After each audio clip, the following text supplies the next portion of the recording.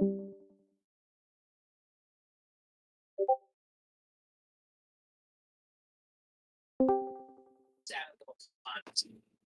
Old Testament takes place in the fallen.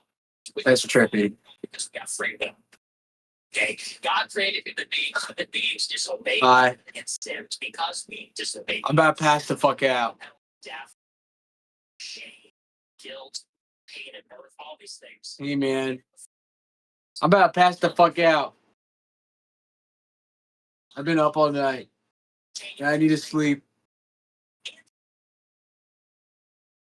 Jesus Christ arrived. It was the world of slavery and warfare and iniquity. It is Okay. that God commanded Group Joseph nap time. to kill search. Good night, my friends. Jeremiah and the thieves. God does not approve of killing because it says in the Ten Commandments, thou shalt not kill.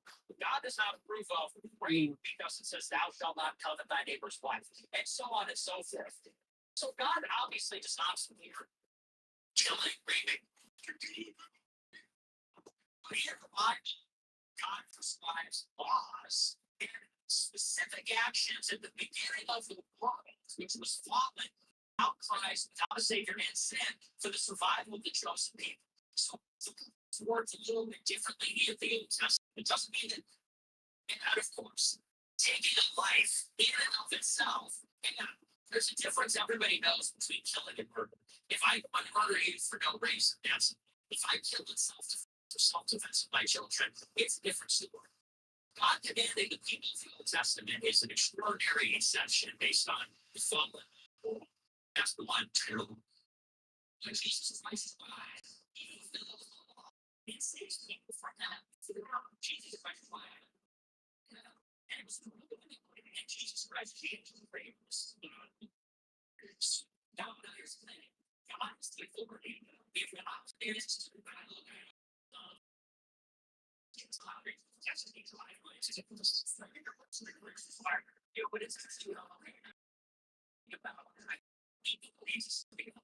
So does that mean that God is not an authority? Of course, God is an authority. Would God command us to do those things today? Probably not. But if He did, in that scenario, we'd have to trust God. If we think that God, otherwise, He would say something like, "He know more than God," or "God is not good or better than God," and that negates the concept of a God or for itself. So that's my answer to your secular prayers. So it ties into like a worship policy. It's just like she like you, not like bullshit. But anyway, go ahead. So I think we just said I did that in grade school. I sure did. Before I did that in prison, I wanted to take a break. Go back to the question I was attempting to answer prior. I understand that you just had a game for a covenant. Side chain after the covenant that I did. The question that I asked you must be about you said yes. I've been asked you. I've learned this. I've been great advantage. You should do this too. If you like to take 15 seconds to kind of clear that gap, like, does that make the implication that you I answered the question. You did it. Okay. Is this a debate about Christian nationalism or is this like a American atheist? By the way, why do you think killing is wrong? Where do you get that information from? So the person it's the prayer as well. So you agree with me that when I say here about prayer, that's just a subjectivist builder. So I think you were here. We agree with subjectivists. We agree because it's a stance independent nature. It's an independent truth. We should say it here. I like to say it's a stance, independent truth. Yeah. And the truth is that there is independent truth. Systems construction doesn't make sense. Okay, so like philosophy, referencing terms such as objectivism, subjectivism, we define objectivism. When I say Brewer's law, it's true independent stands of the actor. Okay, I say, yeah, no, I understand what you're saying. I don't understand the construction. I'm not really like yourself. Yeah, yes, objectivism is that there's an independent truth. Yes. Okay, so this morality independent of God. No, because God is morality. God is so morality is so great. Okay. Could God create a box so heavy he couldn't lift it? Yeah, that's right. So if you believe that, it was not. I know. I know. Thank you. So, so where do you believe that victiming is wrong? So you believe it's subjective? It's I'm gonna say 10 minutes, guys. Yeah, something like that. My stance here, morality. So I think we subject this right to this topic, which would look like the reference like Larry. So it's just going to be determined like in different questions. We can talk about different myself. I guess particularly always wrong, but we should consider the consequences of others. It's very interesting. That's how all of us wrong. Yeah, all of us was wrong. Objectively, because objective truth in the context of morality doesn't exist. Now, in your opinion is wrong because that standard doesn't exist. In your opinion is wrong. I take in accordance with your next standard is wrong. Yeah, but I mean, just saying, oh, because that it's subjectivism. But I'm going to counter that by asking, is it objectively wrong? That doesn't really achieve anything. What is your qualification? Subjectively wrong. Of course, you're just agreeing with me that morality is subjectively wrong. Because morality is God. It's identity. God saying, God is identical morality. Yes, God is good. God is local. Okay, so when I say that, like, God is good, I'm saying God. Yes. Okay, so you say that for me like every single time. Yes or why? I think that's a really God thing to do. Love is good. An act of love that expresses love is good. God is good. God is being itself. We are participating in a. Wait, but that be absolutely right here because earlier the God would never commit you to like break the baby because it's like you're saying that God is like identical to goodness. Meaning, if God is all powerful, since that's logically possible, and he's saying goodness, why would he be able to tell you to break a baby to break a baby? You say, great. I take TikTok words. I know. I think the time also tells us that God's plan is very complex. Why we have because these are just like low IQ. No, that's not what like they pointed out. It's about what the goodness is and what it's derivative, how it applies to your God. Actually, catastrophically, it's absolutely trouble with people listen to. Right? Like you actually said it earlier, they think that all of us is objectively wrong. What you say, okay, if it happened at all, but there's like a theory of things.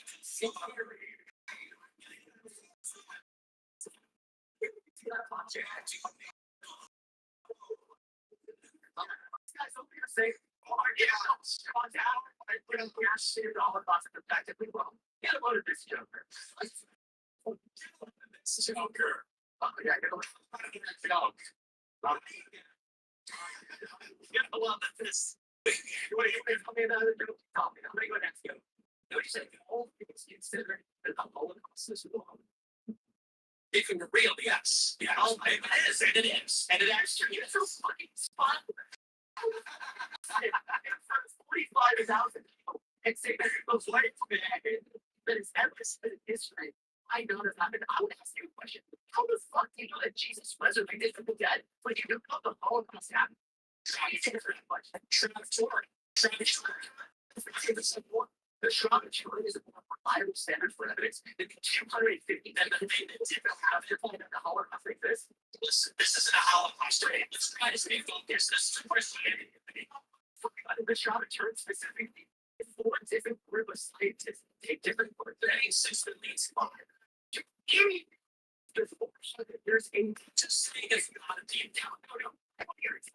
How the fuck do you know that Jesus rose from the dead when a lot of historical evidence that exists from God that's only the first person is found out. This is something debate. This is a factual debate, Colin. Go to Tim. Listen, Tim finds everything there's about things. One, Shroud of Turin. Impossible to create other than with Jesus sending into heaven. That's one. Two, all I'm saying is, that's a lot of bodies. Unless we forgot the technology to cremate them. Look, I don't know. There.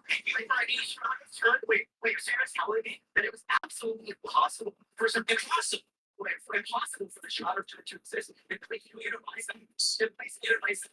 Tell me why the earliest modern dating of the shroud of Turin that we got from materials to create the shroud of Turin. The shroud of Turin is like 1200 AD. That's not true. That's not true. Yeah, there's 400. In fact, that's not even true. They just did a new study on it and they proved this recently. They proved it's 100% real. So it's like super real. That's the one. So we have secular historians that testify that Jesus was a real person and was real divine. Josephus, Tacitus. We also have Josephus in the secular. Let's get it back straight. He was a Jew. He was Jewish. Okay, it was true. I mean, not Christian. Thank you for the clarification. Is there any that or not Christian? Because you know what I meant. I mean, if you were to say that a Christians were biased, then arguably non-Christians were to be unbiased. That's Josephus, Tacitus. But you also have the earliest versions of the gospel stories going back to the first century. The earliest fragments of it go back to the first century. And you have people that went to their death. That's part of why Christianity spread. They went to their death. The Christians were martyred, testifying that they saw a resurrected Jesus. Liars don't go to their death testifying that something happened if it didn't. Certainly not, the Lebanon and 12 of them, or every single one of them. And that is the basis of how it spread in the ancient world. So, I mean, so there's that, there's Shroud of Turin, there's Christian historians, there's fragments of the gospel. Yeah, so there's the prophecies that are fulfilled by Jesus. The Shroud of Turin actually goes straight out the fucking window. We have Harmon's house in so it dates back to when Jesus was alive and informed of churches. Which are reported. So the dating was flawed. It's not a dating slot. And there was it's not something for that's not true. One, it's not real. Because carbon dating says like dinosaurs. And how do we know that it's two, there's recent study done. Two, there was recent study that was done that showed that it literally would not even be using the technology at the time to create a fruit tree. So it hadn't been created by something with luminosity that just didn't exist back then. Fridge would print throughout the entire shroud. They didn't have that kind of technology back then. It's possible to create it. You might have asked me a question here. Okay, so I like this. Let's just show it. Say they direct. It was impossible to create without some sort of divinity. Jesus Christ is a prophet of the Islamic religion. Can you please give me any reason to believe that Christian is true? Or so that Islam being true? That's just because the video could be written either Islam being true. Do you know what Muslims true? Let me ask you this: do you know what Muslims believe about Jesus Christ and the crucifixion? Did he tell them to die? Did it actually die in the process? Choose the body. So what was Shroud of Turin, you know? Oh, it was over in America. So how would we know Islam isn't true? Well, let's see. If he wasn't actually crucified, then how they laid the shroud over his body and his sleeve to make the imprint. You don't even know you're talking about. I mean, you're still talking about Tony. They work it out on the fly. Doesn't even know the order.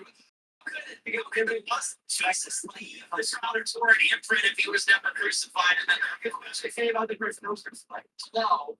What do they say about the person who was crucified? But he wasn't Jesus, so he would have ascended into heaven and left the luminosity. It would be yeah, you can see that, but you know what you're talking about. Normal people, they said it was a body double, someone who looked like Jesus. Normal people don't leave a luminous imprint shroud they put on them at the point of death. So I'm just going to get into the study. I don't know the name of it off the top of my head. There's probably sure. You should investigate it. You probably become a Christian if you're being a guys. Let's do it. Let's do it. Two minutes closing statement. We're so unique. Already on to the next topic. Go ahead. Sure. So I mean, the good news is we just got a platform to demonstrate the historicity of the resurrection of Jesus. You do have real archaeological evidence like the Shroud of Turin. You have the Gospels, you have the secular historians. No serious story, but this is why Jesus was real or didn't live or wasn't crucified. And if Christianity spread throughout the Roman Empire, it's because of the well-documented martyrdom of the disciples of the early church.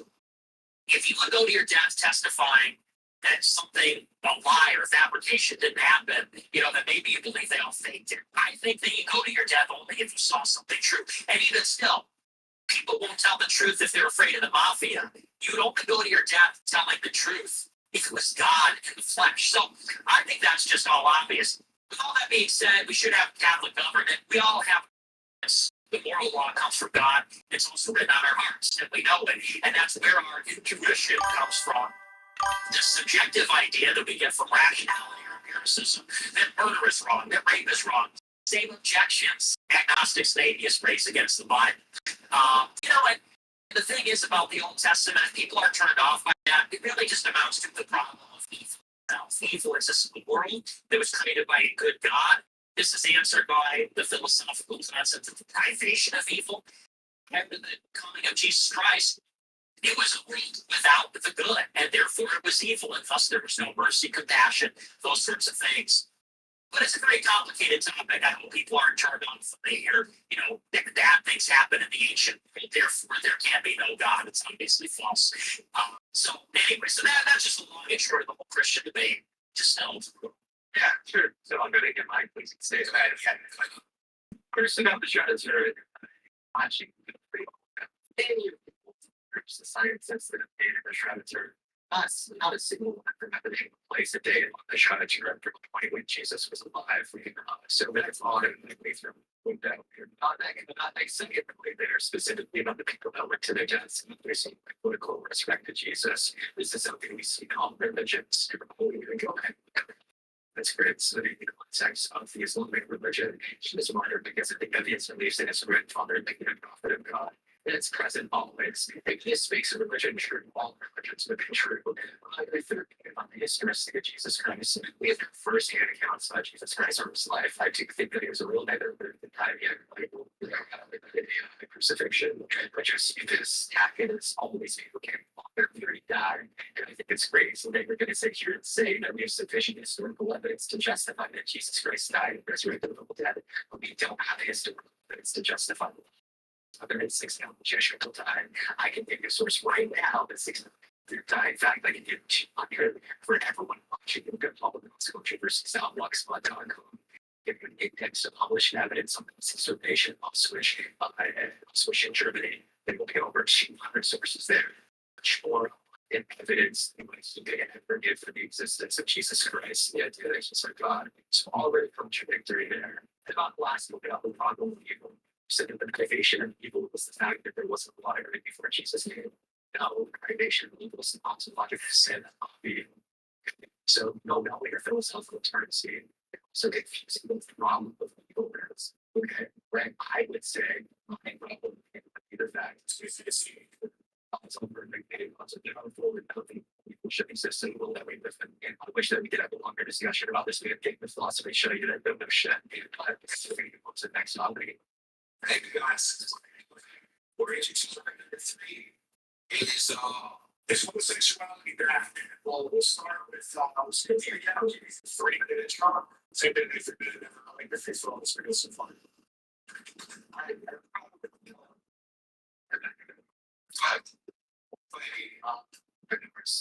Yeah, so I probably won't be able to do this.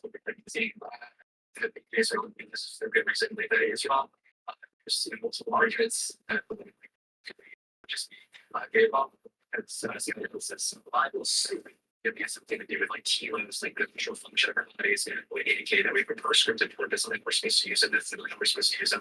I say that doesn't exist. At the end of the day, I say it's clear it's not because there's no reason for it to be wrong. But I guess really serious next reason why that's what he thinks that's wrong. So it's take it away. Yeah, I love the sky daddy thing. It's like the idea that there's a transcendent God. I think there's a man in the clouds, and I don't because I listen to science. It's just like the most brain dead new atheist. I'm surprised the stuff still exists. Oh, you're talking about yeah, silence. Silence lies after position. So here's the thing. Okay. The homosexuality thing, I mean, we could argue that the faculty of reproductive organs is to have sex. The purpose of them is to have sex. We have sexual organs to have sex, and sex is for the purpose of insemination and procreation. Is what it is. It's not, we can't get too creative, and it always ends the same way, and it's made for one purpose. We could argue that there is from the edition of it and the Catholic Catechism and the Bible.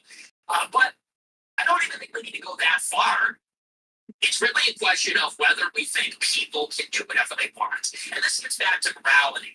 If your conception of morality comes from, a vague idea of empathy or do no harm, against harm, then you would say there's nothing necessarily wrong with suicide, drug abuse, homosexuality, gluttony, laziness, all kinds of other behaviors, because people say we own our bodies. We can make decisions. We're empowered. We can kind of do whatever we want as long as we don't interfere with other people, as long as it's not imposition on other people. That's really the fundamental premise. I reject that premise. I think that because we're created beings, we're created with a sense of dignity. Our souls and our bodies are connected. And God wants us to be dignified. And I think we all recognize that there are things that are dignified and things that are undignified. It's undignified to be an addict. It's undignified to be lazy. It's undignified to undergo transgender surgery. It's undignified to do plastic surgery. And yes, it is undignified to engage in sodomy. And what is it? 1 minute? Yeah, 1 minute. So, sodomy is something that is violent, it's filthy, it's undignified, and I think it's a travesty. It's such an unfortunate thing. People celebrate it the way these flags, but they're waving a flag of really a filthy and violent and gross act. I think anybody has a natural sense of morality would reject it. I just think it's disgusting, and things that are disgusting are probably wrong. Okay, all right. It's disgusting, therefore it's wrong. Hey, got a question? Should be disgusting? No. Good point. That's a good point. That's the argument. If you never thought of it that way, you said it's disgusting, therefore it's wrong.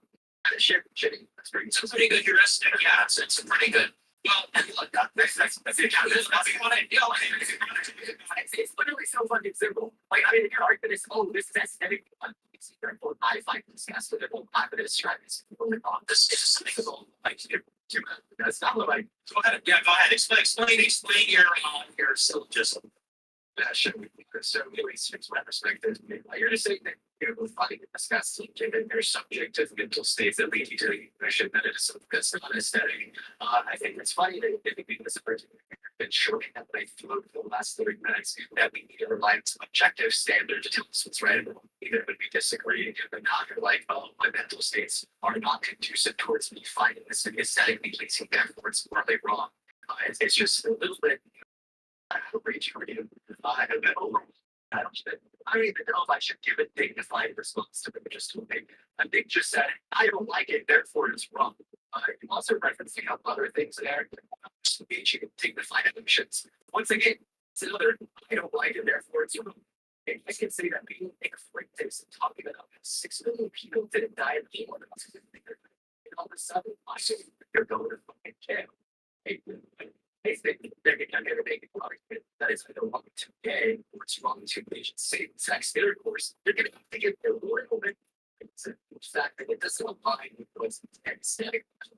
Are you gay just to establish for the debate? No, I'm straight. I'm like, I make replace myself in other people's shoes and see the world from a perspective. You're empathize, you place yourself in gay people's shoes? Yeah, and you imagine what it would be like to be gay? No, imagine what it would be like to be on the receiving end of your receiving end. You empathize with the receiving end, huh? It's kind of like a tyranny of you and the other white Christians and all tyranny. Gay so bad, therefore we are person who's people there. If you're empathizing with gay man, are you okay? Interesting. Do you think about like gay sex? Do you empathize with gay sex at all? I would always empathize like that. We're talking about gay sex. It's a debate about homosexuality. You're talking about you're getting a little bit too personal. Okay. Just asking. I know. I'm just asking. So here's the thing. I didn't say if it's disgusting, it's wrong.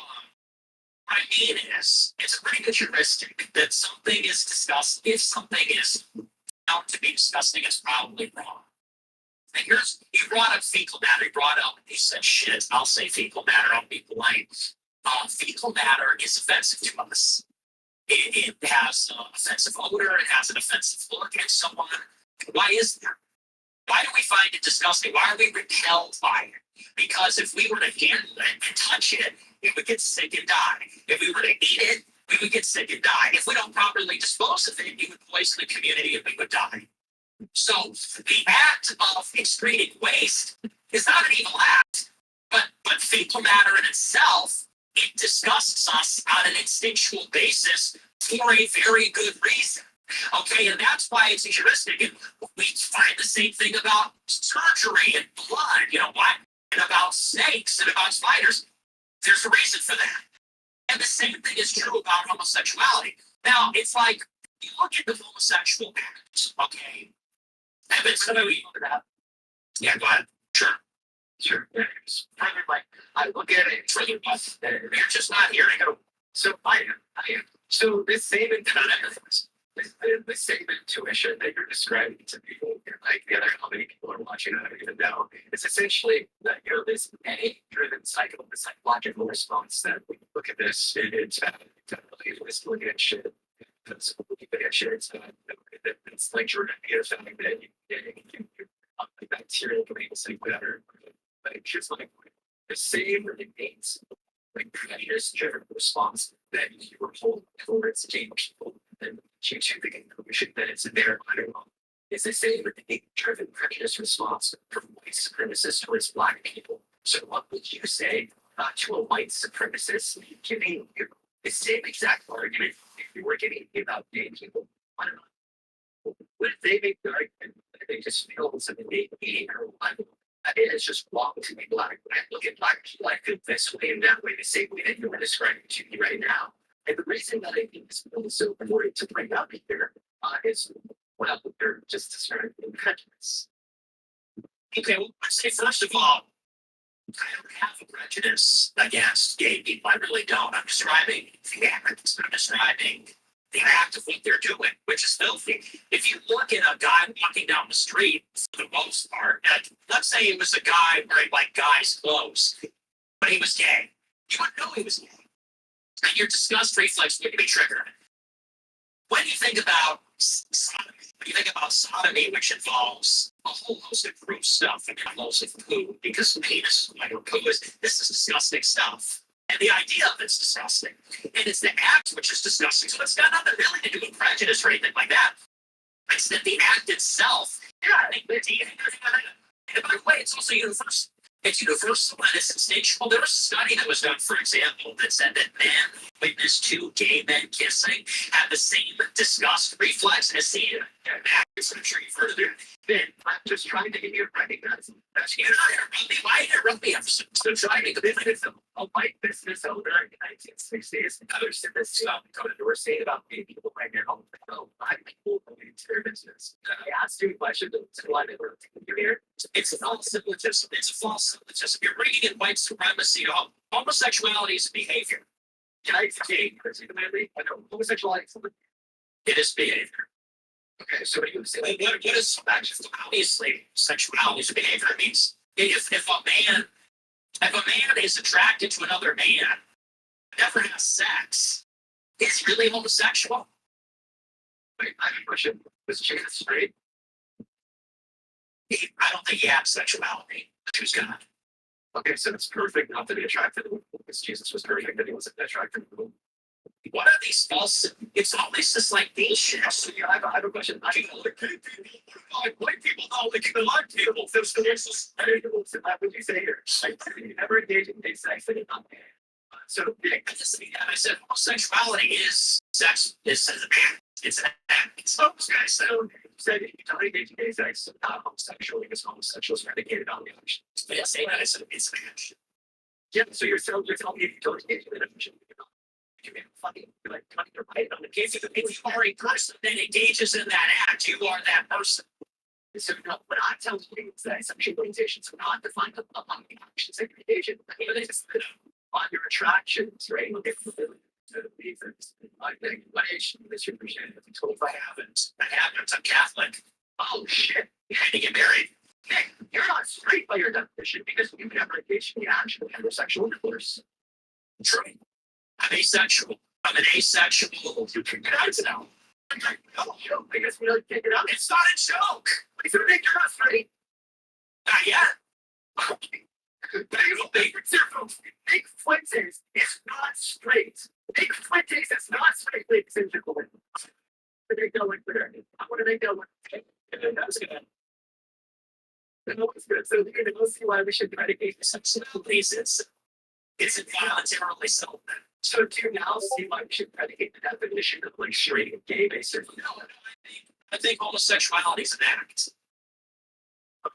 So if you're straight an act, okay, so next Wednesday, so okay, that's the absurdity of the page. If you want to say that like being straight is predicated based upon the action, then go for it. It just means that Nick Fuentes is straight. Okay, and we also talk about that action. So you're empathizing with gay people. If you're envisioning yourself being gay, you're not straight either, buddy. If you're empathizing, if you're getting in their head, getting in their shoes, getting in their wherever. Okay. I think it seems like you're kind of all the above. But I think that's this is really trying. I just want to respond to that. I should just probably respond to that place now. By your empathy, I want to hear it. Yeah, sure. So that which partner do you empathize more with? The one that's on top or the one that's on bottom? Curious. There's the empathy direct. Right. I got a question. God's all about that. Here we go. Yeah. So God knows what it's like to get fucked. It's like to ask. Very. You know, God doesn't empathize with those people. God casts those people off. That's right. It's very like you. It's very like it is. Don't repeat. I thought you'd be a better. You're the guy that's like you're empathizing with gay people, and you're saying that poo isn't filthy or something. Oh no, so once again, my argument is that you have absolutely no reason to believe that you is wrong in the existence of yourself alongside others just like you. That this baseless trivial prejudice has led to generations. It's not algebra or the that's the generation of your business. I figured that the citizen I sure do I to be without give us the whole evidence. So generations they all become community right under an oppressive system because it's like to open up the front door of their house and scream and shout how wrong it is to love another person in a consensual adult or non-incestual relationship. It's absolutely fucking insane. You're gonna sit here and say, "Oh, gee, for boring." I'm able to empathize with other humans. It's like a good person. Being in favor of gay sex means you're a really good person and you empathize with people and care. It has nothing to do with whether you believe there's a law or anything. It's things we want to do or not do with our bodies. It's because you're a really fucking wholesome good person. Yes. What reason you have to believe, right? Homosexuality is bad. It's an unnatural act because it's incompatible. It's unnatural. It's filthy. It's violent. It doesn't work. I mean, what is a sexual act? What is a sexual act? Yeah, like a sexual act. That's not contrary to its purpose, contrary to its nature. Okay, so you're saying this is contrary to its nature. So yes, like every part of your body has the nature of the penis is to an asshole. Correct. Yes. Okay, what's the nature of your lips? To do everything that the lip does. Like you food, talk, speak. And I'm sure supposed to to kiss your girlfriend because that's the way they get on. They're made for that too. They're made for that. That has a purpose, the sexuality as well. If you could say that your lips are made for kissing your girlfriend, why can't I say that the penis made for being inserted into the asshole? Because the asshole wasn't meant to be penetrated. Because when that happens, it has long-term health effects. You can look, there are a lot of like ex-homosexuals who talk about how they have long-term, I mean, I don't want to get graphic, but they have to wear diapers. They have to wear diapers because it's not natural. Yeah, if you're persistently doing something that leads to long-term chronic problems like that, yeah. Okay, wait, I also it's during that's why there's disease. There's another. I think this is another terminal pregnant. When you say that it's long-term cancer, is there or if you understand patients saying to long-term health effects such as because it's contrary to its nature. Okay, but at least a long-term negative health effects. Some people it can reach like their hands seizing up. I forget the particular word, but it essentially it's a very like bad long-term health effects, like when they have simply under logic. I would say that it's wrong to look at it. Right? It's right that it's not in the nature, right? That's a consumption. It's a negative context. It's not it's because what do we call the penis? Sexual organ. That's for the purpose of sex. Fingers are a little bit different. Lips are a little bit different. They have all kinds of different potential utilities and things like that. But the sexual organ is directed towards sexual function. I mean, why do we? The reason the penis is shaped like it is, the reason now where you're gonna rub me, the reason that it's shaped like it is, the position where it is, and all those things, it's for one purpose. The reason that it, I mean, not to get graphic, but the reason it does all the things it does is for the purpose of insemination. It's not for the purpose of inseminating a person's colon or rectum. And like a butthole, literally one purpose. See, a butthole has one purpose, which is to excrete waste. So, well, you want to fix right there. Let's hear. Well, it is a debate, so I'm not at all actually. So, I mean, I don't think that we can prescriptively define function or the way they carry our body. They're really like anything for that matter. You know, can't descriptively define it. Like I can get your analogy here. Like if you wait till you don't wear the rest of the language, you know, right? To buy a hammer, an instruction manual. This hammer tells you that it's supposed to be nails into wood. Well, I mean, all of a sudden, anymore, this using the hammer, you're not putting nails to nails.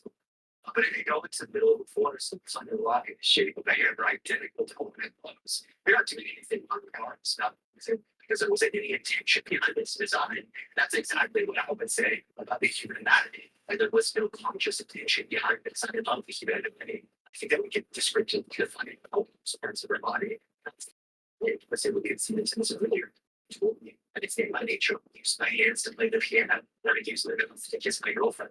Those are not intended prescriptive, including secrets about the function of our use of my hands. These are going to be descriptions about how we can use my hands, about how we can use my lips. And that's exactly all of that feels like sexual organs. Okay. And you'll justify your prayer. But there is a tension behind this. I'm going to to justify that there's any great uses of it when we come. And of course, I dispute the existence of God. I think that God exists. If we had 30 minutes, I could be able to give you a rating of the show that it's logically impossible for the Christian God to exist. And so I think what it's best for you to do right now is something you can see your position or just say it out. I think it is because God said so. Do you think being gay is wrong because you're true? I think I feel our abilities to function in particular is adjacent to use it like to describe two fingers or two limbs. Say it out.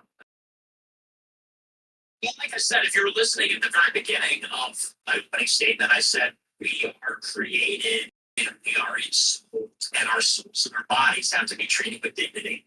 And yes, you're 100% right. I mean, if you believe that if you're a nihilist or a materialist, and you believe there's only matter and everything is subjective, then yeah, like there's no problem with putting this in there and that over there. But if you think that we are created, and if you think there is such a thing as a natural law and a moral law, then we would have to abide by what we can assume are these functions. We are told are the functions by revelation. If you believe in a religion with revelation that is revealed, if you believe in a religion which is philosophical, then we have to deduce it rationally. But when you look at something like the anus, E. Michael Jones has a famous quote about this. The anus is not a sex organ. It's obviously not. It's there for one purpose. And I think we all sort of know. Like, yeah, of course you can do these things. Someone's arguing that you can't. Of course you can. It can be done. You're capable of doing it. The question is what? Should we do these things? You know, and if these things are contrary to their nature, and there's evidence that this is the case because they result in problems, then we shouldn't. And you don't even necessarily need to believe in God to understand that. I think that, hang on, I'm not totally finished. I think that even if you don't believe in God, I think there are a lot of people that actually don't believe in God that still find it to be a kind of degenerative, indulgent, undignified practice. I'm not finished yet. You're very disrespectful now, but I'm so respectful that you're being very rude. The way you're chirping with these little eruptions. And the thing is, I mean, let's imagine what it is. When they're walking down the street waving that flag, it represents a filthy, violent act where you're evacuating fecal matter out of your bowels to make room for sex, and it's never fully gone. And this is why they get AIDS, because you're putting a sexual organ where the shit is. And that's just something that, like, yeah, is objectively gross, I think, for very good reasons, which is a pretty good heuristic, that it's also moral. And so People that are same-sex attracted, people that are tolerant of same-sex attracted persons, and people that are not, I think should all be able to recognize that sodomy is something that is, there's something deeply wrong with it, and it should be avoided even if you're not on it. Listen, it's 1 minute each, so I'll give you 1 minute to the end and 1 minute to Nick. That's something. Great. So Nick Fuentes, she argued, the first argument that Nick Fuentes made is that I think it's gross, therefore it's wrong. In Nick's proposal statement, what he will not do is make the logical distinction with him saying being gross, therefore wrong, and white supremacists saying being black race, therefore wrong. There's no logical distinction between the way in which those two beliefs were formed, and he won't be able to give it to them. The second argument that Nick made here is that we can't deduce that it's not within the teleological, teleological use of the sex organs continues in such a manner where the penis is inserted into the penis, because doing so can long-term negative outcomes. Okay, right? She will not be able to give the difference between saying this is why gay sex is wrong and saying that it's wrong to play the piano because we use our hands to do so. This is negative long-term outcomes, such as arthritis. So those two arguments will show us all that Nick's logic here is unreliable because the absurdities in which they hint. Right in the same logic that we're using to justify that pleading gay is wrong couldn't be white supremacists to the conclusion that being black is wrong. The dumbass to the conclusion that playing the piano is wrong. Maybe your logic isn't that sound.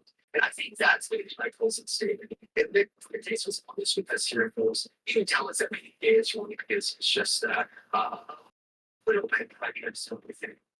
I was going to give you 9 seconds. So, All right, yeah, I don't know why we got to do the debate close. Ladies and gentlemen of the jury, what that's going to try and it's like this is a very we're on Aiden Ross, okay, bitch. It's Aiden Ross live. There's no rules here, okay, other than the time limit. My closing statement is very simple. It's just like how I started. If you believe, and I tend to think that every decent person does, even if you're not Christian or necessarily religious, if you believe that we are more than just matter, meaning that we have souls, meaning that there's something deeper, there's a ghost in the machine that is a true source of identity. If you believe that the universe is created and we're created, then you believe that moral conduct is not just about avoiding harm, hurting people. There's also a way to conduct your moral life independently, and it's how you treat yourself, it's your actions. We all understand there's an idea of discipline, cleanliness, all those kinds of things. And the idea of sodomy, which people should think of when they think of homosexuality, I think according to any decent person in any culture, is something that is violent, filthy, and those things tend to be wrong. It's contrary to the nature of sex, what we know the anus, the penis to be for, or for lesbians for that matter. It's contrary to the purpose of those things.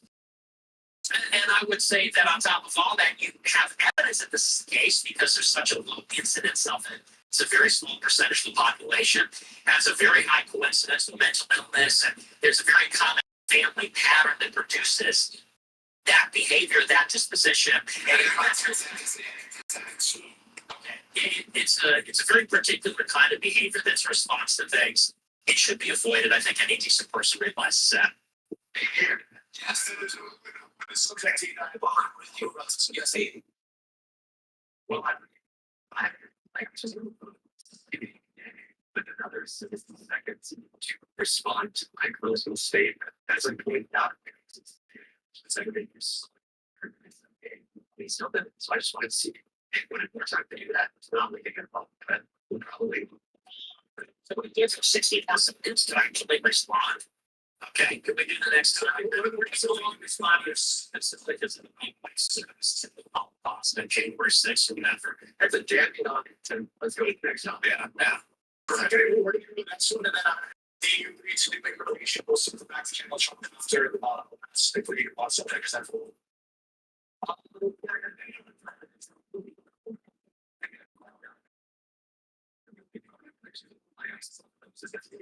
The reason with sit time to recognize because audience is enjoying this and they're being able to listen.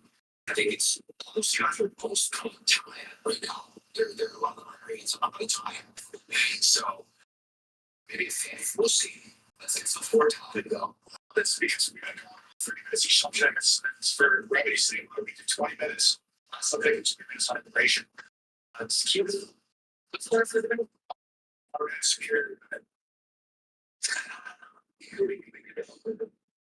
Okay, but if you're going to immigration.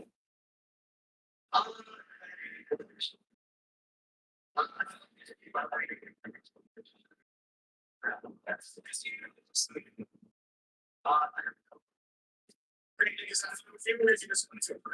have no interest in that. That's just kind of the rules. I mean, a fair topic that you have your own color, it's based on just something for the end. It doesn't have to be that long either, like maybe 15 minutes. Okay, so the next topic is yeah, some fun that see period. Persecutor and just spirit. Some days I'll give you 3 minutes of just yeah, men are awesome. Women suck and they're dumb. And they're not kidding. Yeah, the thing is though, obviously we're made to lead, and I do think that women should have a secondary role in society. I think that's absolutely true. I do believe in a fundamental equality between man and woman. You know, the Bible says that God created that man and woman, so we're both created with dignity and should be respected. And there's an equality before God that we both have. But we were created with two distinct and different natures. You know, they are two essential. Maleness and femaleness are essential about a person. They're essential to the soul. They're essential to the body. They come with a function. They come with a particular anatomy. They come with a brain chemistry. And as such, those things have social rules. The idea that, you know, these certainly two distinct categories, two essential types of people who be treated precisely the same or exactly the same in society, it belies the fact that they have two different natures. I think it's obvious that men are celestial, they're individualists, they're rationalists, they're leaders, they're risk takers. They should be working, fighting, running society. Women are terrestrial, they're nurturers, they're caregivers. They should be the mothers. I don't think that they should be necessarily precluded from working, but I think that they should be encouraged first and foremost to be mothers for their benefit and for the benefit of society as a whole. And that's kind of the gist of my position. So I have no opening statement. I guess I'll sit up. My position's pretty clear. No, one human being does not have more intrinsic value than another human being.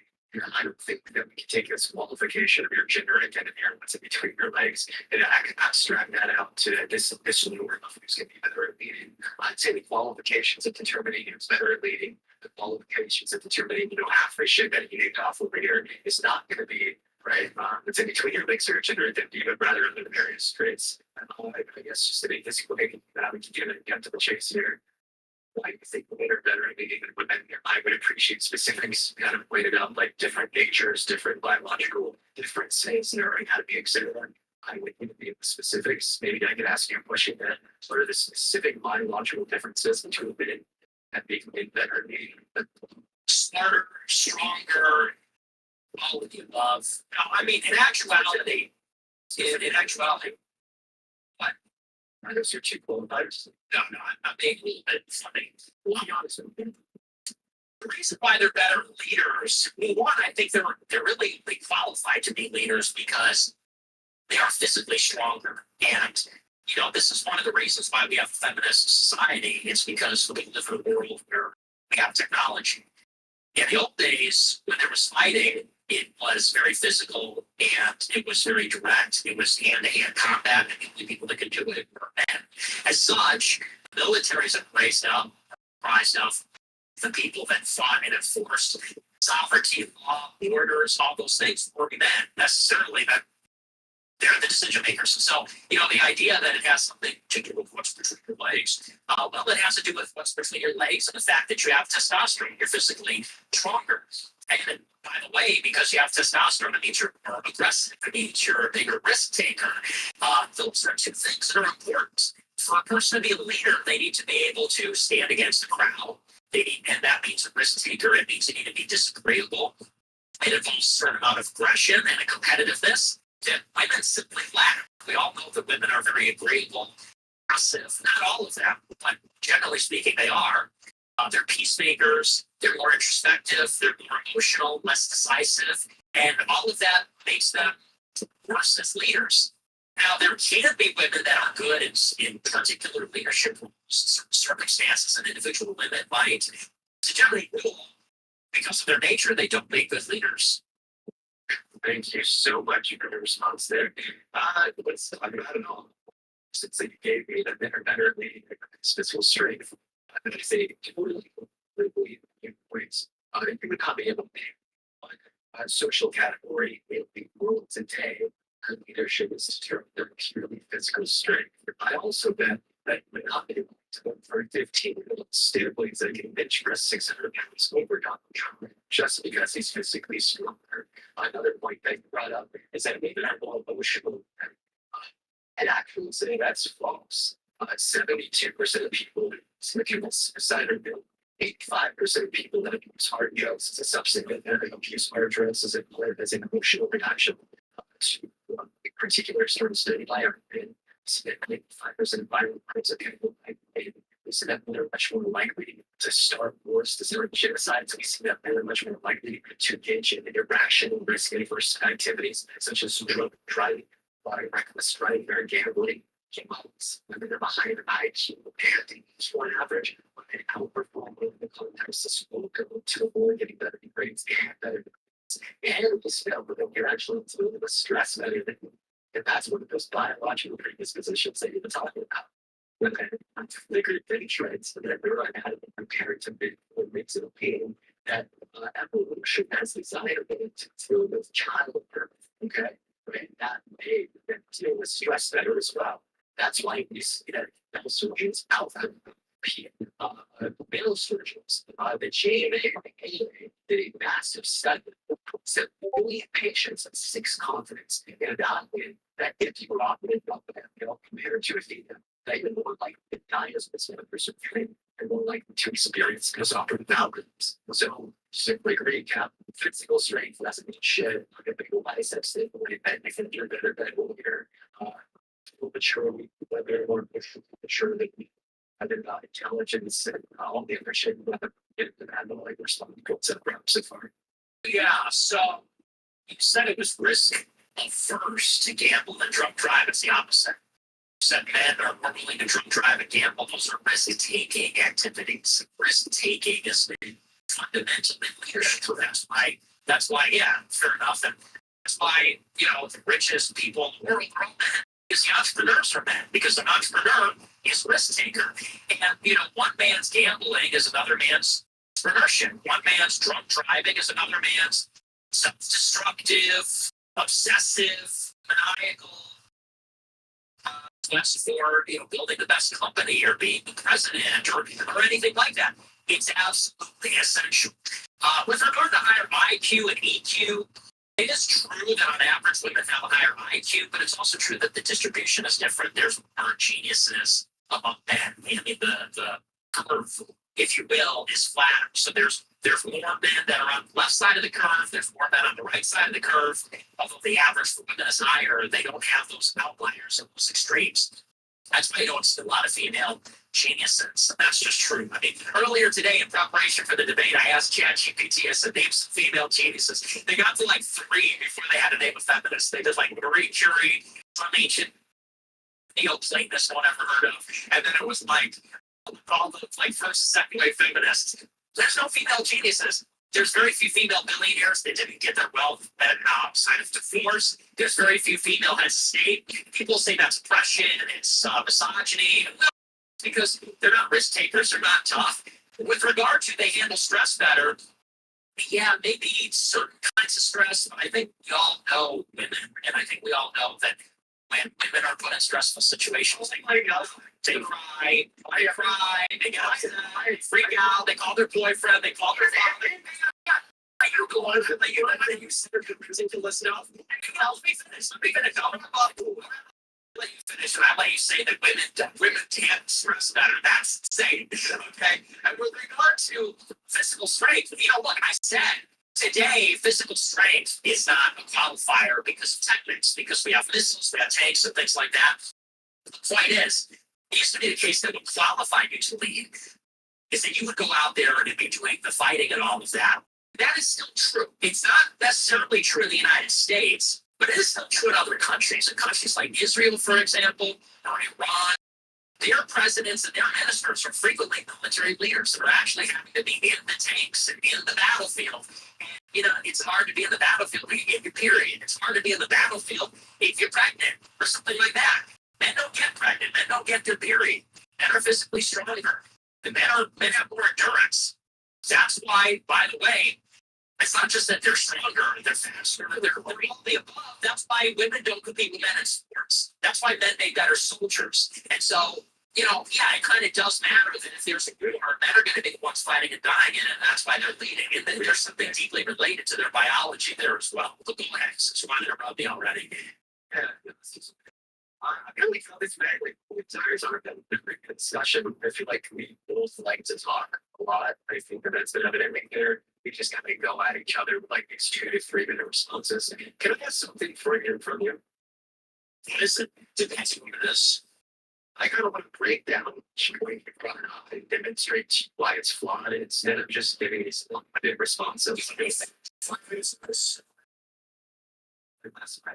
The first point of physical strength for a 15 that can bench press 1,000 pounds ago. That's not what I'm saying. I'm not saying that the most physically strong person should be the king. I'm saying that as a category, women are not soldiers. They're not tasked with defending the country. And that is effectively what the king, president, is supposed to do, is defend the realm. It's 5 times. Okay, so are we just going to do the resistance liquid thing now? I said the United States, notwithstanding, they can't be like, I'm sorry, like a concept. Soldiers that fit the country. President goals. We're talking about whether women should be leaders. If they feel physically to be leaders. And so you'd say the weaker you are, physically speaking, the worse you are. No, I don't think I say that hard. Yeah, it's like you're not even listening. I said as a category, because that is a category that's not going to be indicative of leadership. The question is, why are you federally? Why do you name a category where we see this general biological distinctions between women and women? If it's not indicative of anything better, because the specific biological differences between men and women, and they try to, you say genetic, there's one of them, you're saying it's not. You're saying emotional intelligence. You can see that women are more emotional intelligent women. The point that you brought up was intelligence, specifically IQ. But like that's isn't smarter than women. I'd say there's going to be some social, like some social aspects that are in there. I mean, if you look at like the average IQ of an Arab individual compared to white individual, here in the US, the white individual has a higher IQ. When you go to an Arab-dominated country in the Middle East, you'll see that the Arab individual has a higher IQ. What this means is that socialization, access, opportunity, resources can play in, right, to like your deviated IQ. So of course, we've seen more higher IQs at the end of the spectrum compared to them, just because they have more opportunity, resources, and access to education. It's just a misogyny. It's misogyny, right? Women are dumb because of misogyny. Let me ask you a question. Let me ask you a question. I want to ask you a question on leadership. What do you think are good leadership traits? Can you give me some examples of like good leadership traits are? That's a great question. I think I'll give you a great answer. We can talk about a great quality virtues character. We can talk about our ability to go up with other people, bringing people together and tending to follow them. Another thing that I'd say are great leaders is someone who can bring people together. But a good leader is also someone that can those people into a positive direction. The reason that leadership exists in the first place is because when you take a large group of people and you send them on their own paths, they're not getting it shit done. Thereby, you choose one of that large group of people to be the ball. In a positive direction. So you're looking for someone with a good character, you're looking for something to bring people together, you're really going to be looking for someone that's pretty compensated as well. And something I can like achieve like the highest idea for them to be about their being. I'm sure there's a combination. So we can assign some leadership here, but it's going to be a trade that sense for 1890 when it's like she's right almost. Like it's for some these responders from Super Bowl Bears was excited here. Because this is fun and then Charles was okay. So just respond to that. I mean, and this is kind of the whole essence of the debate. You fundamentally misunderstand human nature and you know nothing about leadership. You say it's about bringing everyone together to move in a positive direction. It's like this is a problem with Gen Z. It's like this kind of can I finish, please? I didn't interrupt all that nonsense. It's just sort of like, hey everybody, let's all hold hands and let's just create, like everyone's being nice to each other. The world is a mess. Okay, the world is a knife fight. On the global scale, when you're talking about leaders and armies, it's a knife fight for existence. When you're talking about companies, it's a knife fight for existence. We're talking about anything. Human competition is practically homicidal between people, and anyone that's serious about anything will tell you that. Anyone that's obsessed, anyone that's ambitious, anyone who is ruling, who is actually the leaders of society, who earned their role there, they'll tell you the same thing. It's cultural. And yeah, like there are some abilities, like you said, like, yeah, you need to inspire people and things like that. More than that, you need a willingness to do what it takes. You need an ambition. You need to take risks. You need to be willing to make decisions and stand by them. These are all qualities that purely because of gender and hormones, because of their biological reasons, women don't have those things. Because women have to have a baby grow inside of them for 9 months and then hear it scream and cry and take care of it and feed them from their breast and have like basically a dependent. They're just not made for that kind of competition. They have a completely care-based ethics. They're totally dependent. Men are individuals, risk takers, aggressive, men who can exist independently of women, but it's really not so the other way around. They alone have the ability to do what it takes to lead, and that's why, even with all the DEI in the world, you're still going to have men running everything. Private sector, the public sector, the military, because men are the ones that can lead, and thus they do. It's only through ideologically motivated policies from human resources departments that women doing fucking anything other than like creating schedules and being nurses and being fucking teachers and stuff like that. It's reality, everyone knows it. And you can give me that in the studies. That's human nature. Here's what I closing statements.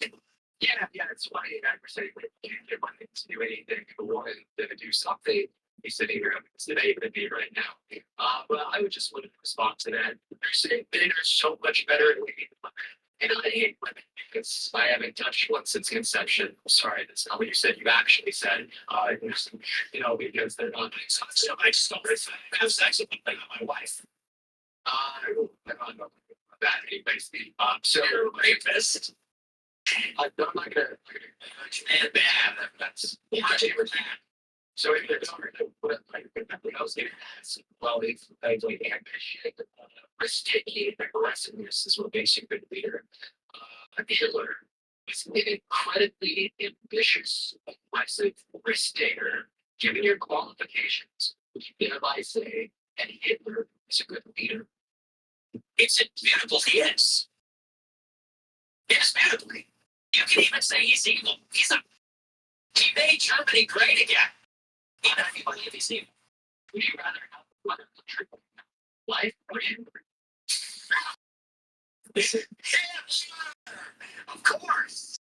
Of course. I don't have a wife, but if I did, she would not be fit to run the country. I can tell you that much. She could run the kitchen. She can't run the lawnmower. Put it that way.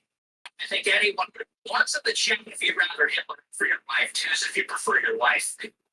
We'll let the fucking numbers do the talking over here. I don't think I'm. Bring the 4 up 1 minute close equals to 1 minute active and 1 minute team.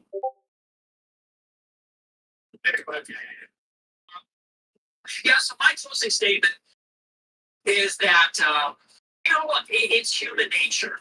I am not an empiricist. I don't think we need to consult the studies. I think we know our nature. I think God created a man and woman. We're created with different reproductive faculties. We're created with, as a result, different anatomies, different natures, different dispositions. We're made with complementary. Men and women are not only made differently, they're made to complement each other, which doesn't mean that they're necessarily opposites, but it does mean that there's like reciprocal differences. As a result of these essential immutable differences, we should treat men and women differently, and we do. That's why we have things like chivalry. That's why men don't hit women. That's why men and women don't compete in the same sports. And a lot of people understand that, but then they don't understand why we would say we don't want women president, why we would want to send women into combat, or why we think that men aren't bad. hikers and whatever in the same way that men are. But it all proceeds from the same essential complementary natures that the two senses were given by God. That's not realized. History are our eyes, our experience, and what we know about ourselves and the people in our lives. Yeah, first of all, you said that's why men don't hate women. Men do hate women. It sucks. Second of all, let's talk about why not better. Every single point that takes place is due. It's been to stay and tell us all. And here was a better candidate for America's president today compared to Kamala Harris with serial life. I don't give a shit about the 12 or 13-year-old with the policeman. London Eagles check. Like, what how they fucking right? So tell that this logic is not incredible. It's either be a fucking incel or it's destroyed. The same term. The top points that you got from Andrew fucking Tate. Okay? But the facts of the matter are, this guy said they're better than the Republicans are physically stronger. Physical strength is not indicating better. Don't talk to the biggest guy in their gym. It's usually better than you. Like, it's not also brought up the levels of emotion to Janet. That's why they commit mass majority of it. That's why they commit mass majority of suicides. That's why they end up some drugs as well. That's sensitivity. And that makes everyone more. Another point they brought up was intelligence with a higher IQ and space. The facts, folks. There's no evidence to believe that men are better than women. I suggest you treat them with life damn well. And don't tell them to stay in the kitchen or you're not getting in a wife. That's not me. And women over here hasn't been able to get a girlfriend since he was born. That's why, folks. That's why you're in so. We're gonna go ahead. Okay, let's go back to the Trump camp. I will say stronger innovation Trump. Well, this is still understand. Sorry to so 2 minutes of keeps a little short, 2 minutes short. Yeah, sure. Kamala Harris is strong for the immigration. Well, this one's just evidently clear. Donald Trump is pro-open borders. Why is Donald Trump pro-open borders? Because he torpedoed a bipartisan border bill in the House of the Senate 2 years ago, drafted and fighting by a Trump endorsed Republican Lyman Langford. Okay, Trump is here.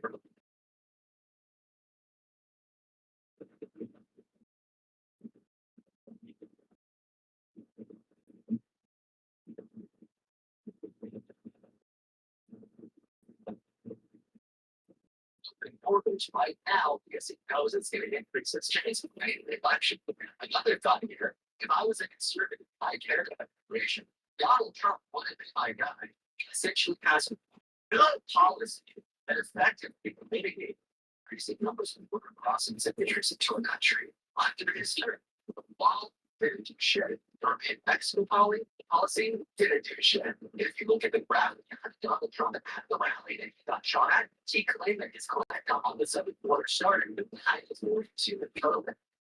Public health emergency, the big 3 days over here, Prop fix was covered gold. It's the only reason that we had an explode of border injuries under Trump's administration, as we did. Kamala Harris, on the other hand, right? She wants to simplify to the course of the person who takes the asylum seeking process in terms of migration in the country. She's on candidate and the race to prosecute transatlantic gays. I like to state for and put this over here in response to that Donald Trump is pro-open as much towards real policy now since 17 years ago because one of the crisis taken to the Democrats look at that. Yeah, that's just like obviously I'm in touch with reality. I knew he would go there, and that's what we're talking about immigration. And you can make that case if history started in the year 2024 that Trump torpedoed the border bill and passed by the border as bad. First time did start in 2024. It started immigration a long time ago. Trump had a number of executive orders that curbed illegal border crossings. It wasn't just the migrant protection protocols, it was a number of others. And to close the detention release, and so they could return immigrants to third-party countries, just Title 42. And the Biden administration blunted off that literally on the first day. Trump built a border wall. Say it did nothing. The Department of Homeland Security says actually it reduced crossings, it reduced drug trafficking over the border, reduced human smuggling over the border. That's untrue. He built 386 miles of physical infrastructure. And he did it, by the way, after Congress refused to give him the money, to the Supreme Court, rather a federal judge tried to hold it up in the court system. Finally, by the end of his term, he was able to get money from the DOD to build the border wall. Why to stop building it on day one? And it also effectively ended deportations. There was a policy under Obama where they said they weren't going to prioritize most illegal immigration for deportations. Under Trump, they put an executive order that said we're going to prioritize all illegal immigrants for deportation. Biden rescinded that executive order. Trump had an executive order that said, while you're waiting for your asylum claim to be adjudicated, you wait in Mexico, I'm in the interior of the United States, and rescinded that executive order. Trump said, we will reach on you to one of the Northern Triangle countries, a third-party country. Biden rescinded that executive order. As a result, illegal immigration under Biden is higher than any point in history by far. In the 10 years between 2010 and 2020, illegal border crossings, only 1 year on average, on a day-to-day basis, were over 3,000 per day. It was 4,000, 6,000, and now it's over 7,000 border crossings. So it's 3 times the 10-year average. And because they removed the Trump era policies, now they want to blame it on a Senate bill this year. I don't think so. Thank you for all the First of all, it's funny that I think they're so educated about Bloomberg and say that Mike Huntsville was in the Senate in 2024. No, that was 2023. It started drafting in late 2021. Secondly, all the policies that Trump enacted and that Biden revealed. First of all, if you look at the board since under Donald Trump's presidency, they went up year by year by year until Title 42 is implemented. What does that tell us? Immigration after these great policies getting going down. What else do we know? Is that these policies were in place under Obama's administration? Did we have a border crisis to the same degree that we have now under Obama's administration? No, at points we have lower crossings than we had under Trump. But no, what does this tell us? Is that Biden would be healing those policies? Did it cause the crisis to start? So what did? That's a great question. Wow. Let's treat Title 42. They totally get shut down caused by because of the public health emergency, like a dam on the river. Okay, and that dam sat on the river for a year and a half, 2 years, however long it was. When they were the dam for the river, what happens? Water gushes failure. Title 42 expired. Guess what? All of those migrants that had been backlogged gushing through. This was natural. Expected should evaluate the responsibility of advocacy of our current administration based upon their response to this crisis being considered on Title 42 and almost their response to implement bipartisan border legislation. And the first step they took was to influence exactly that in the House and the Senate. That was like Flint's bill. What happened next? Almost politics that Senate House and vote against the torpedoes of the regular story, but not like that's a very crystal clear question. And it is in the sense of fire that their house is building. The fire truck shows to put out the fire. You tell the fire truck to turn around because you want the house that are so you can claim the insurance money. Pick from this. Do you care about the house? It's an incorrect hypothetical because the bill would actually concretize the Biden era policy. The bill is not secure. So the premise fails on that one. And way that up as long. Do you know, wait, let me ask you, did you know the details of the bill? Can you tell me the provisions that are in the bill, please? I can tell you a handful. Like what was it, like $500 million for the thing where it's on the border tax when I decided to simple things. They also have these stability, daily caps and weekly caps and president convinced they are.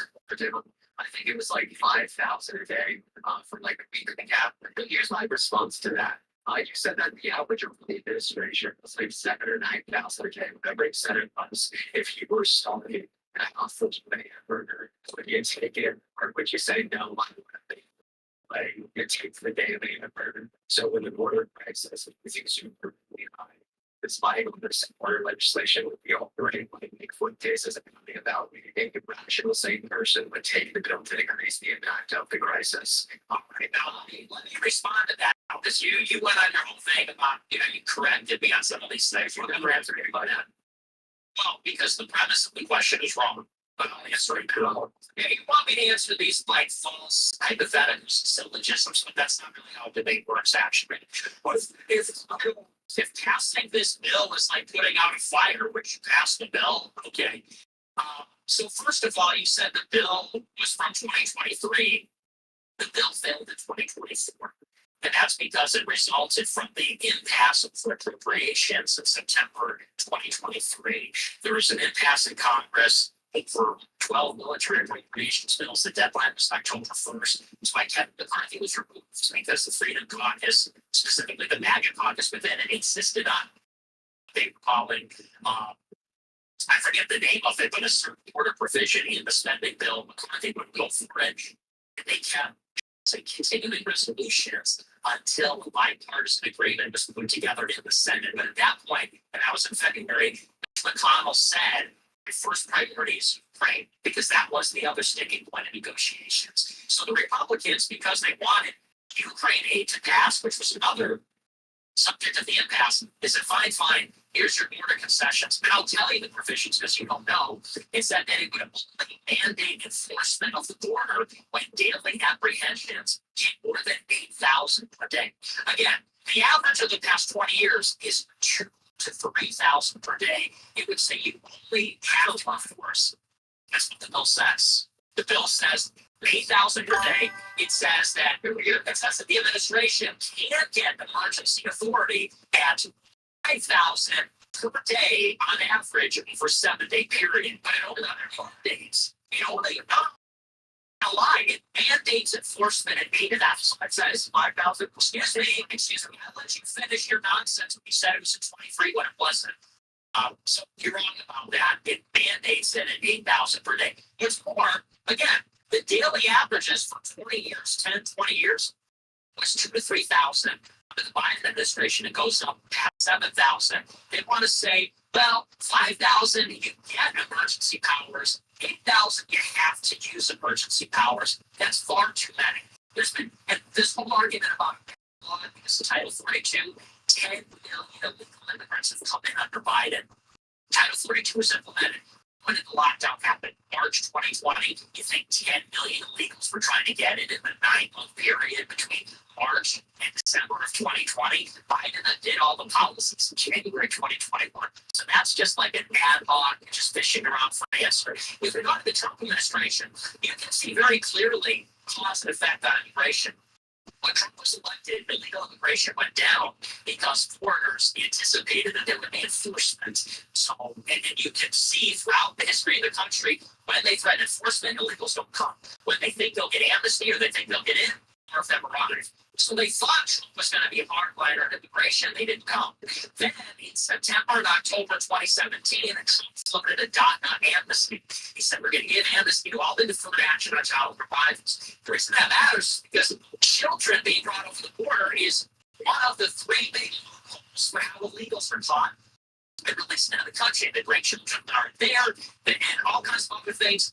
So Trump said, we'll give an amnesty. All of a sudden, they started getting caravans from the Northern Triangle in the spring of 2018 because he said amnesty. They heard it, they started to come. Trump maintained a zero tolerance policy promulgated then by Jeff Sessions. And they said, we're going to separate the children. We're going to treat them as unaccompanied minors. There was a huge media outcry before the election. They had to reverse it. And then after they reversed it, it exploded. And May and June 2019, they hit a peak. Trump implemented the migrant protection protocols by threatening sanctions or rather tariffs against Mexico. And then it came down again. And that is the story of illegal immigration and Trump and the Biden years. It has everything to do. It has everything to do with the Biden policies. They let in 10 million people. And then they float out this half-ass bill. It was supposed to be fun. Let me finish. They put out this half-ass bill last year because everybody agrees the border's a crisis. They concretize it and basically make legal, make a codified federal law. Biden's policy went 5,000 people a day on average here, and then the Republicans voted against it. They said, oh, Republicans were against border security. It's a political thing. Even Democrats acknowledge that's a fake. You know, you can keep going with it, but everyone knows it's fake. Okay. Here the Trump he said at a rally that the blanket on the border bill fails. So I think that Trump's fake mouth actually doesn't bluff. Because I just use Trump's own word of mouth to debunk Nick Fuentes support. So that's the phase of it. You said that you think you're saying it's just retarded. And I don't appreciate this sort of stuff. I guess, but emotionally immature man, smarter. That right? So it's funny, but it's funny. That's another advantage, but that's the other debate. You could call it emotionally immature. My gosh, he said the R word. That's what happens when you're emotionally immature male. I'm sorry, go ahead. According to that on immigration, according to your law, but I would like to specifically clarify that you're talking about money, which is another odd to fund false fucking it's a fact. It that fucking funny. We're telling us that all of us was fake. I didn't find it that fucking funny. We're just sat here and told me that Trump did appear the border. Set to November. If it were so much more funny than the most unfunny specimen that I've ever had the displeasure of sitting across the damn phone with. It's just way too funny. It's not it's funny to be honest. You know it's funnier than complicated. Also accept that way. Today, it's funnier than when okay, so at the beginning here first. I understand the reason I say that Trump is funnier than complicated. It's because he's because he's an IQ other fucking thing. He sits on Twitter all day. It's about the way she eats Taylor Swift just because she was Kamala Harris. This she was Kamala Harris. It's not funny enough. It's a funny enough. Look at this guy fucking around. Why? It's always like this diminutive. It's funny because it's sad because you're a sad little. It was dude. The president tweeted in all caps. I hate Taylor Swift. You don't think that's funny? You don't think that's not hilarious? Like, the president would be there from 1 the former. I said the former president. Do you think you're 100%? He did. That's a fact. Because they threw all the cases out because they lacked standing. Because it was okay to believe that things were that. There is evidence. U.S. court cases, but the court cases weren't lost. They were thrown out because they didn't have standing. There's a difference. So there's not any evidence. No, there is evidence. There is evidence. The evidence is this. Do you know how many people voted early in the 2016 election? You know what percentage? So you think you realize the 2020 election? Correct. Half, 35%. And in 2020 was 70%. Okay, so that's your evidence for Trump election stolen from let me follow. I so hate state. Let's just talk about it. So the amount of yeah, I can tell the amount of early voting dumped because they changed their rules. In all the states, they changed rules. In Pennsylvania, North Carolina, they legally changed their rules with state election boards, state Supreme Court. In Wisconsin, they changed indefinitely confined status to mean anybody because of the pandemic. They solicited ballots. I literally got a ballot in Illinois from my uncle who has been dead for 20 years because they were soliciting ballots. And I would just say, and let me ask you this. If democracy is so sacred, which you believe, it's going to be protected, preserved our democracy, we're not going against no kind of But if democracy is so precious, and a ballot is a precious thing, because ballot is the currency of the election, do you think that it's good practice to ship out ballots to every voter and then tell them to dump them off in a drop box and supervised 3 months at any time during the day? Do you think that's a good way to run an election? Yeah, I think the junction. Is that? I'm asking you. Is that's what happened? Yeah, I think a ballot it's secure. I understand you've been response to them saying that I use these words in this particular way. This doesn't seem well. Just answer me. That's a good way to run an election. Obviously not. There's no sufficient evidence. Why To be honest, I would have doubt this money. It was a safe election, the goal of necessary. Donald Trump, they conduct audits. Donald Trump wants the 16th and he had paid dollars with 34 of those judges, the Republican appointed 17 of those judges being appointed by himself. All 16 was to prove that there was no sufficient evidence and to prove that on the basis of their standing. And then Donald Trump is trying to do his own election integrity committee and booked millions of dollars into that to find absolutely anything. Making up the 2,000 views which the producers and media fucking number to lie. And when he found out that he got no evidence, what did he do? To go to jail. And tried to pressure him to falsely announce a widespread verdict on the wasn't. And if you know anything about here, it's don't mark at the anxiety from the DOJ. I guess half of the DOJ were didn't. Donald Trump not only tried to rig the outcome of the election with the fake electorate class in 7 different states, slates of fake electors in 7 different states that gets fake votes in Congress, to either be certified as by Pence or to be or to be accepted by the House if by Pittsburgh by ignorance. He also lied about the outcome. Ignorance. So there's really that Donald Trump is actually no evidence with this Pennsylvania change in their rules because of COVID, which by the way is by the Supreme. You just like I didn't listen. It was Pennsylvania, North Carolina, Wisconsin, and basically every state they all did it legally. Basically every state changed rules in the election. And I would say you're telling me, oh, putting 70% of the voters voting early by putting them in mailboxes out for the election in an unsupervised drop box. You're saying, but that is a good idea. You're just putting words in a particular order. Look, they don't do it like that in France because we didn't do it here in America.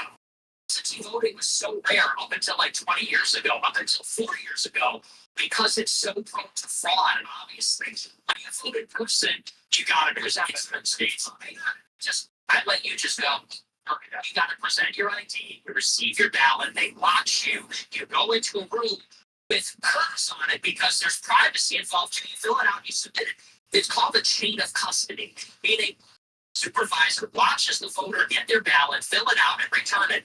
It doesn't happen when you're doing so-called in-person absentee voting, and that's how 70% of people voted. That's a big problem. It's a big problem. They change without doing it in a constitutional way. It's a big problem that those cases were even considered in the Supreme Court. It's also a big problem, by the way. They didn't do an independent ballot audit in almost any of the states. They did one in Arizona. Florida was on. They still found it. Conducted an independent ballot audit. Where did they conduct an independent? It wasn't independent. They did a regular just anything wrong. New Jersey and all of them. Guys just just say that this is wrong. I really say this is wrong. Search out U.S. states and election and consistent commission election audits of the laws of the United States. You know, again, you're entire 5 to 1. It's this kind of policies based on the state specific information and the rest is really it's like it's just listen. Say they didn't do audits and breakdowns. No, in no state other than Arizona did they conduct an independent audit of the ballots. Of course, if the same people that foresaw the fraud and were covering up the windows in stadium and Detroit, of course the state is going to cover its backs. That's why it needs to be independent. And they didn't do it in any state, even though that's what they're asking for. And by the way, about fake electors, independent meeting conducted by the state. Oh, so yes, so you think that Donald Trump shouldn't have, like I said, it's judges that he appointed because this way. So now you're just galloping out of something else. You said, oh, that's all this evidence. Oh, I didn't listen, and you said independent. Anyway, how about judges or something? Anyway, let's get back to the TNT.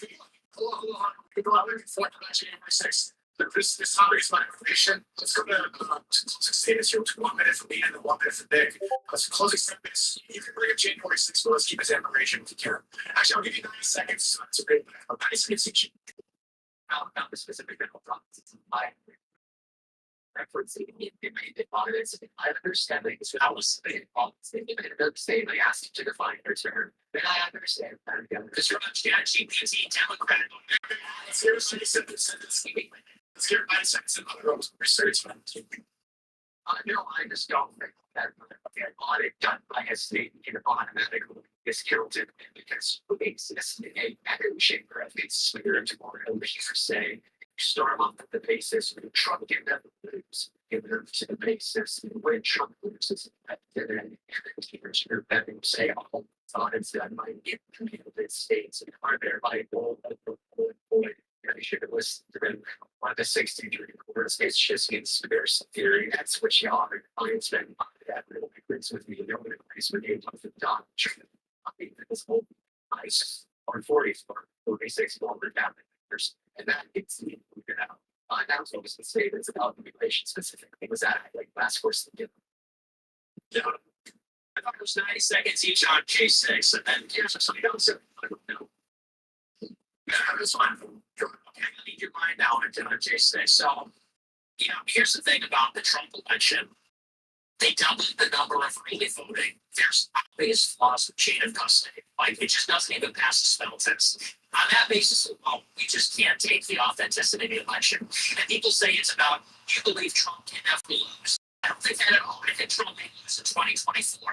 But you have to recognize that 2020 was an anomalous election. So when there is an anomaly, when every state changes how they conduct their ballot, when there's an unprecedented, the former peak of early voting was 35%, it was 70% in 2020. It was different. When something is different, you have to investigate it. That's the basis of an inquiry. The problem is nobody wanted to investigate. As quickly as the election happened, they wanted to shut it down. They censored people for talking about it. They didn't conduct independent ballot audits. And there was even a Time magazine piece that came out in January 2021, and it said this is the conspiracy to shut down the election deniers. And there was like a full spectrum attack from the Democrats and the left, protesters, people that were investigating this to prevent them from trying to decertify, trying to send out electors. Point out, it is the state legislature's constitutional authority to send electors. If they throw out the election because they don't want to certify and appoint a different slate of electors, that's their constitutional right to do so. That's just the law. And I would just say, look, if you really believe that 80 million people voted for Biden, that the 2020 election had more voters than any election in history by far, and it just happened to be the one where there was all mail-in ballots. That's like I said. Yeah, I just think you're dumb. I mean, so that's kind of my closing statement on J6. So closing statements on immigration, plus one of the issue of immigration. Take this off my time.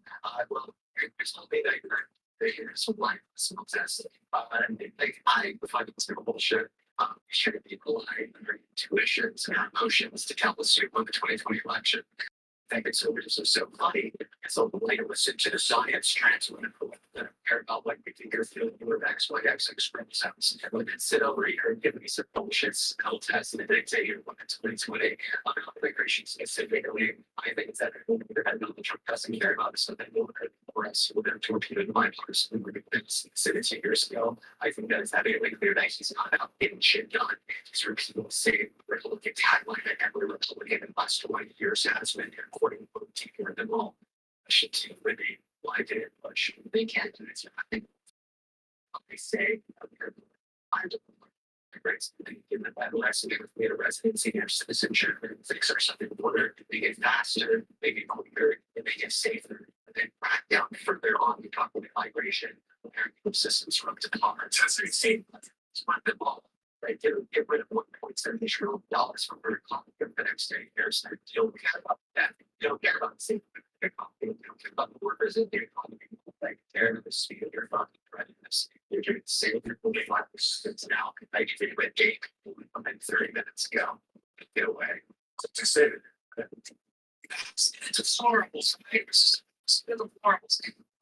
With regard to immigration, everybody knows Biden threw he rescinded every Trump executive order on immigration. He stopped construction of the wall. He effectively stopped deportations. Guess what happens? You get a lot of people. You get 10 million illegals in 4 years. That's insane. 10 million people in 4 years from Venezuela, from Haiti, from Africa, from we don't even know who they are. The people that are coming here, they don't buy health care. They don't have a high school education. They have no resources. theory, massive drain on the economy. But they need healthcare, they go to the emergency room. They send their kids to public schools. It's a huge drain. And many states are eligible for SNAP. They're eligible for other benefits. They work low wages because they're not educated. They work low skill, low paid jobs. They work for in a million years, maybe in a million, but they won't pay off the taxes what they receive in services. It's a big fiscal impact. They're, in many cases, they're criminals. They don't show face. They don't like you. And we can, I mean, it's just obvious that this border bill thing was a mass saving move. They poisoned built it with a bunch of nonsense. Something they could blame it on Trump, but we all know the reality, and it's wrecking our country. Okay, anything else on this race? I think the state's good to be. Appreciate what's good time to be. Any thoughts? You guys, yeah. 90% of you guys are giving, each other stuff to speaking. It's not that it's great conversations, great defense, great offense. For some good that's how we would definitely do more of this. You know, skills that we can daily have to feel around us the game. Yeah, I mean, like, oh, sorry, man. I'm not here. I think overall, we're just get my thoughts. There's something that they on their platform. I do. I think that was really cool. I did have exclusive opinions. Well, I don't even buy. So we can give everyone felt like me to be better off. Kind of give me a perfect opportunity. To do that. Not all things considered. That was a good to have. I do like that conversation about why people disagree. These conversations need to be held in the work. I'd say that you're overall doing a good thing here. I think that I did very well as well. I think specifically.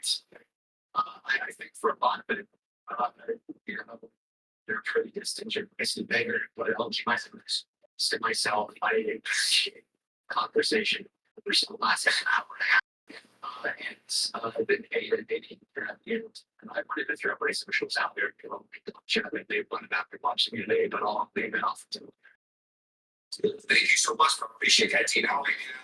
Would you like to understand sort of the people and what stories to do? Go ahead. Well, thanks for having me on. I thought it was a lot of fun. It's very informative. People get to learn about the topics. That's how you learn about an issue. You have to hear both sides. That wasn't nice. I don't think I was disingenuous. I'm not funny, okay, and I'm a little sarcastic sometimes, but I think it's pretty clear to differentiate.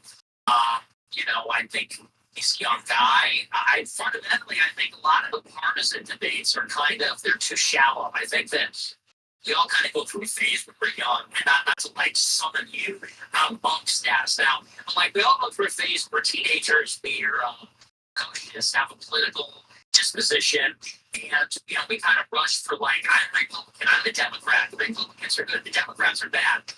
The reality of politics is that Democrats and Republicans are really on the same side, and Republicans are one wing, and they're meant to create the illusion of opposition or dynamism, where there really isn't any. And the personnel and the policies turn over for one administrations that makes very little difference. And that's even largely true in this election. And people get caught up in rhetoric and they appeals to emotions, slow-dance. People have to really follow money. They need to look at things like imports and exports. They need to look at energy. They need to look at institutional capture. That's where you really discern the truth. So these kinds of intramural debates are fun. We go back and forth. But it's much cheaper. It's such a complex subject. But it's good that people are interested in it. And I appreciate Dean for coming on. I think he keeps reading. Keep reading. Keep learning. In 10 years, I guarantee you have a totally different viewpoint. Maybe you're still left wing, but you have a different viewpoint for sure. I heard that when I was young. I didn't believe it, and then it was true. I only became more right wing. But you have to have that curiosity. So I'm sure you will. I'm sure you will. Yeah, so I thought it was great. What do you mean was starting economy city workshops when we were 16? God, I heard certain like that. There was a big Trump fan, like Andrew Tate guy. I was like, all that shit. I don't know that I don't see it necessarily vibe, but I guess the way it is, I don't never said about that up is because the guy that more progressive true mature. My thoughts. Okay, what you're asking about is the big switch. Did you? I'm asking you about baseball. Did you see any song on Twitch? I did, yes. And so much that resulted in you getting the band on Twitch. Yeah, that was the reason for my band. that's the master something debate as well. On the debate, all right, the debate was on us. It was me and Sargon of God. Remember that? It was me and him. Not as well. But Destiny is probably your top guy, I think. Well, I was saying, you know, in 1920, like, you're like the best most in 1920 beer ever. I love, and I fucking, oh, seriously, look, everything, it doesn't matter, but he still needs the urgency of good boxing. You have a lot of discussions, you know, with encounters, but go ahead, what do you think about it? It's a debater. Yeah, I think I think on a technical level, rhetoric is effective at debating. I hate rhetoric. There's too much like sloganeering in there and kind of like cheap turns of phrase. Like, oh, do you think that those are past those past? Those like cheap turns of phrase. I guess what they are. I think they're cheap. And some of the sloganeering, like when you're Trump is going to make you pay for the groceries. This is just like political electioneering rhetoric. I like debates that are just very frank and brutal and straightforward and about the facts and I like humor in there. So it's a different style. I think like Damsley rhetoric and sophistry and syllogisms and hypotheticals. I think rightly people are a little bit more plain talking and maybe lighthearted and fun. That's my view of it. Yeah, I am the exact opposite. I mean, you're guessing you'd be able to guess that I'd say that. Well, yeah, You know, I mean, exactly. It's great. Yeah, Simple, Cindy. If you'd like to call somebody out, I mean, we get out if you call somebody out, I'll jump in full.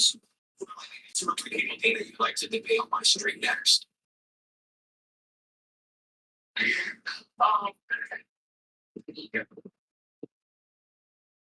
It's obvious. Topics. Sure. And that's what like. I also had this election too. You know, it's okay. This guy, fucking badly. People said I used to my like white people are being replaced or some like crazy things like that, shit like that. And sort of like I have quotes who I put it and called her like crazy. Like it's good that it's the option. I love it, maybe. Get your take. And then something else. I got a buddy, biggest partner, you know, to it's very great. Type of super guy. For sure. Hey, real quick, do you know who Harry is? My buddy. Yes. There you go. You also Harry's friends. Yeah, friends Mary. Okay, yeah. Would you like to debate that? I'll see what works. Charlie Kirk, I'm calling out Candace Sullivan's. I debate her. I debate Shapiro. I debate any of the above or any of the Democrats. You know, Harry says Senator whoever, but I usually debate conservatives actually. So real quick here.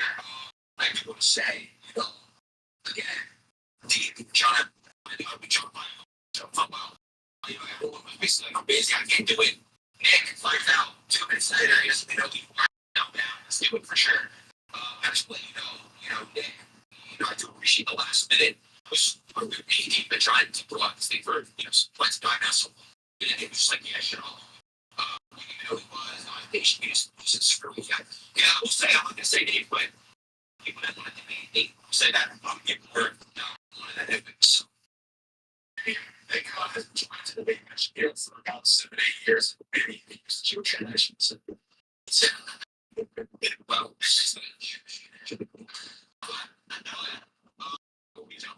see, like the big, okay. Well, you guys fucking awesome. I appreciate both of you. Again, you guys, any last words you'd like to say before we go now? Yeah, do you mind if I tell myself? Go ahead. Okay. Much of the day, sure that saying happily bravely in chat. It's kind of trouble. Let's max find out. Look at that. But if you like, saw your the big style on Instagram at there's TK and don't by THRS. Twitter, ITS, and its team with two ways, two ways. TikTok is the same thing as a Twitter.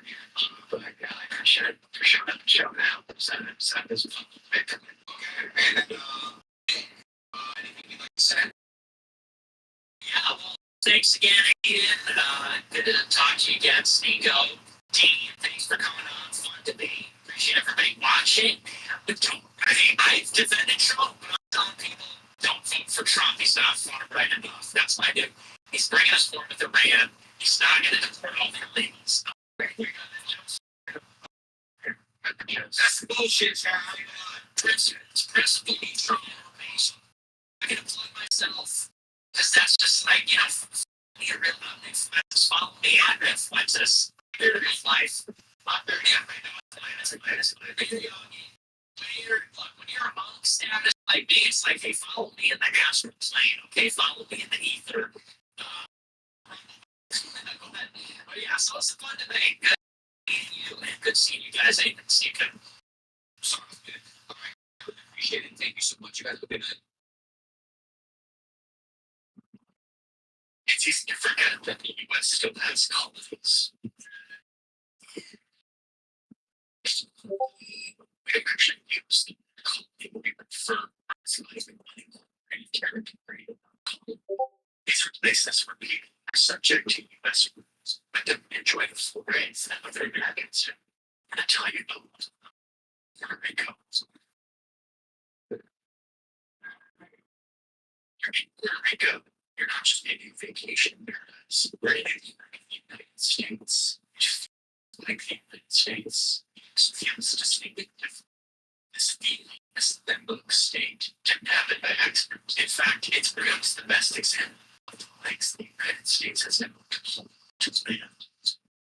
So we show the US kept their colony using force, spying, and abuse they have been able. This is how the US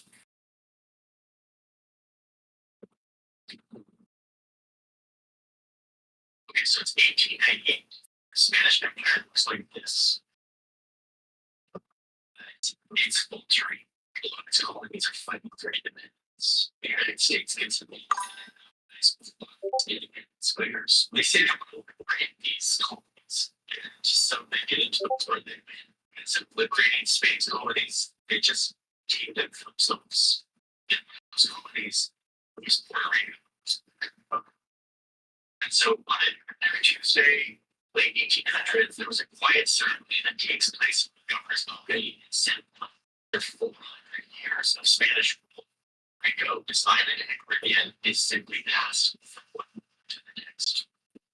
This begins an unprecedented experiment against the United States, an operation to extract resources, money, labor, and military protection from us. Started passing a law that gives the U.S. control the island. Start appointing American leaders to govern the island. Speak Spanish, where its people, most of these leaders treat the assignment of a business venture. Like this one guy, who's the leader of Puerto Rico, starts to give Puerto Rican funds to American local businesses on the island, and he stacks the government with American loans. And then eventually he resigns. Then he returns to the island to build a sugar cane. Now with the help of political officials that he had appointed, this company believes into the largest sugar business on earth. At the same time, he was based to send the island, giving out very predatory loans, and then closing the land, and turning it into, you guessed it, sugar mills. Puerto slowly turning into a island and becoming more dependent on shipments from mainland. The U.S. enacts a policy that says that any land in Puerto Rico to be transported by American ships with American so where's the ceremony? Crisis rules, which is made first by the U.S. government devalued and then seems to know every Puerto Rican was supposed to half of their wealth overnight as part of this push to is an holiday play for big Spanish schools and public institutions. It's very short of time.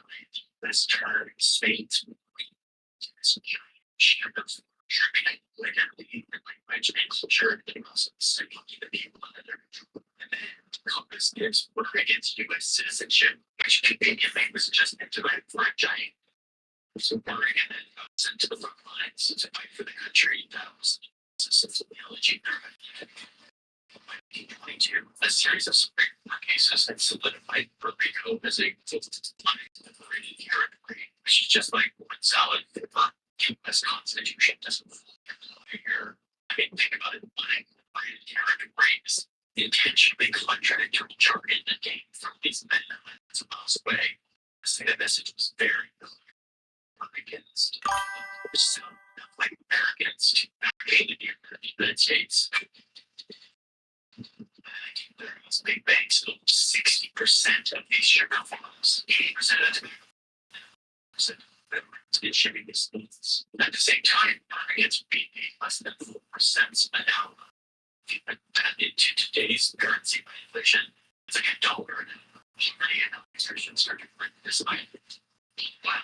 This is turning the island into an essential military outpost. See how Puerto Rico juts out a little bit to the Caribbean. It served as a strategic position to help protect trade routes and place reconfigured ships, particularly at the military bases and installations certain the U.S. went to test thousands of bombs in Puerto Rico. These main bombs now hazardous waste sites in the United States and by the middle of the 1900s. Puerto Rico really starts to develop U.S. mission. Puerto Rico, a sugar metropolis. And the low wages and abundant labor hours. There you go. You're replacing military clothes. The empire that built themselves as the liberators of Spain is now surfing back again. This fight is led by this young man of these problems. This poor kid has a good to learn. He graduates out and ran for proper law school. He serves the U.S. and broke that blood and he strength Ireland's independence constitution. He has done so strong. Returns to his hotel to attempt the impossible. Puerto Rican independence. But soon, couples would find himself melting in and out of prison for 25 years.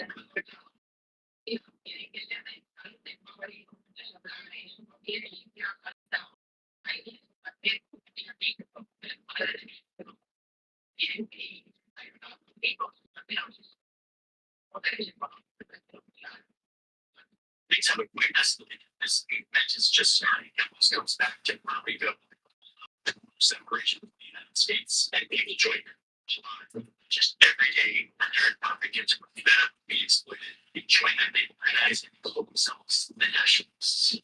They run for office, they go on strike, and they fight back against this sort of government that's been exploiting them until it gets to big up. And then they start exploiting from many things in Puerto Rico. Say he's gonna do like health research or something. You know what he really wants to do anything. He writes that Puerto Ricans are the dirtiest, laziest, and most degenerate and thievish race of men ever to have it. And then this year, he goes on to say that it makes him sick to inhabit the same life that he hasn't stopped there. He says that Puerto Rican people something to truly exterminate the entire nation. He says, I have done my best to further the process of their extermination by killing off 8 and transplanting cancer into several. I guess bad. It's really bad, but Ricans. I suppose it's surprising. Some good staff that's almost able to find this letter. They send it around to everyone, and it goes out, it goes viral, and nothing happens. Sky that's into very Ricans. Actually, something does underneath. It's to the nationalists, this letter confirms something that they already knew. It actually wasn't that surprising. There was an awareness that yes, Americans were making for their soil and their labor and their strategic location, but hates them. So this letter mentions is the U.S. and their public government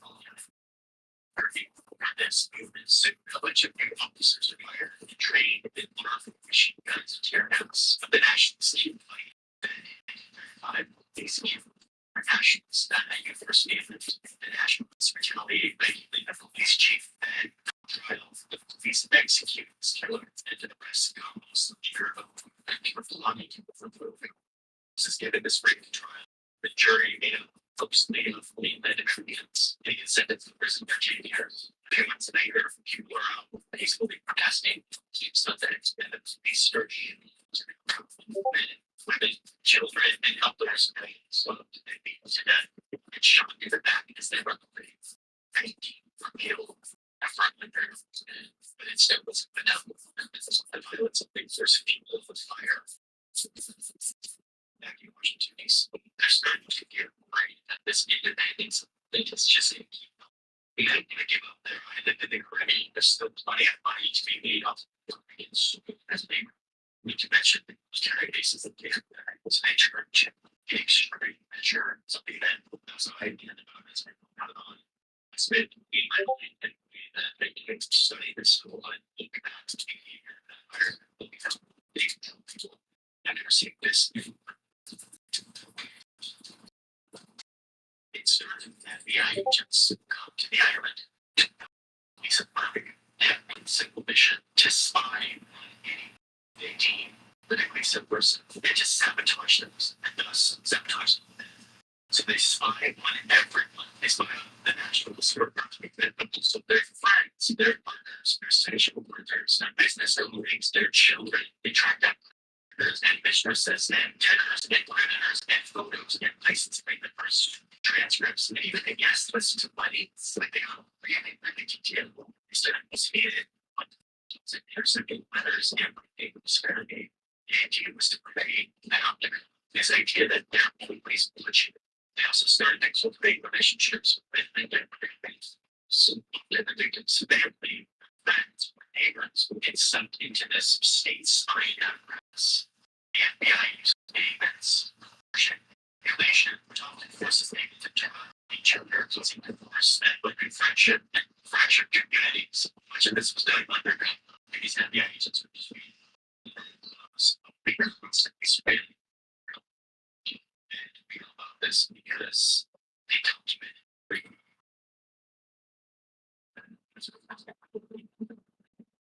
If you have a set of interests,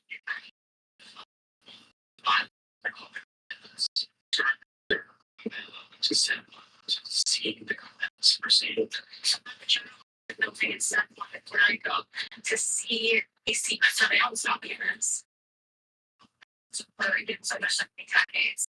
The reason why I felt like I was to see what's actually in these files. It's kind of creepy, I have to say. You see specific times and dates and details of meetups, detailed descriptions of the locations, or just the names of people that need to be subgroups that are potentially supporters of the independence. So you get these highly detailed physical descriptions of the temperature, their occupation, the model of their car, their license plate number, and their activities with different players. And even for those who move away from work, they continue to try them exactly what they speculated about their nationalistic tendencies. And you see these theories that agents were having the times where their Kosovo police thought that Puerto Rico would be repaired with socialism and independence. You can see a source to these agents that they're afraid that their friend would become friends with the leaders of independence. They had been inducted in because of this friendship, and of course, these informants request that this information is spilling to the agents. You can't secret. These agents would be getting a few because this is a transcript of the agents talking to the mother of someone who was suspected to be a part of the independence. Oh yeah, and in all these documents, you see an obsession. It's hard to overstate how exhaustive this spine is. And once the evidence to use all this information to really she was suspected nationalists. I mean, there are thousands of these examples from chapter the announcement by everyone government, the FBI, to people being denied government jobs because they had. At the end of the day, it was psychological. against Americans and wanted independence. And they fully dividing these people and making them feel powerless because they're these people should introduce personal lives.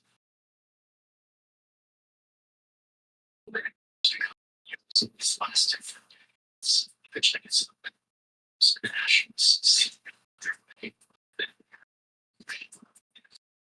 The nationals of people investigated an nation and attempts to seize town, such as said government buildings to the military necessity to go around beyond since 1950.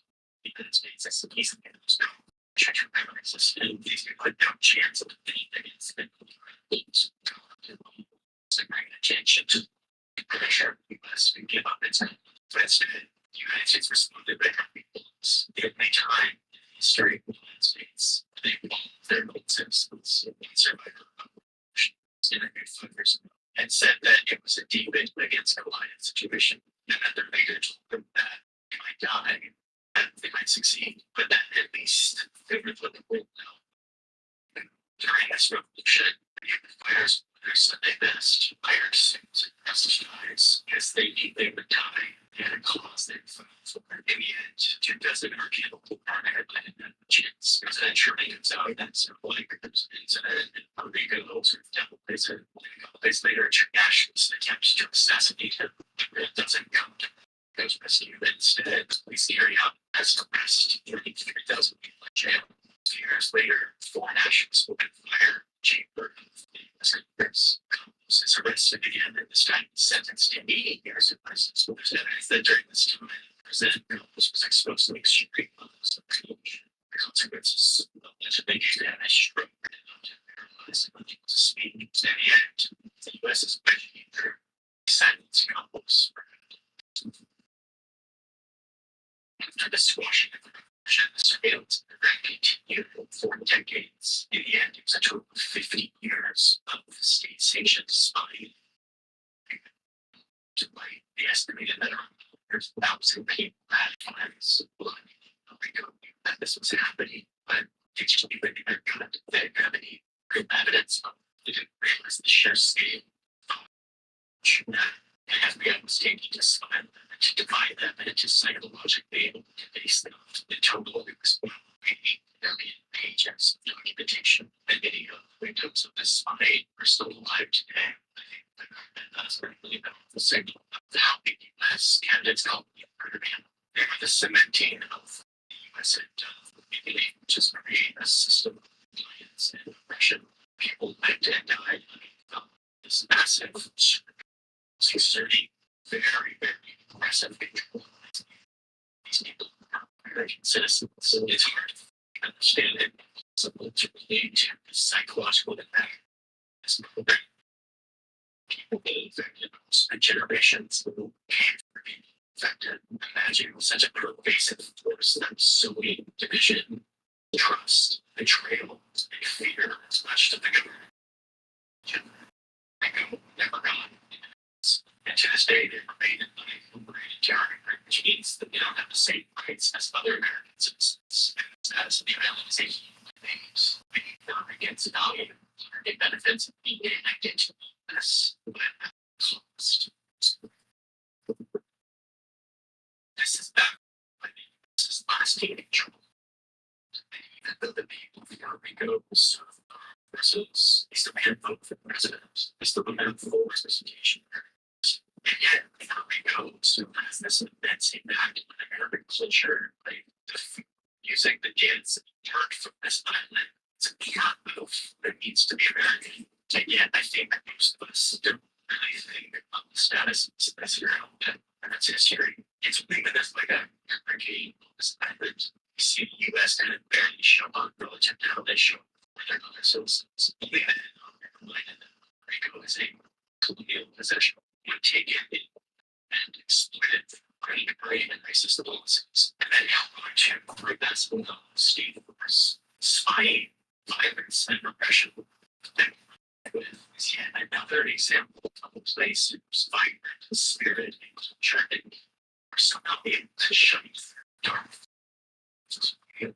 That has left so just like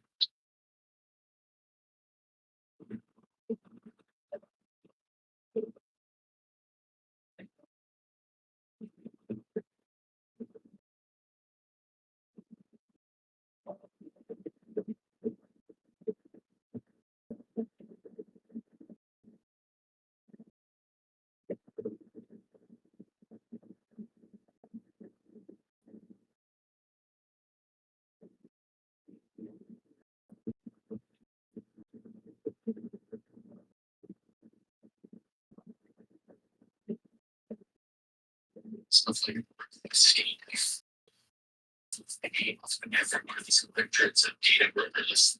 We could get this search engine video, which is talking about this. I'm very grateful to enforce journalism. Very cool.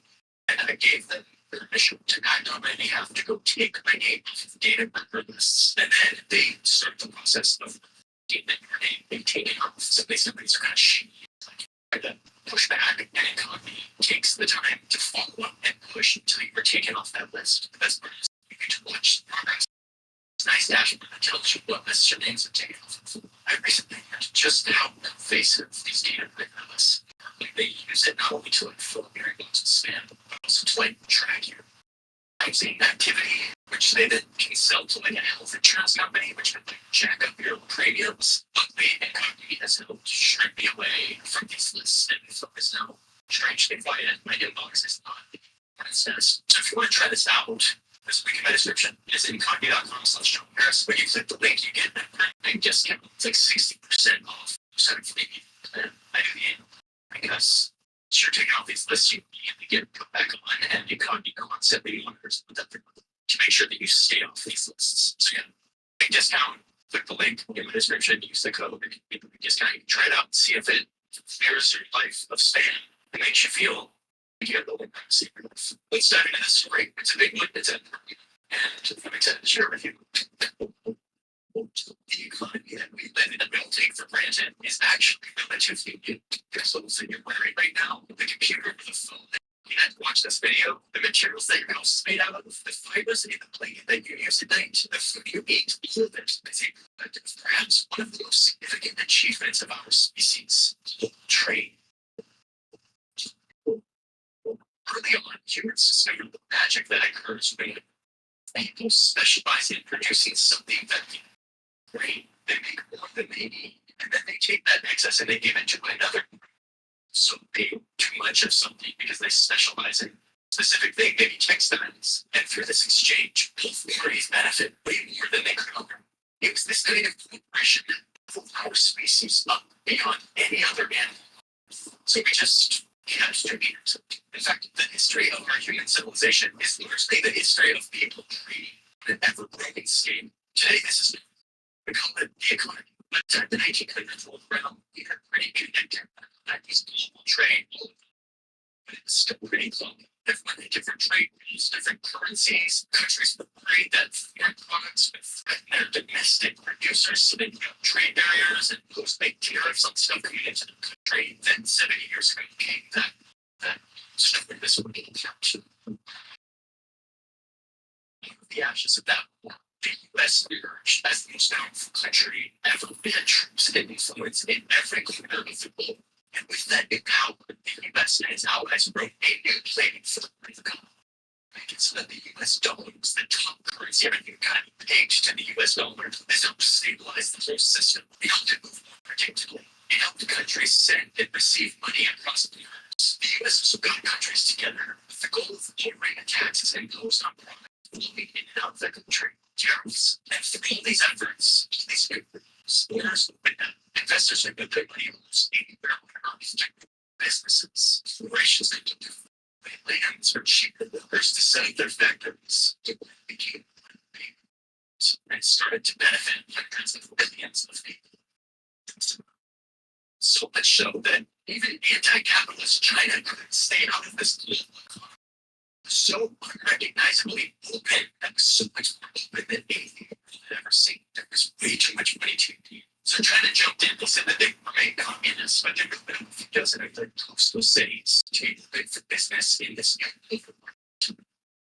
Millions of China's wealth flowed to the coastal cities. These gateways to the global market showed up ready to work for cheap.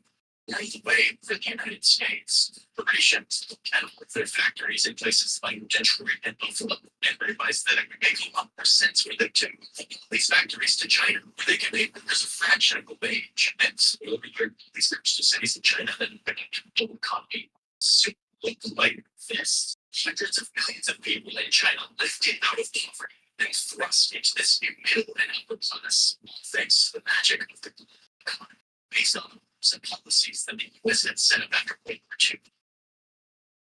It was so good for China and a bunch of other countries, but for the many Americans whose jobs had just been given to someone in Shanghai, this didn't feel like magic. It felt like betrayal, like a recipe for poverty and ghost towns.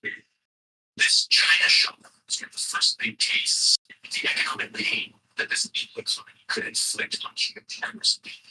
To everyone else, it was totally worth it because thanks to this system, people were suddenly seeing prices at their stores drop further than seeing washing machines, shoes, tools, toasters, couches, shirts, socks, toys, mattresses, lawn chairs, anything you think of is now flowing from Chinese factories and available for dirt cheap at your local Walmart.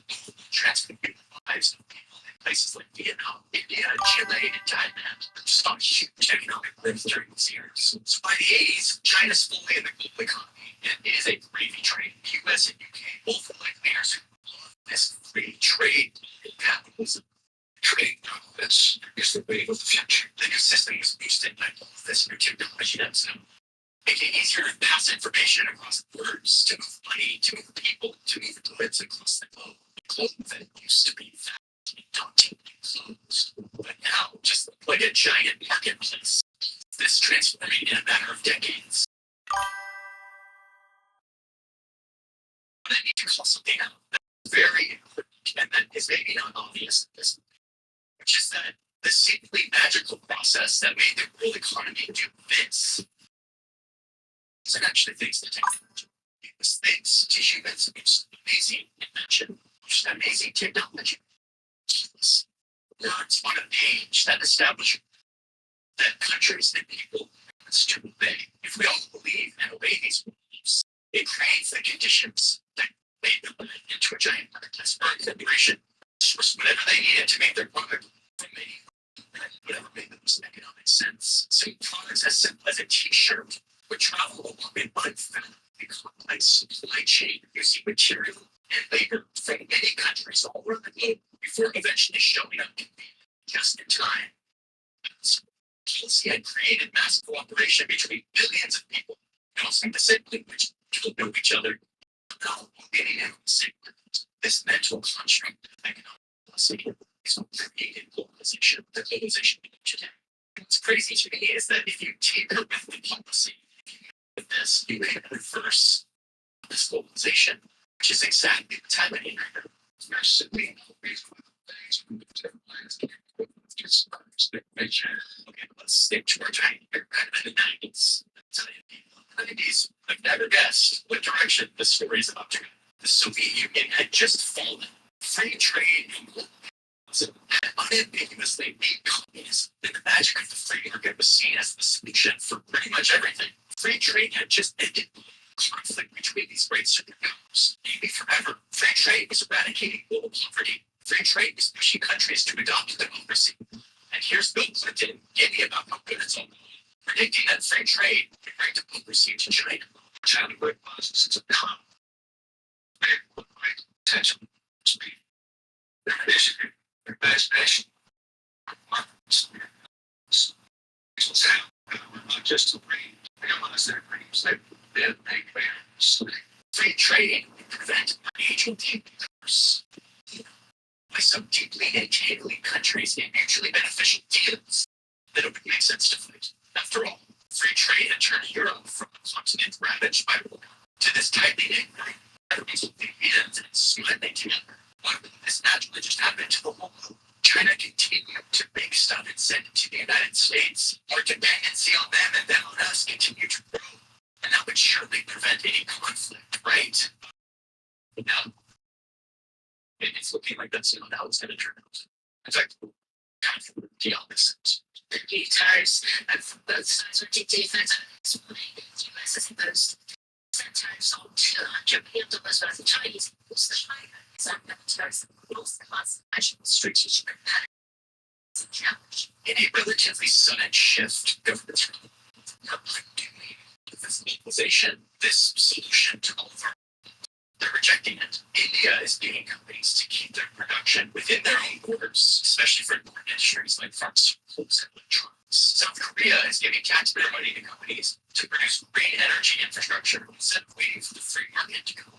Japan is paying companies to move production to Japan and to move their supply chains away from China. Australia is using taxpayer money to encourage mining companies to establish rare earth mineral facilities within their borders instead of Nigeria is imposing restrictions on foreign goods that they want to see produced domestically, like rice and cement. They don't want to be reliant on other countries. Then you've got Europe, where tons of countries are investing government money in protecting homegrown industries that have always been directed by the global economy, like energy, agriculture, and others. The government getting involved in these markets incentivizes companies and consumers to make and sell these in country as opposed to looking abroad.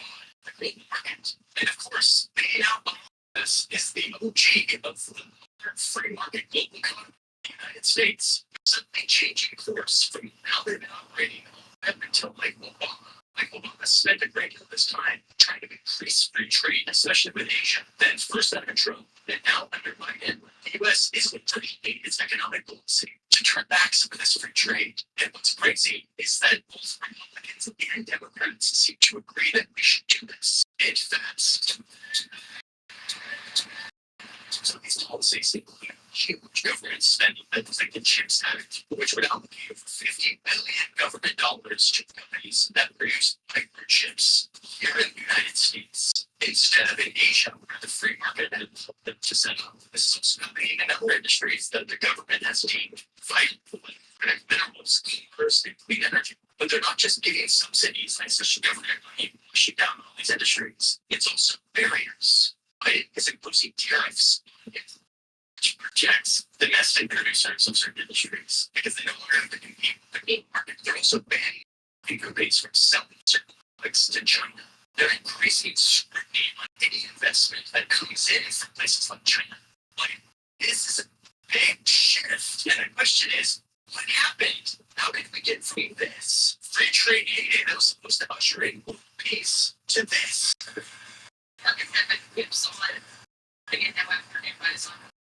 China. The short answer is one word.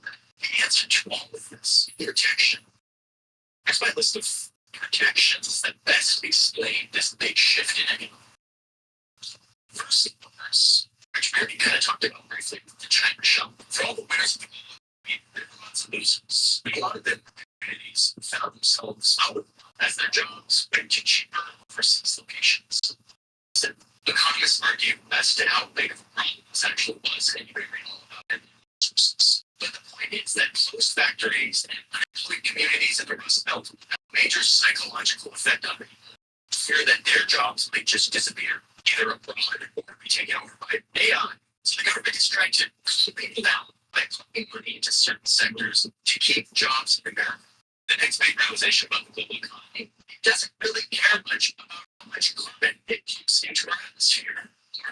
It's barely towards a very real climate crisis, and governments realize they're going to have to force the market to get serious about things like electric cars, solar panels, and other green infrastructure. The free market is not going to turn into business, and if it doesn't happen, we're going to have a much bigger problem. One of the best parts of the global economy is that our products get made by materials that are being tossed around the globe at the perfect time, at the perfect place to all come together to be made into a final product to arrive at a shelf at some store so we can purchase it. These supply chains are insane and they cross the entire planet, and it works great until shut down in a global pandemic, leaving people out the products that they either needed or just kind of got used to. Again, economists argue about how big of a deal this was about the supply chains held up really well during COVID. Regardless of what some academic economists say, MIT us with a pretty bad taste in our mouth about supply chains after COVID. The system feels too fragile. It's reliant on a fragile system of faraway global connections that can be roughed and needed, which has led to these protectionist policies that these governments will bring supply chains back inside of their. Okay, finally, and perhaps the most important explanation for this is that Bill Clinton was totally wrong. Free trade didn't incentivize China into a democratic revolution. People did not join together in one big free trade market to be able to fight with each other. In fact, quite the opposite, isn't it? Relations between world's two constant bodies. After joining the global economy, China got really rich really fast. They've kind of started to challenge the US at its own game. And now they have the biggest militaries. They use that military to assert their influence around their region. They use their newfound wealth to project influence around the world. That leads to forgiving loans to people. And they're kind of trying to deframe the United States as they want to use college shots. Again, I made a whole video about this that you can watch if you want. The big point here is that the US is worried about the rapid rise of their rival across the ocean. Especially when the rise of that rival is in part fueled by American technology.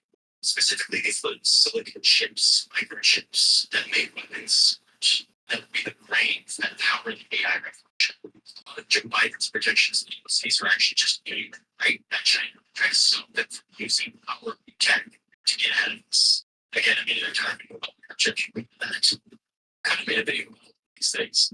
But yeah, Joe Biden is also trying to get the supply chains for these microchips out of China's neighborhood, out of Taiwan, bringing them back inside of our borders to places like Ohio, nice and safe.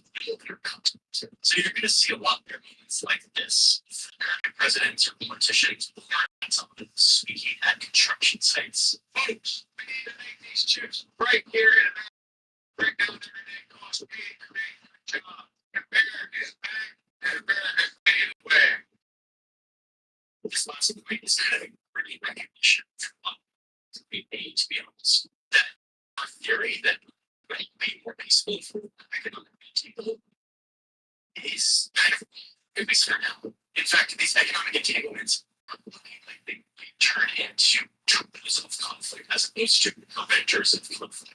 China has a near monopoly on the rare that we need to make a ton of very military maintenance. And if push comes to shove, they very realistically use this as leverage and solve in the exact same way that we cut them off microchips. I mean, this just happened. 500 people turned off the pipeline that pumped natural gas into Europe. The gas that is needed to heat the and running factories, showing us that economic entanglements can actually be a weapon and flipping this theory on its head. But yeah, Joe Biden is pouring money to bring in production, and he has lots of work from all sides of the aisle. It's like economic passions. The government is getting involved to undo something the free market did in its heyday, which was to distribute of stuff where it made the most economic sense, not where it can't do it.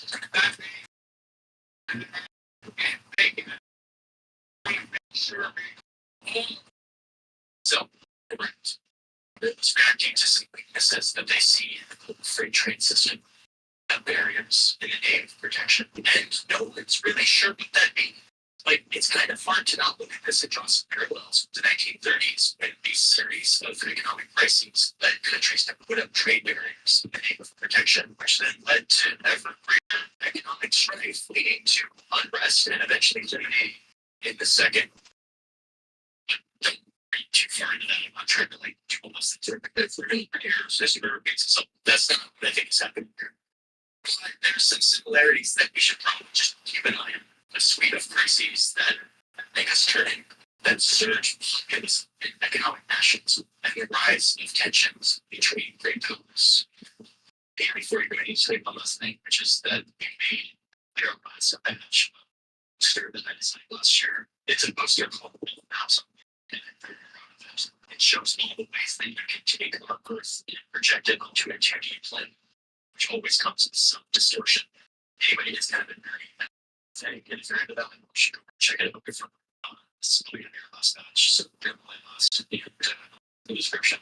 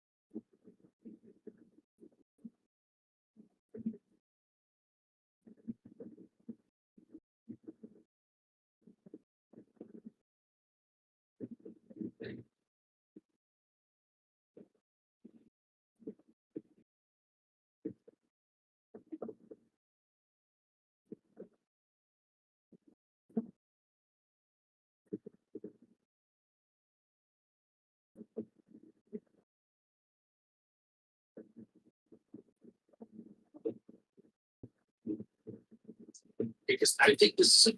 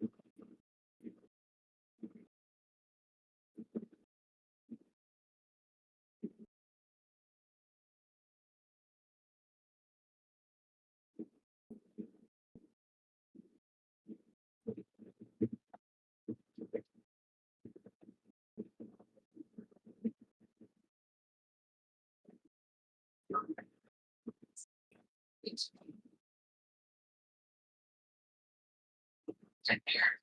And stays good.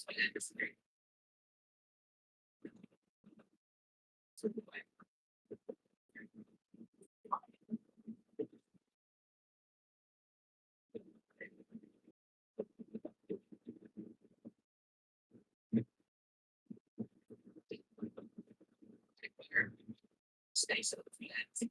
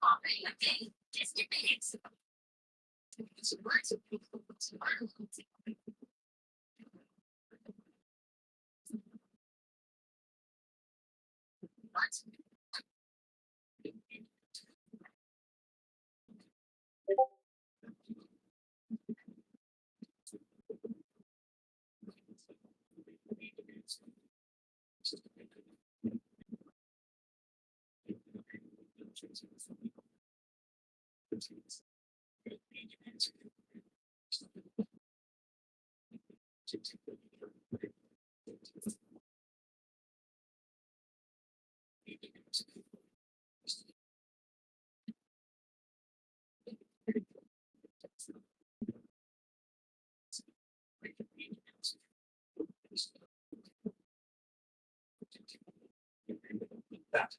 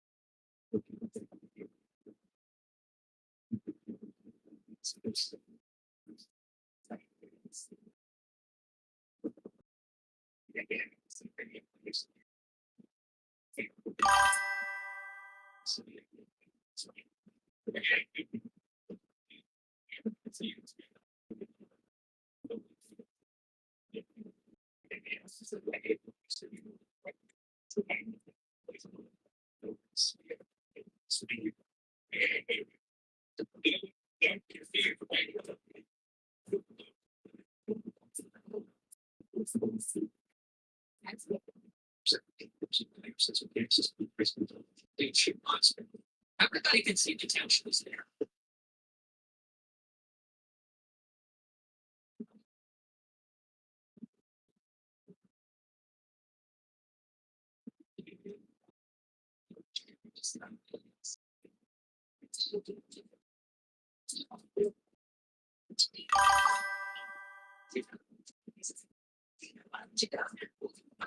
Word. I gotta like brush my teeth and shit.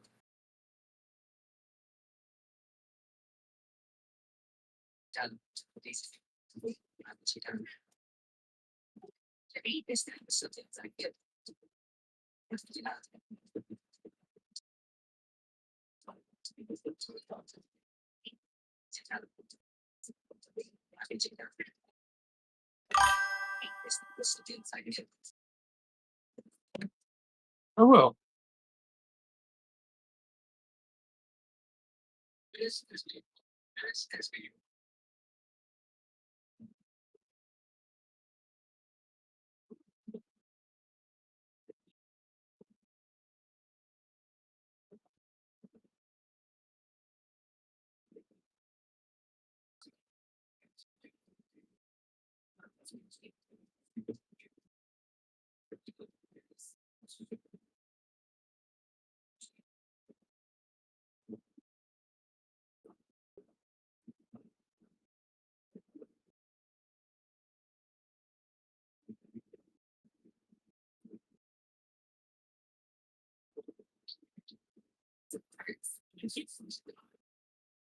And they sleep up there because they forgot to sick and then they're names and need to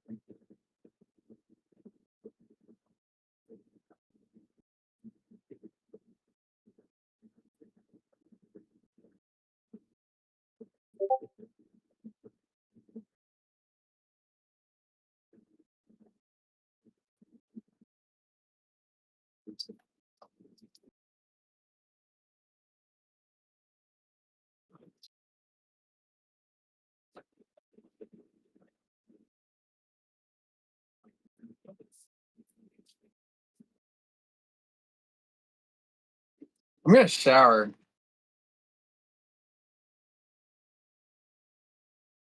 I'm the villain.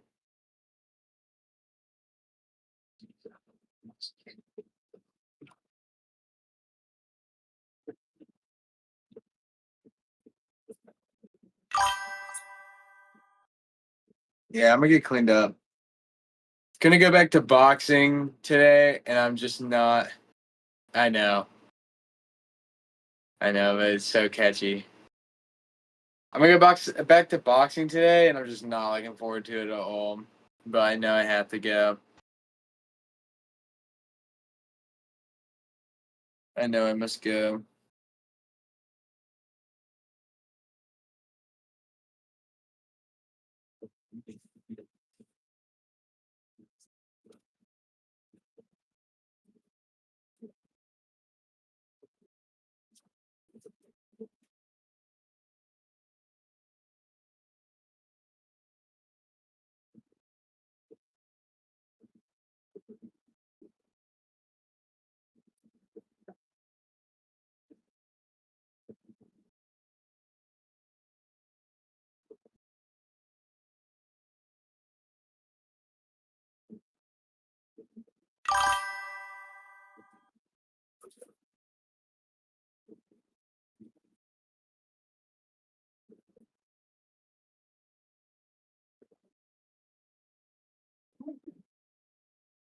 Yeah, probably not. It's so. Honestly, no, I probably will.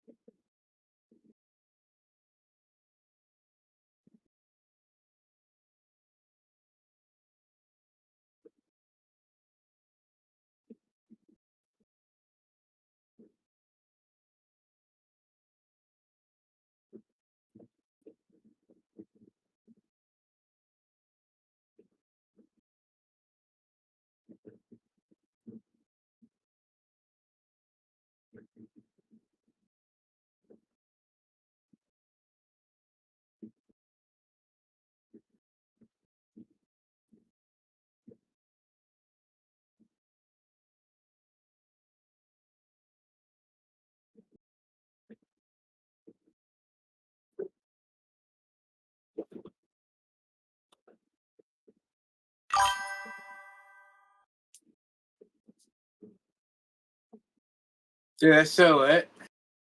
I'm so proud of you.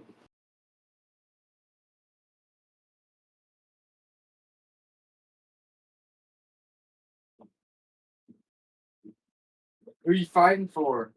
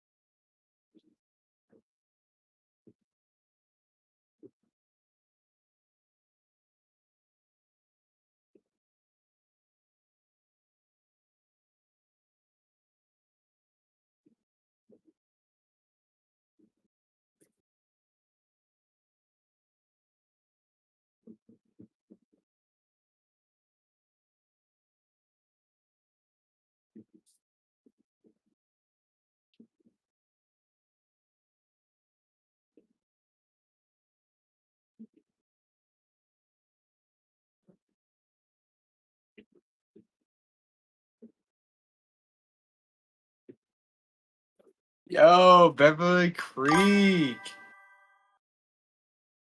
Fire, bro. Khalil, if there's anything. Yeah, that's exactly what I'm looking for. Can't find my deal, though. That's what I'm looking for. What the fuck is that? Oh, it's a firework lit. I didn't know I had that.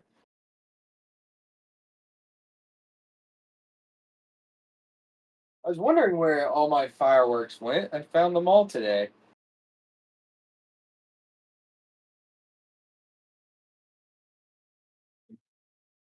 All right, I'm just gonna shower, dog. I need a shower so man.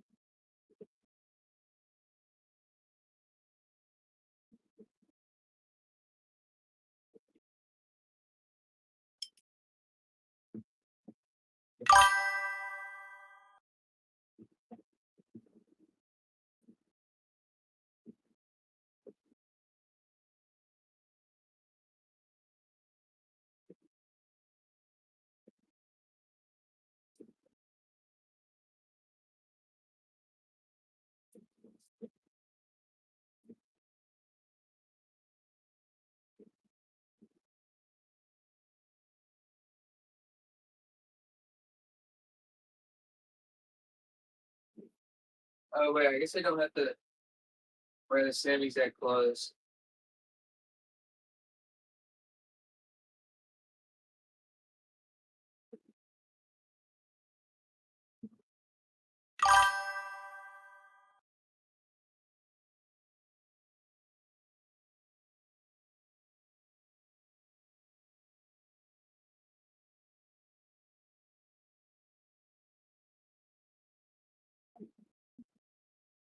All right. All right.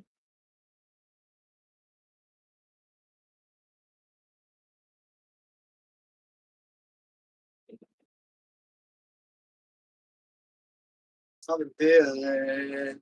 Ooh, when I come back, I'm eating my mozzarella sticks after I film.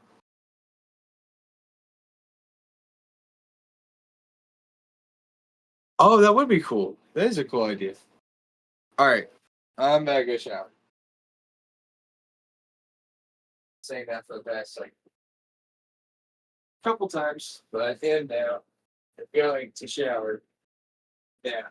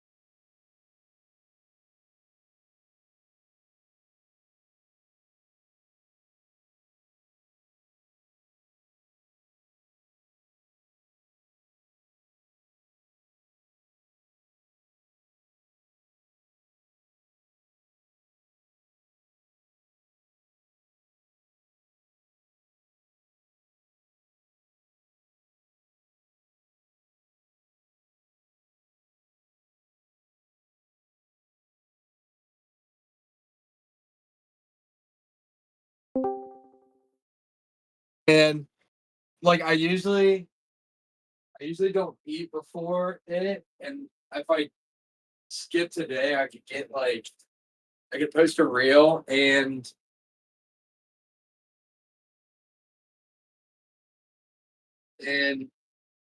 get like more work done. That would speed everything up,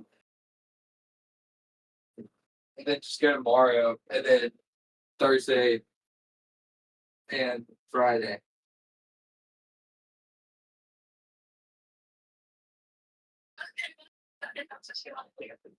Yeah, but I just feel guilty. I said I was gonna go today.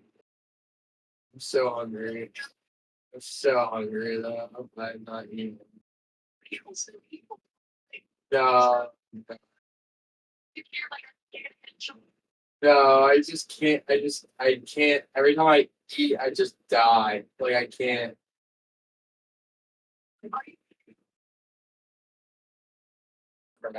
But like that's all I can do.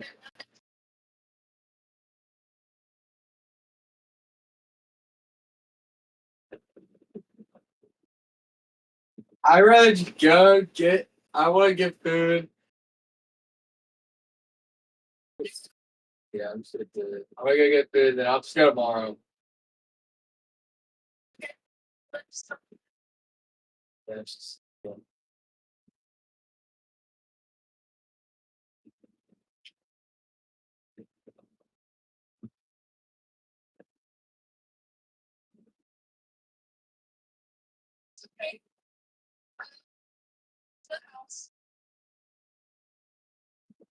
Good. House is good. House is well.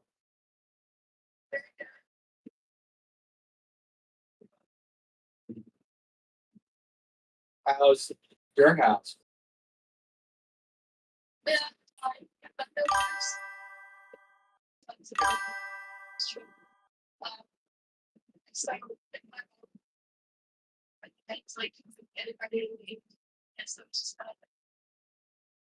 Here. Oh, he's going to college. Look at him. Tell him to whip it, baby.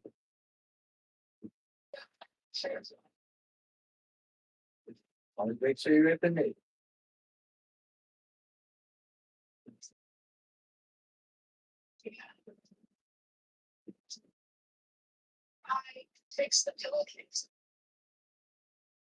Oh, oh, nice.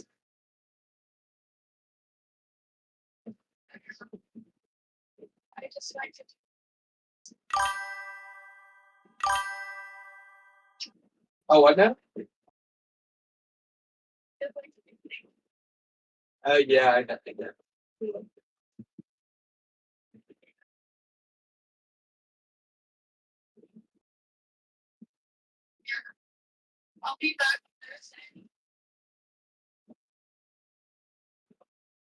Yes, I can't wait.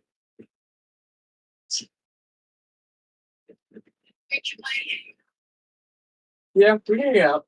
I'm down. Looking for yourself.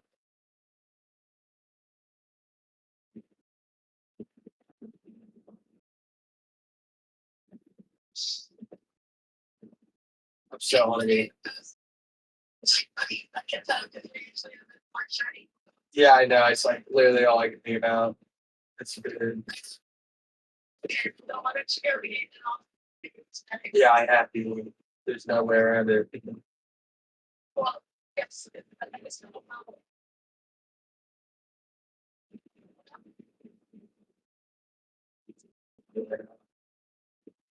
Oh, I was saying.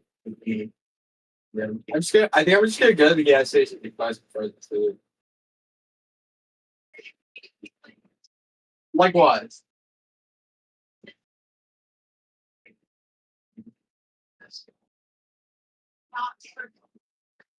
Like vegetables and the frozen food.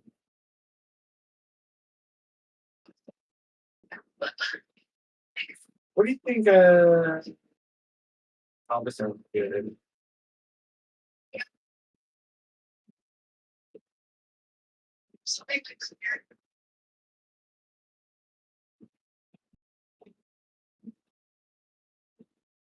Yeah. Or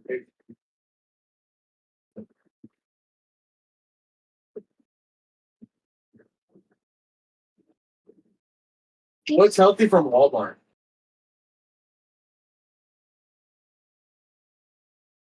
Sandwich. Something else. They had those. Should I do?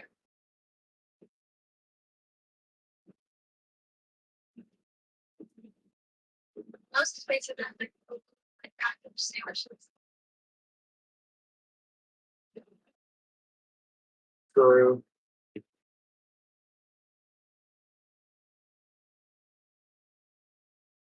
Okie dokie.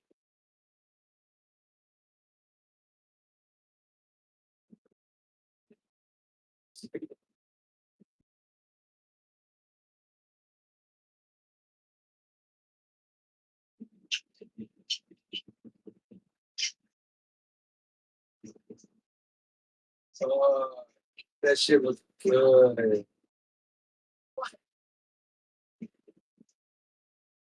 For $4.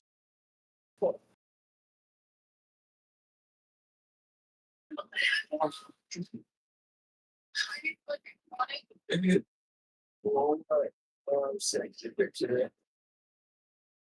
What? Send the picture. Something you picture? Yeah. It's fun. Just make sure that you just. Wow. Well, I'm trying to get some. So good. So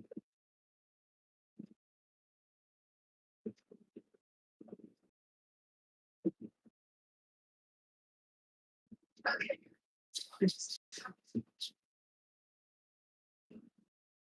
I wonder what aisle it's on. I always have trouble with that. Aisle, hey, it says it right there. Aisle A36. Fire. $4, dude, for that? Come on, you can't beat that. I'm gonna get a lot of it. A lot of them. Stuff like feeling sometimes. I don't know what I did. That's just my stomach feels so empty. It's like caving in. Yeah. Yeah. And because I was gonna eat my mozzarella sticks. By the way, have you ever gone to Buffalo Wild Wings? That shit is expensive, bro. Yeah. But anyways, I got mozzarella sticks and I opened them up and there's ants all over them. So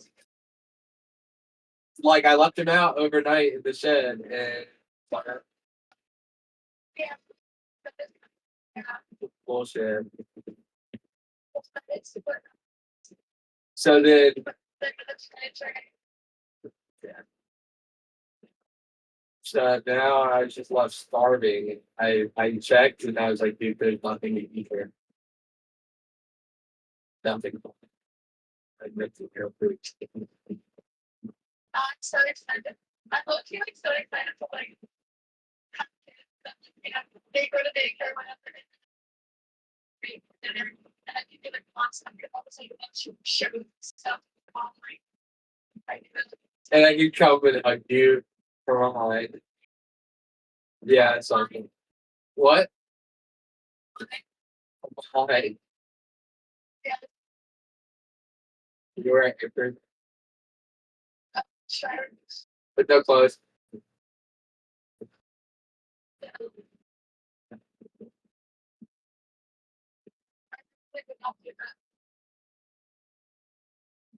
Yeah, no, I believe it.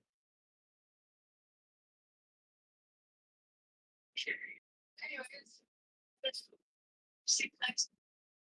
Yeah, that's the period.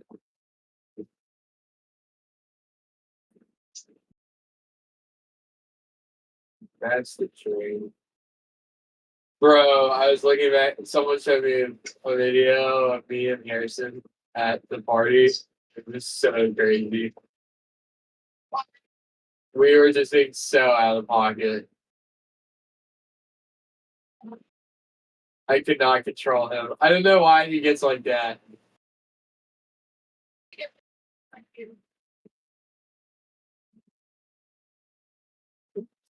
Oh, it's like there was just one video where I'm just like, he's just like 3 pounds stuff. Sorry, Sarah, and it just like immediately like says something about like the like color like Emily and Kat being like brown, and the camera just pans over to them, just like looking at him, and then it just cuts to me, and I'm just looking down, and I look up, and I'm just like, we're all racist.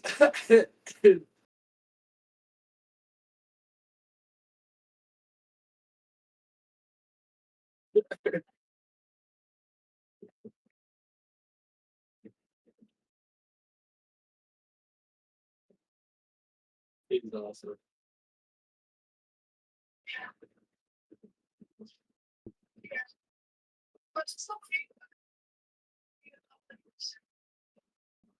What is she?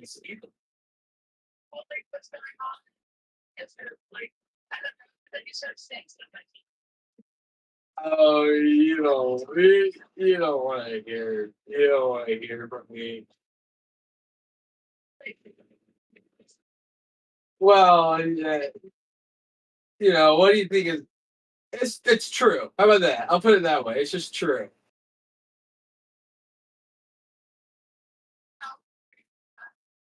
What do you mean?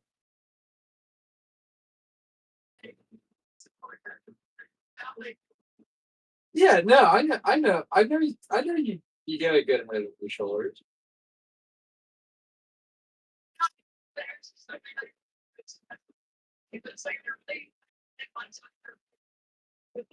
Well, yeah, I don't know. It's like I don't know where you're gonna find anti-Semitic and I mean I guess I can bounce a few ideas off here, but but like for the most part, I mean, dude, that shit just goes so deep. It's such a huge rabbit hole. Holy, like it, and like just like how integrated Israel is in our government too is insane. It's actually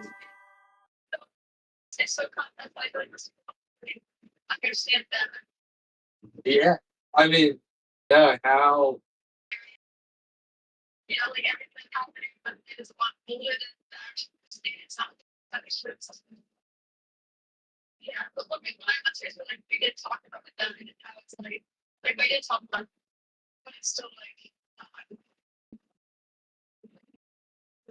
and I yeah, it's crazy. I I don't even know, but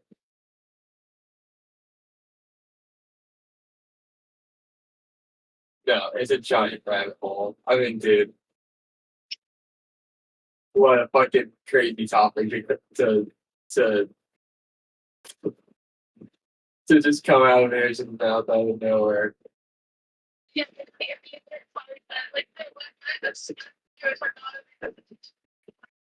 I was like, no, she's chill, she's chill.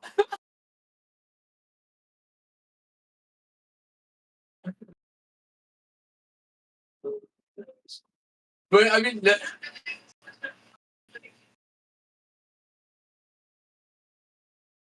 yeah, thanks for taking it with a you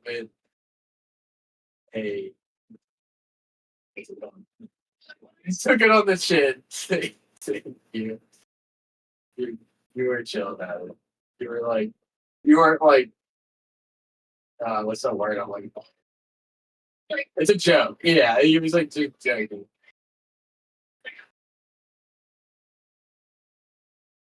Yeah, right, right.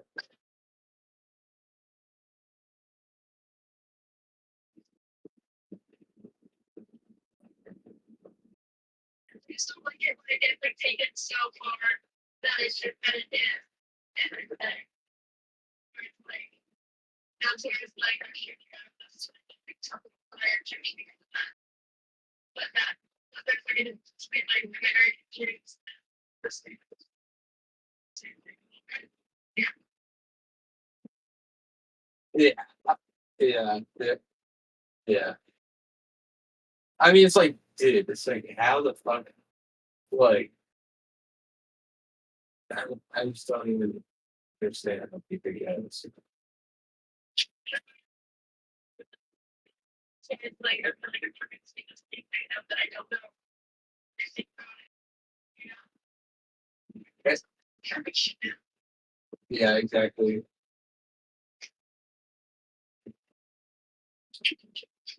Okay. Okay, so you can So he's there. say, Right.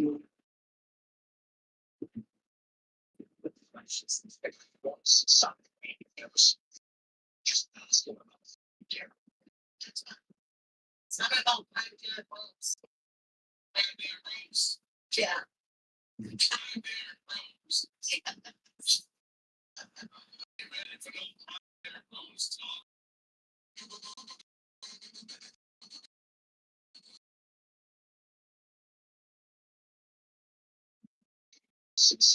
Something else. Just ask him about care. That's not. It's not about backyard homes. Backyard homes. Yeah.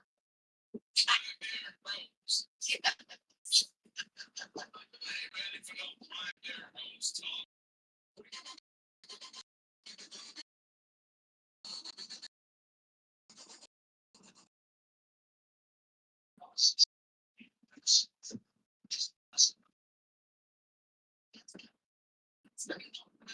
homes.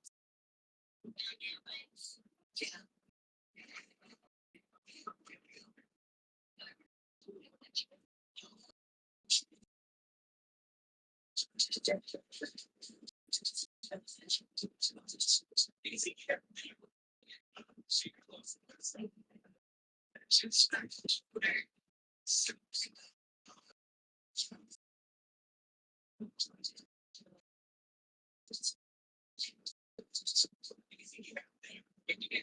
Secret love. Secret love.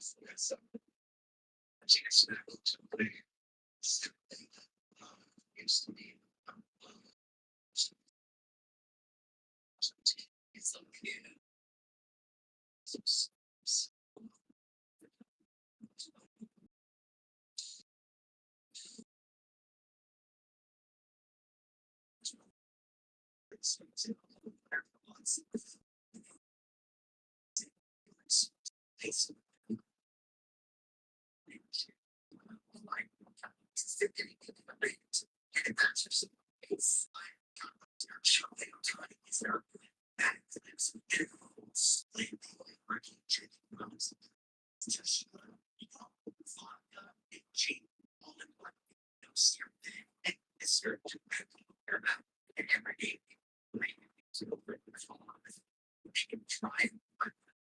So that the picture was great to money.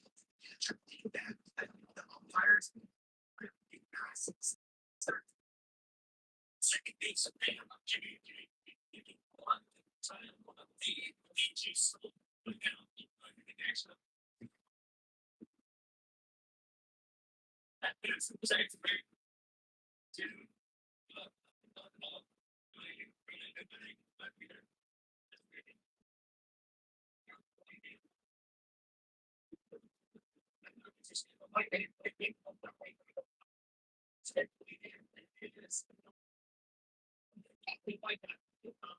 Pitch. It's not about you know, you sound like Skip. It ain't no jobs. Ain't no jobs. Same thing. But that's do that. I was the same. Let's see.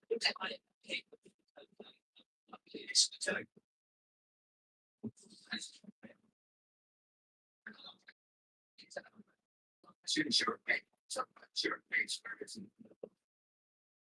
So it's the first case. So,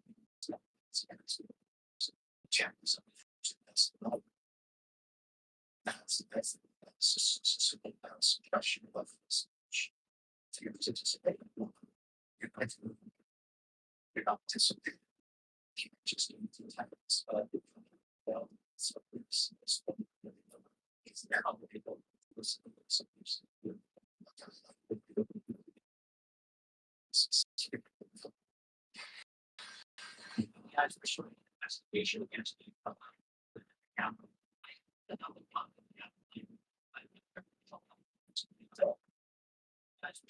guys, for sure, investigation against the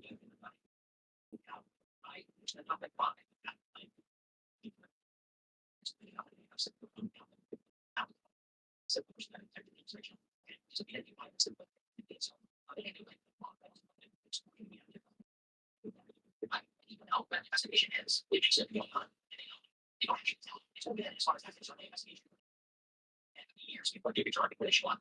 It's fine. It's like not to do that. What I bring up to do, they train something. It's not. So I yell at them. It's not security, but that's what so I'm supposed to be it's like, yeah, I see how they check it out. $0. Yeah, yeah. So this is she was investigation is up to me. Based on my transaction. And subtracted my entire bank balance.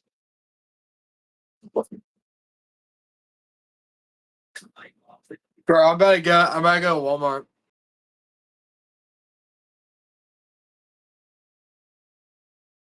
I go to Walmart and get those things. Oh my god, bro, look at that.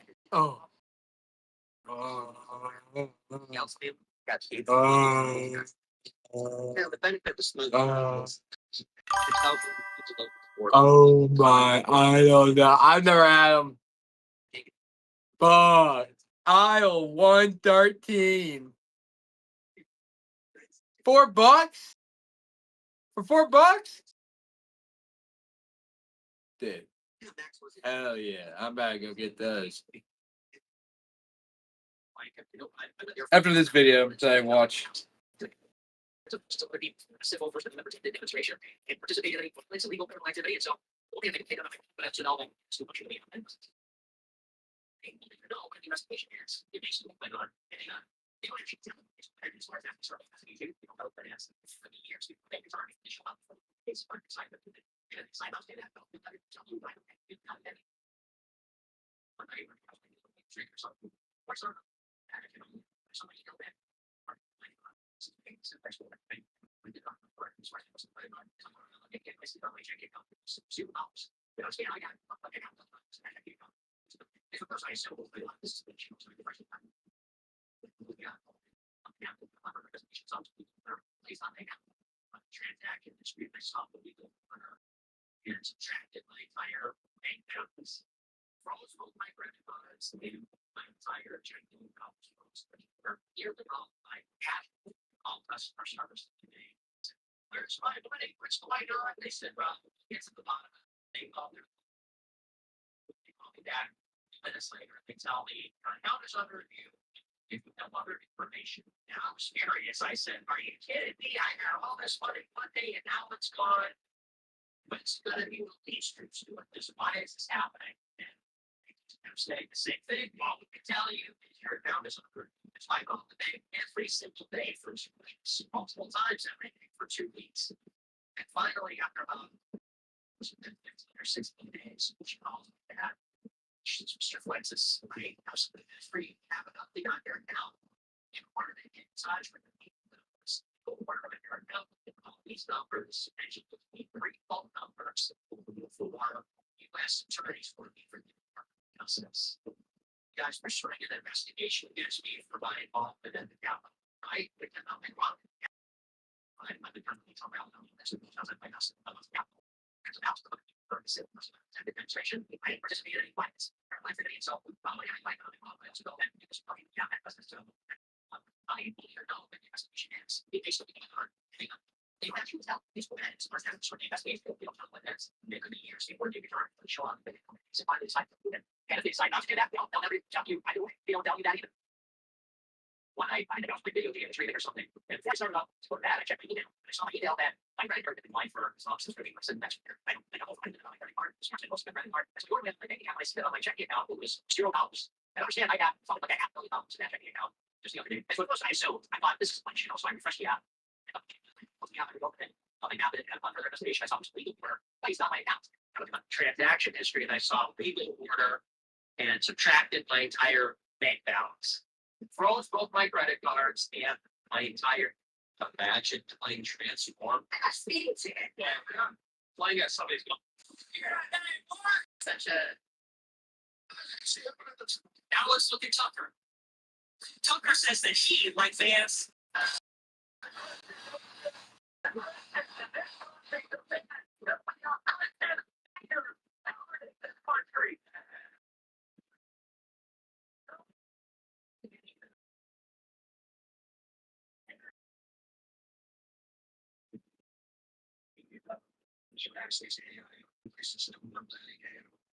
You're replacing yourself all this opportunities. These things and watch everything and know it. Oh shit, dude! I forgot what I was gonna do. Yeah. Yeah, there's just not a lot of good things to fight for, man. If I do find something to die for, I would happily do it, but I think I gotta make that up myself. Right? Just like monkeys. Barbecue. Oh, I didn't know there's a barbecue on. All right. I'm about to cook. This just better be so good. Gas. I'm a pass. Gas.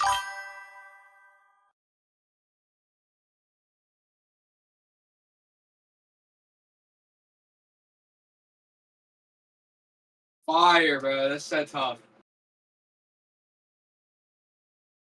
Khalil.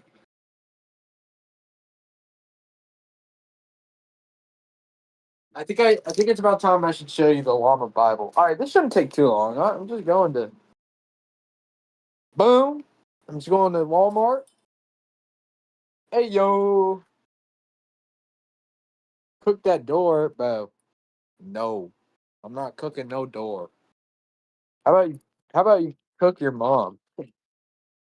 How about you cook your mom? All right, gang. I just don't feel like setting up chat. This shouldn't take too long.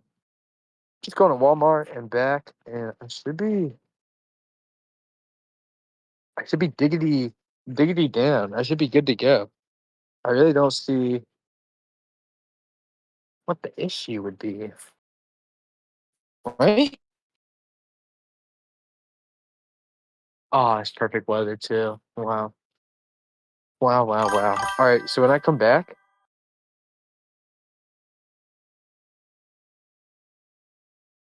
I'm gonna finish that video that I was working on, and then I'm gonna finish the other video I was working on.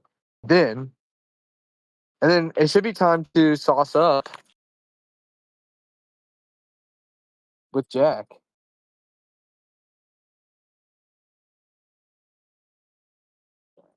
Oh, dude, my stomach's growling. Yeah, this is a good move.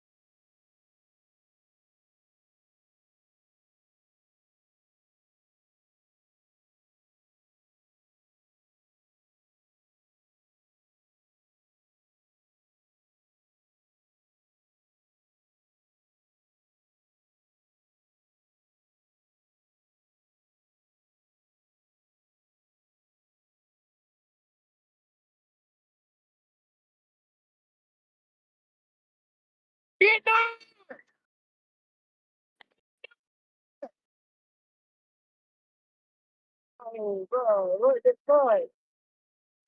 Man.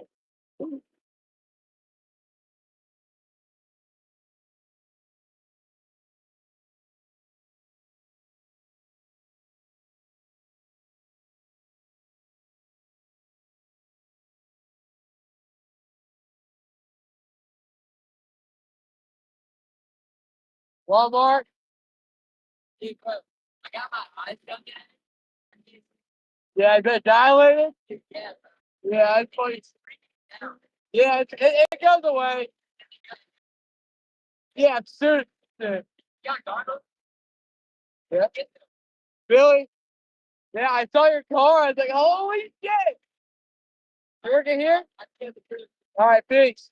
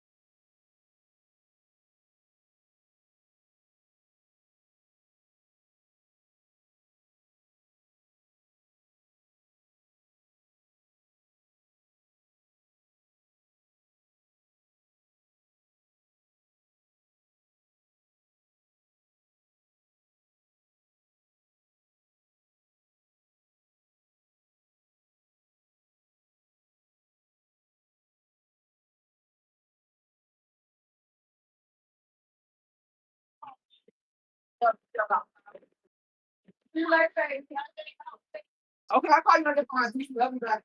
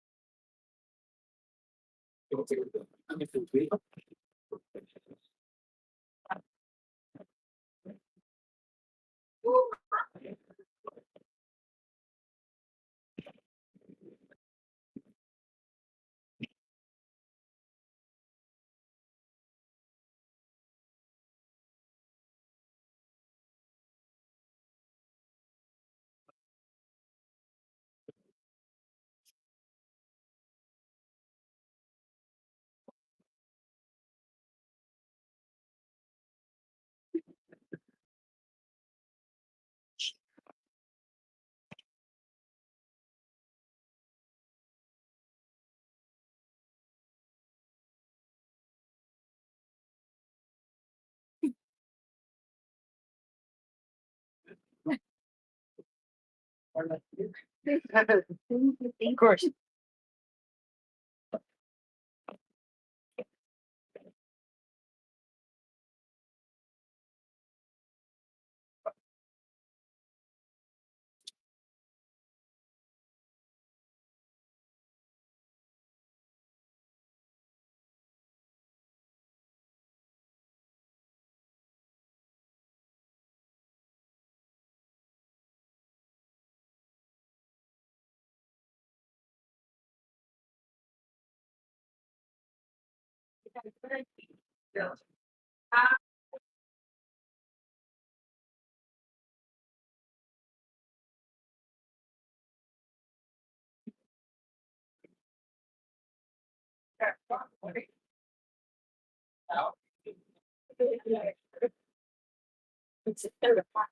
I know it wouldn't. I mean, it carries. You know what? I'm thinking for that.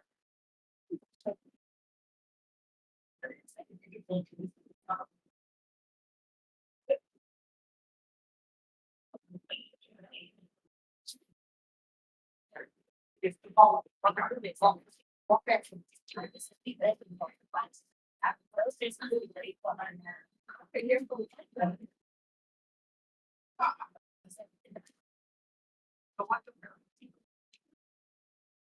Probably got that.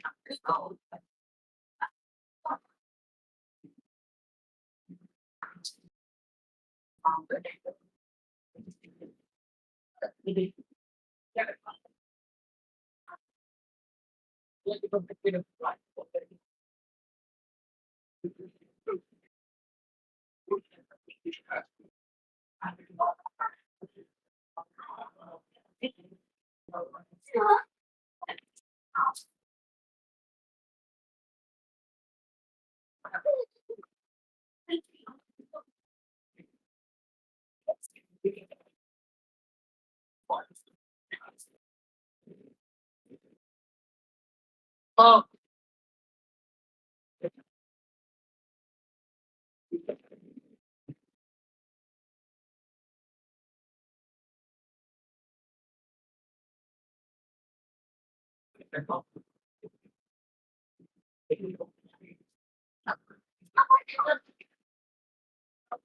Who?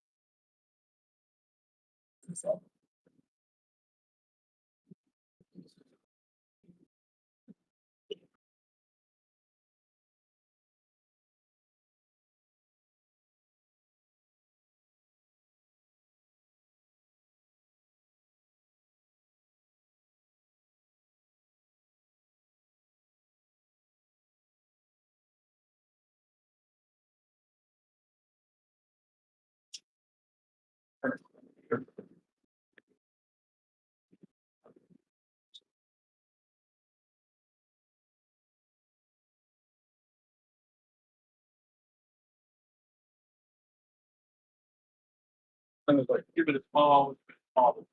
I give it three small things. But I thought about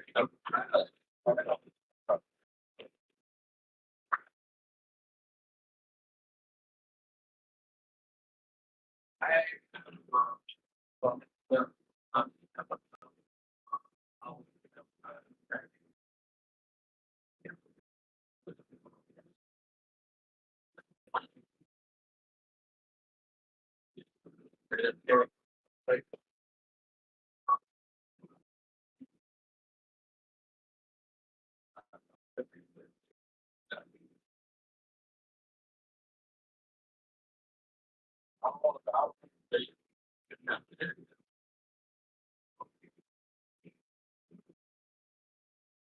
I'm here. I got to see you back in the back. Definitely. Yeah. Another one. Thank you. And I would keep it.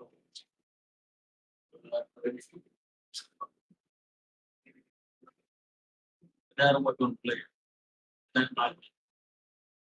Yes, that'll work.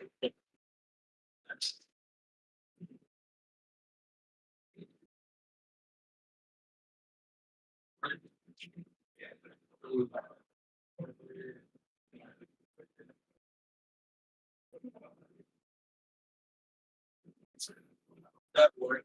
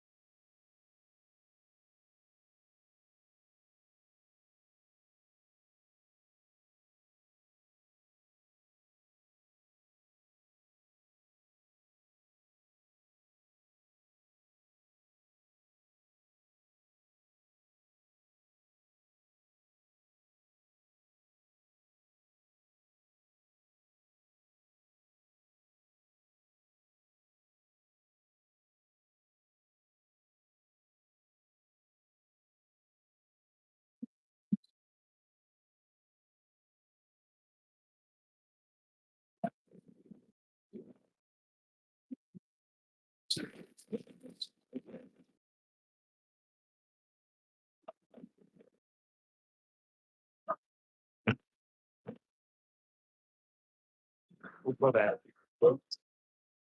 Sorry.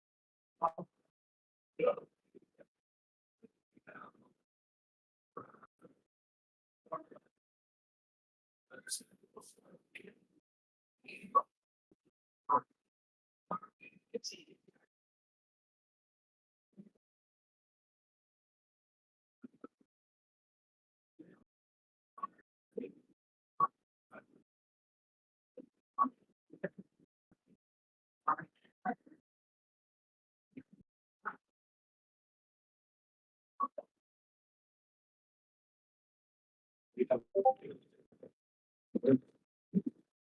together.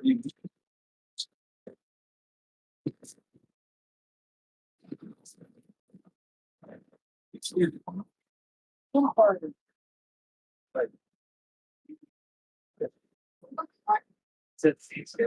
Like, He's there. You don't think he's still the cashier.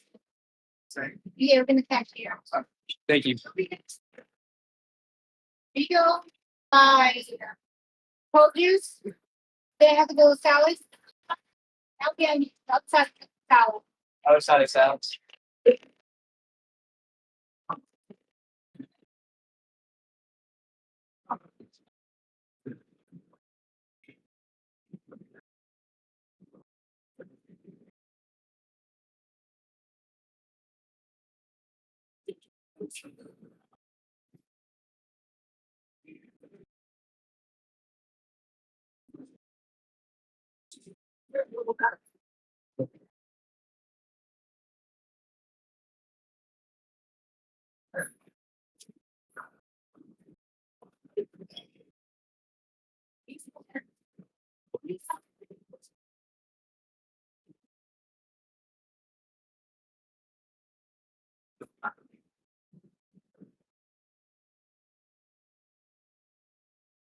The same.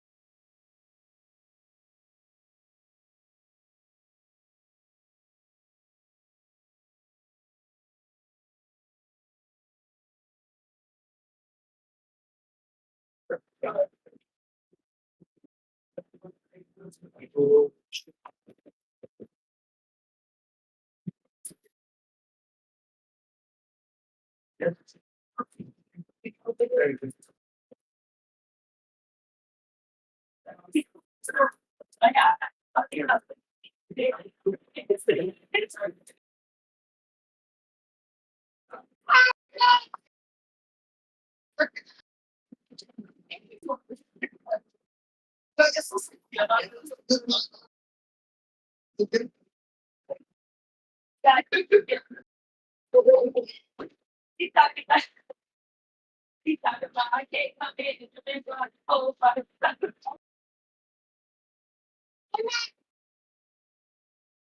She's not me. Oh,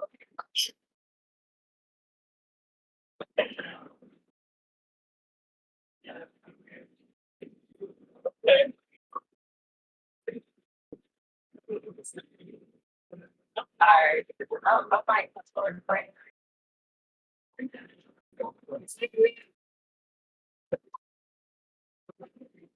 Sorry.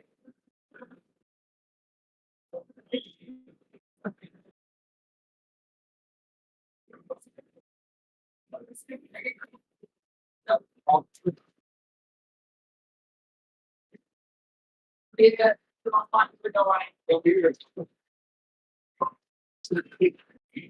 Yeah, you ready? That's like something. Yeah. They not to be good. Do you want help tonight or not? I'm glad I help. Oh, no, you don't. You got good beer, so it's easy my space. I ain't talking about that. I'm saying about the people. I want to get you kids. Not just reading. Yeah. The country. Yeah. What's the candy? And they gummy bear went down her throat. You were supposed to be here watching. Dude, I don't even be really you found it. Hold on, chew it. I do. I'll obviously pick up. That's young. That's young.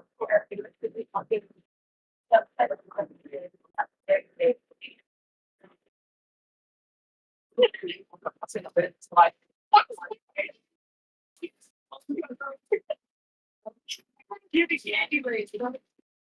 I have to look at the day now that I'm not here.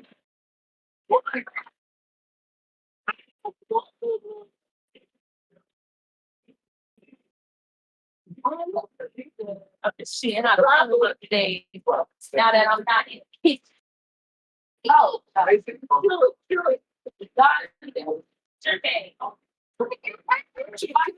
a hot day. I got no breakfast.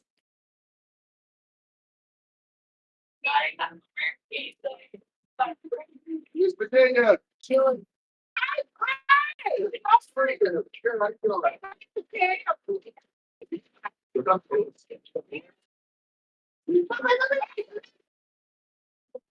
My sister, my finger. Feet. There's good though. You work around me. True one, I don't hear you. True one.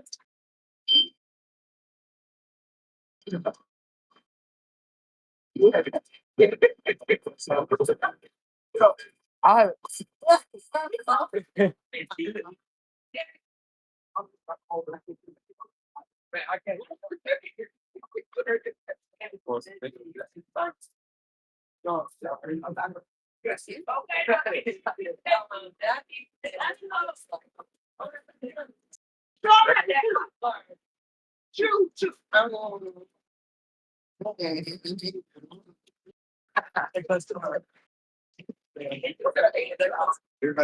Oh yeah, I was gonna get some. Can I get some food?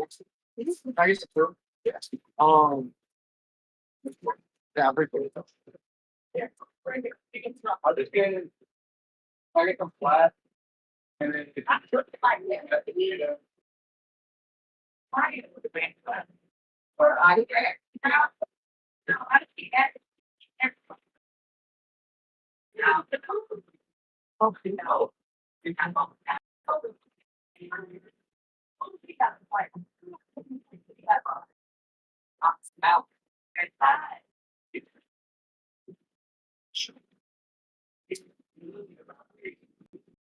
Oh, really? No,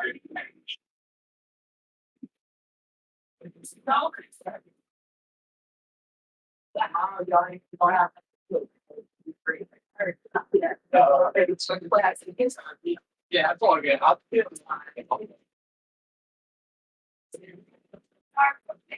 I'm not. Don't be your dog. Oh, no.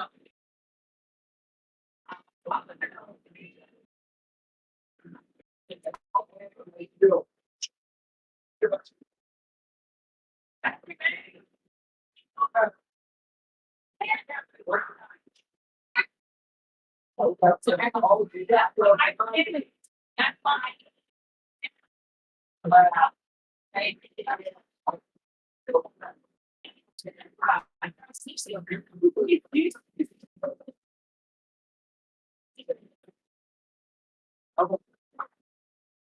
Motivated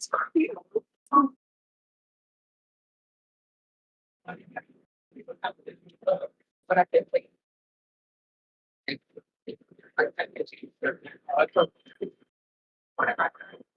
No, wait. Yeah,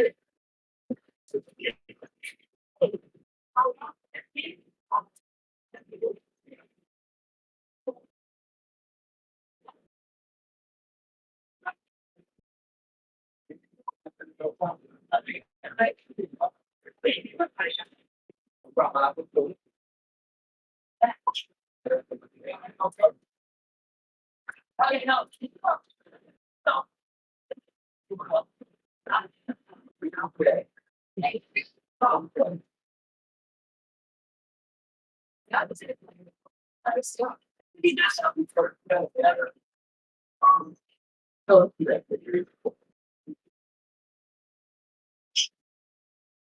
I think that. Yeah.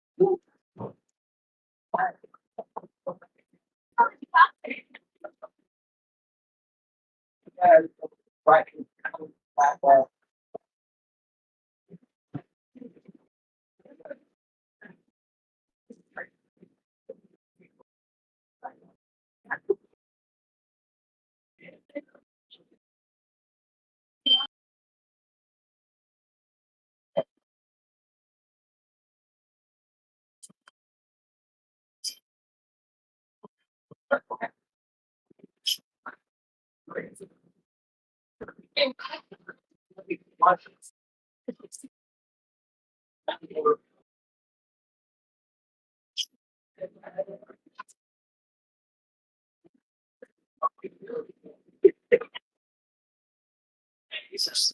Therapy.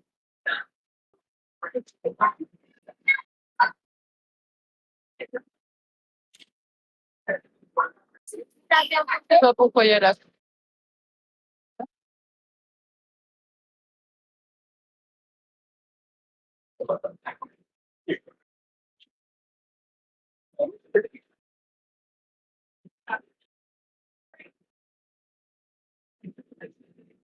Hey,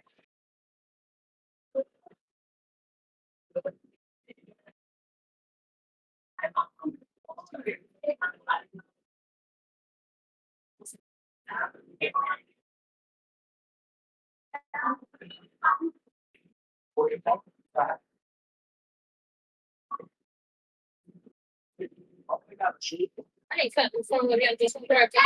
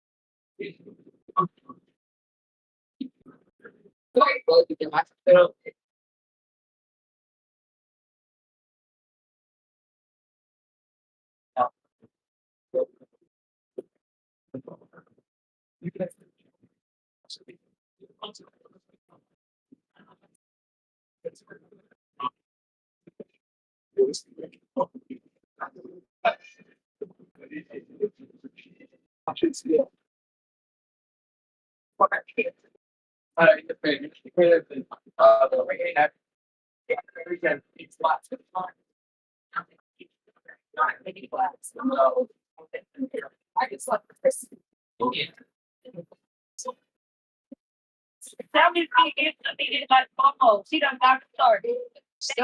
And I hope you taking her home with me. Like.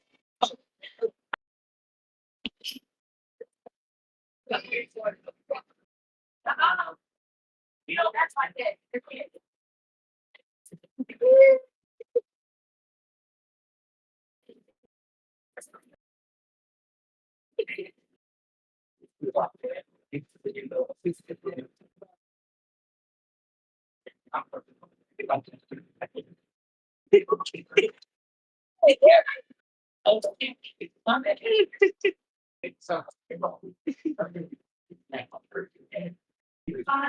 Oh, no, baby. Yeah.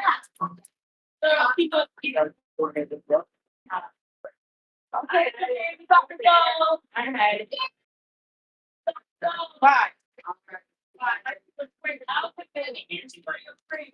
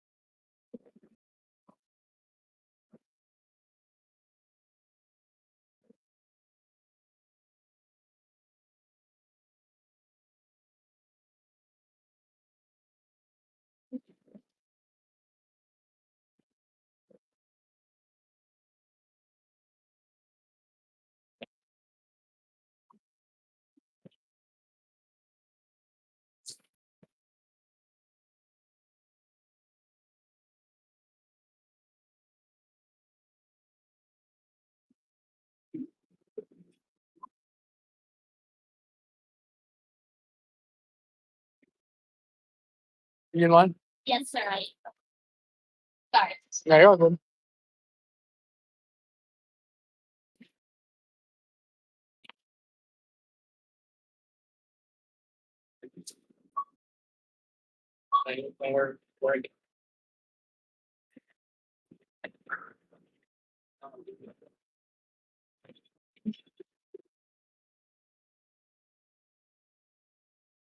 Wow, I love the ball.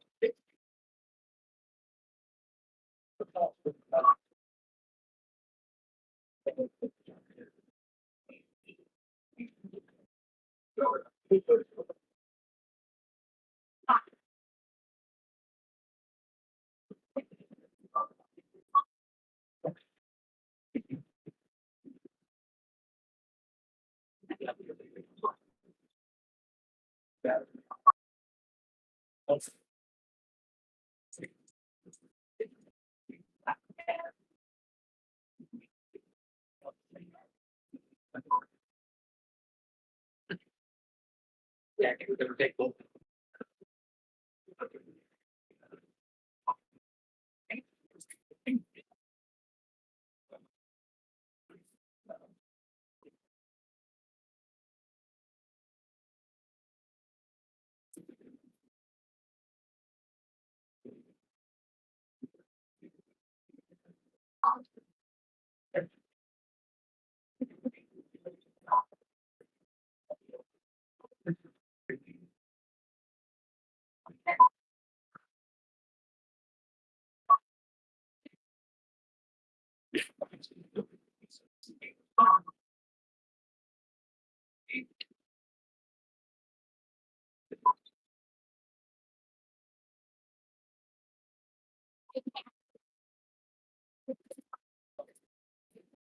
All of them.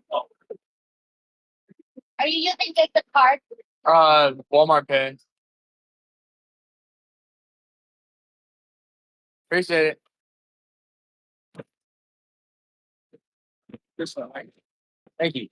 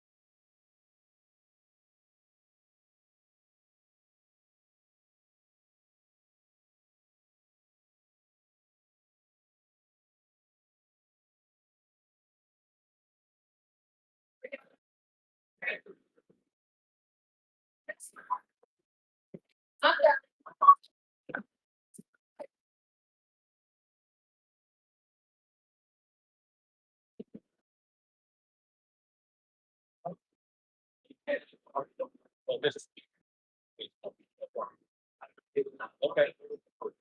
Oh, it's.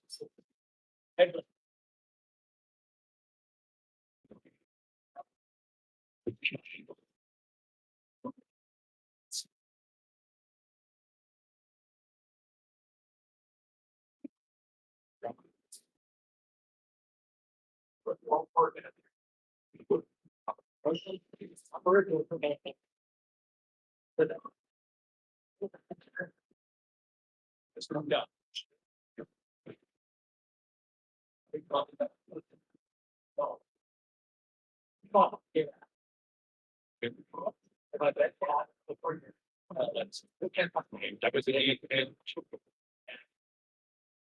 I used to be tank to spill.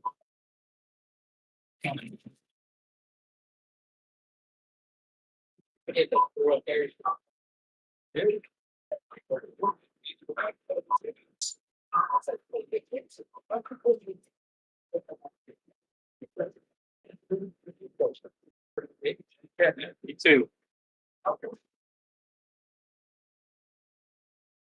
Thank you that much.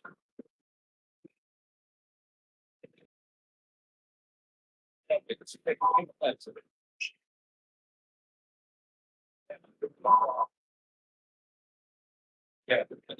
Yeah.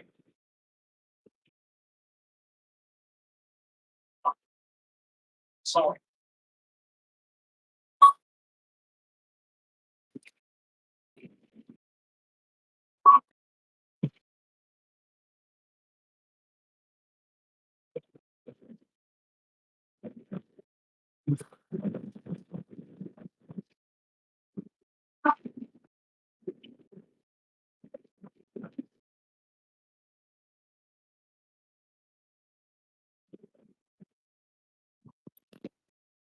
Okay.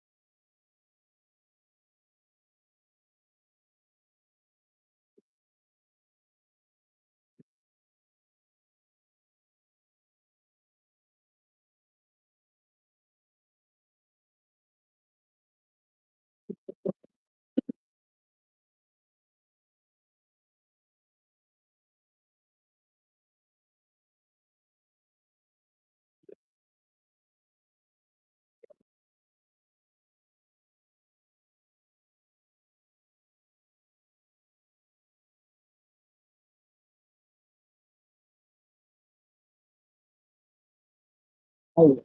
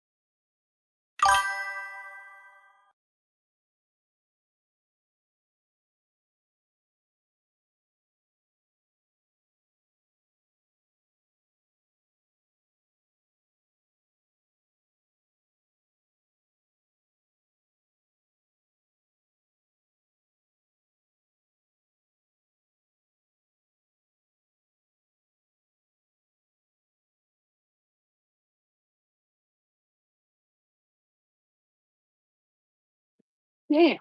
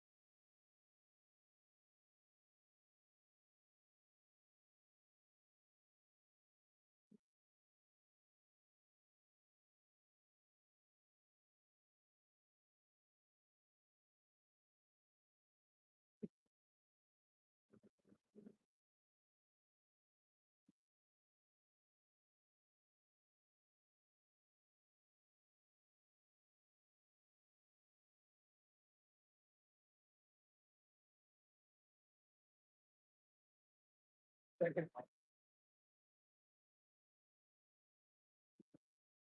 1 hour. I don't even. No, I can't do 1 hour. What am I saying? I can do later tonight. No, I don't even know. Yeah. No. All right. 9 o'clock. Possibly. Yes, that'll work. That might work. Yeah. It might work. It might work. Don't get your hopes up. Okay, kitten? Do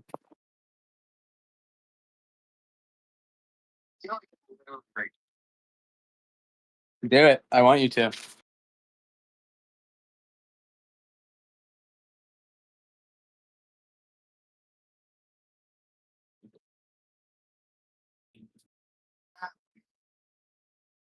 You're the rat race. Have fun with your. Have fun with the rat race. Right.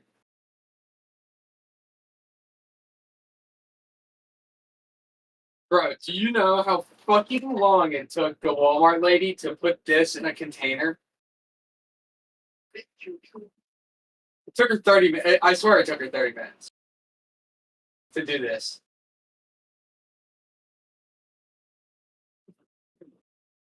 Why? It just. What's this? Hello. Wait, why can't you see?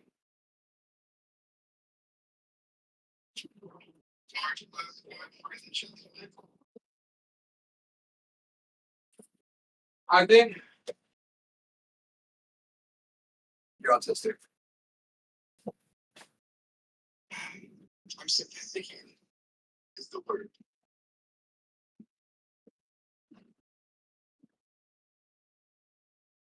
Oh, I can't wait to see that. I can't wait to see that.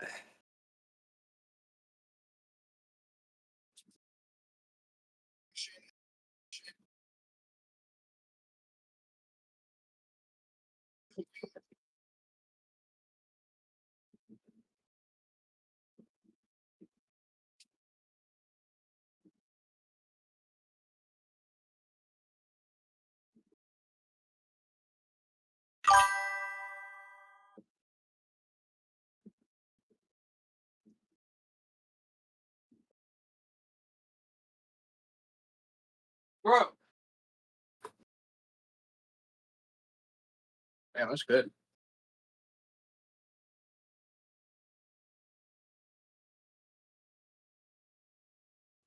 He has a very distinct face shape. Bro, Walmart didn't have the wraps. I searched everywhere, and then I found like where they're supposed to be, and they just weren't there. Crazy. Like what the hell? But it's okay. I got a bunch of food that was good to make up for it. This is pretty good. But damn, I was looking forward to those wraps. I'll be on the lookout for them.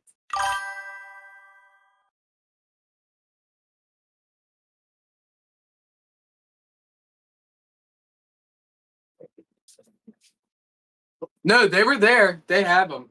They have them. They were just out. Like they just ran out of them. Some bullshit.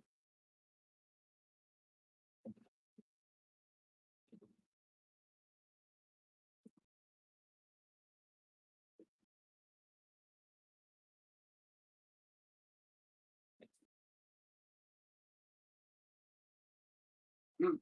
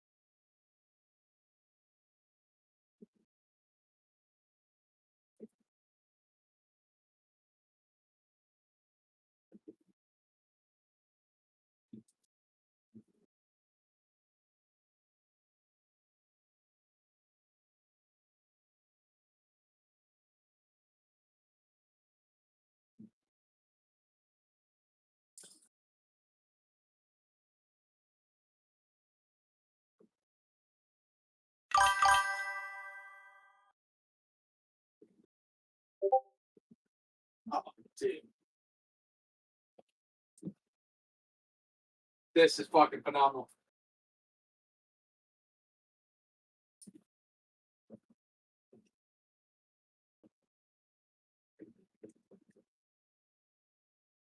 Post it and I'll watch it. Post and I'll watch it.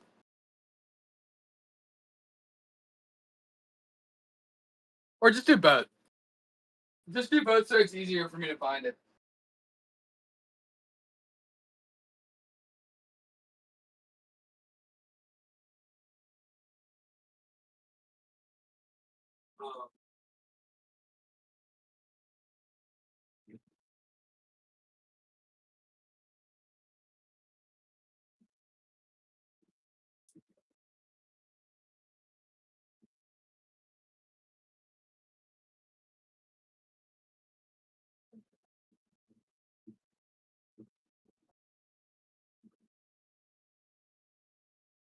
All of it out.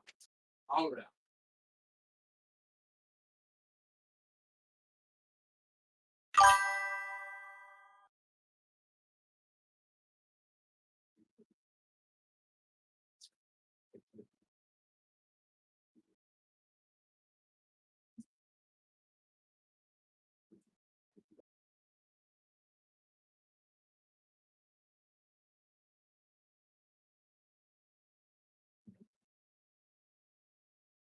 Oh yeah.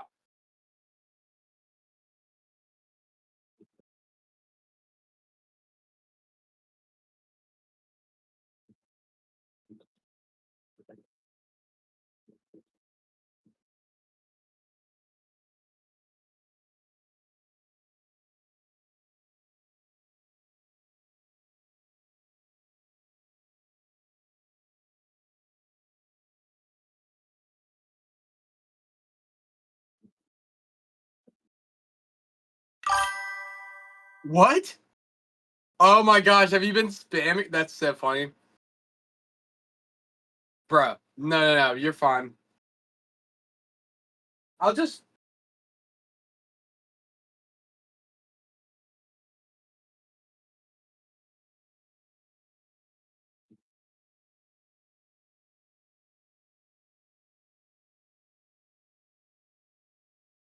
I think I'm gonna start charging my iPad,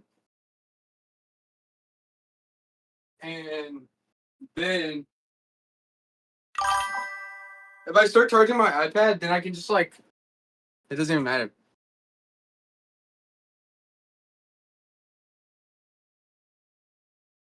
That's so fire. I can't wait to see that. Definitely, I'm so watching that on Keeping It Real. I'm not gonna send it to him yet, but he's gonna love that shit, man.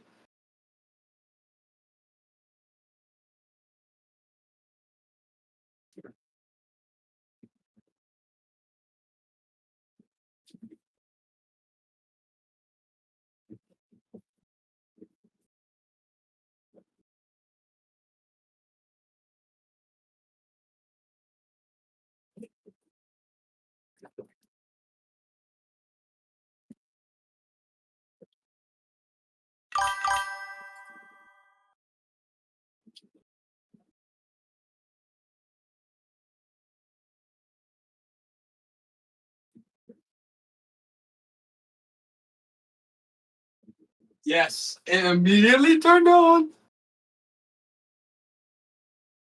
Yeah, I know, but it's gonna be even funnier.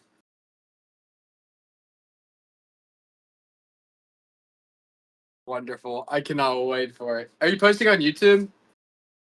Yeah, you're posting on YouTube Shorts. Oh yeah, I'm pulling up Twitch on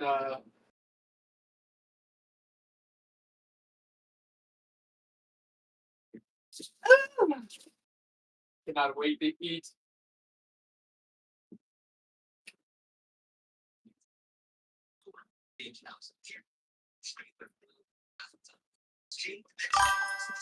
These years.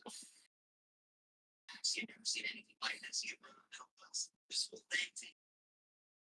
Yeah, the illegal season are video layouts of the piece of the game, the itinerary. Able to drive from Valparaiso, Texas, where they were at Houston, Texas, would to be about an hour and a half to get by the. Yeah, let me know when you post it. Miguel said Elvis put the minus next in the front seat. Said Elvis driving. He said Elvis carried a bottle of crazy. Which kind of seemed a little bit weird. But when Max had shotgun in the car, it made no sense. As Miguel dusted the car and the brains, it made the smell at least look a little bit weird. So City shotgun with three labels that they all took off. And Miguel laid out why was this trip so goddamn long. City had made the one checkpoints is like they're driving for CMU by stop. Honestly, trying to drive through it is really good. Even trying to take the street over isn't a small one either. So you get by an immigration checkpoint that has millions of dollars of it. You can't just make the next science reader even freeway over. You have to go all out. And they were taking all super roads. Five in Houston, Texas, the trafficking up in the United States. Miguel was paid out $6,000 in cash. For a couple hundred, the tax was. No, make them lose. It doesn't really matter. It's funny. I'm very excited.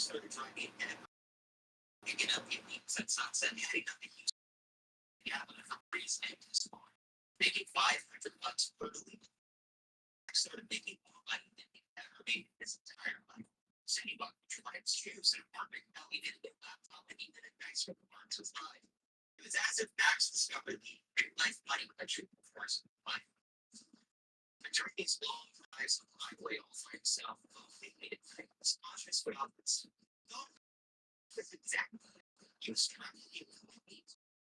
Same things he was just my inherent lines. And the thousands of people is not able to care if that's for the money every night that he didn't have to do that right there. After dropping me, people's off and using it. So that was for the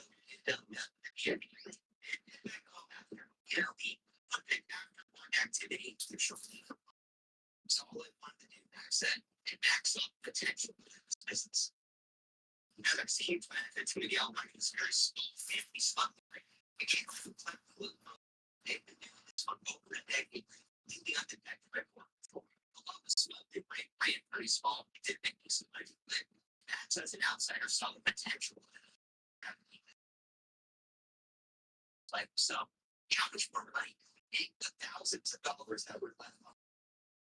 Now that's thinking like the real started on 2012.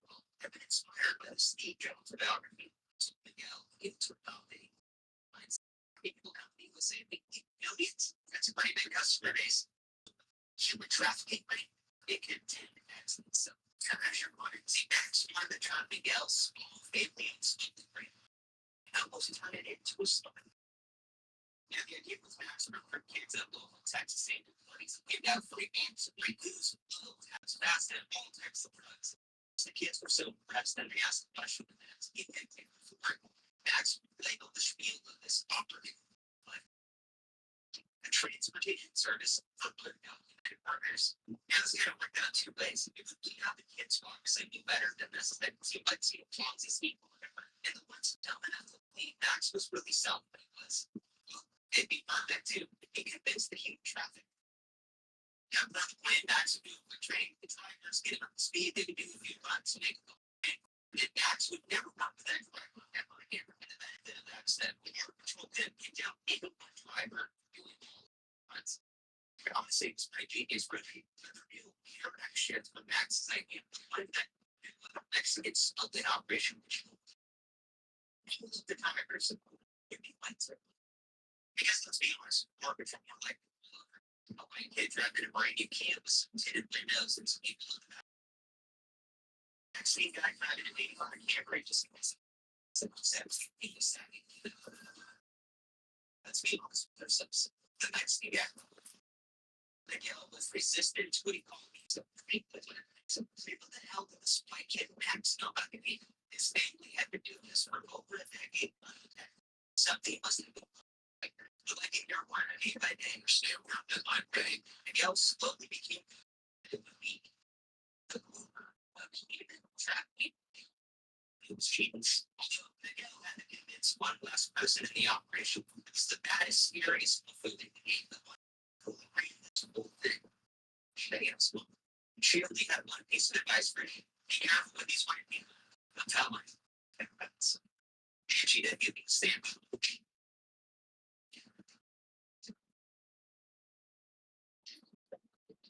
know that the FDA is removing fluoride supplements at all. I had no idea. Until I use rounds and specifically marijuana. This $200 per person. It's pretty bad. But who would be? They might ask. Certainly out of the month. States. Now, Steve was a college kid that just got out of the military. He was using his weed. I felt against massive. He volunteered to get friend Stephen and recently come on the work. It's couch surfing and Max. And that's when Stephen was actually people like me had everything Stephen wanted to get to this market. Stephen and Max was in the school's monthly business and it seemed to be going pretty goddamn well. When Max suggested he do his own smuggle under to get some fun. Steve Buffy was going to get me better. He had his military careers offers degree. It simply wasn't worth it to do that. So Max had another idea for him. Instead of couch surfing, he suggested he could stay at his flat and else market. So smuggler, he made good money. Plus fine, and the best part, you would charge him next to nothing. Now with the flight in his suitcase, Stephen showed up at Miguel's house. And he was supposed to smuggler. You know, Max accounts a month got things, but Stephen opened up the door.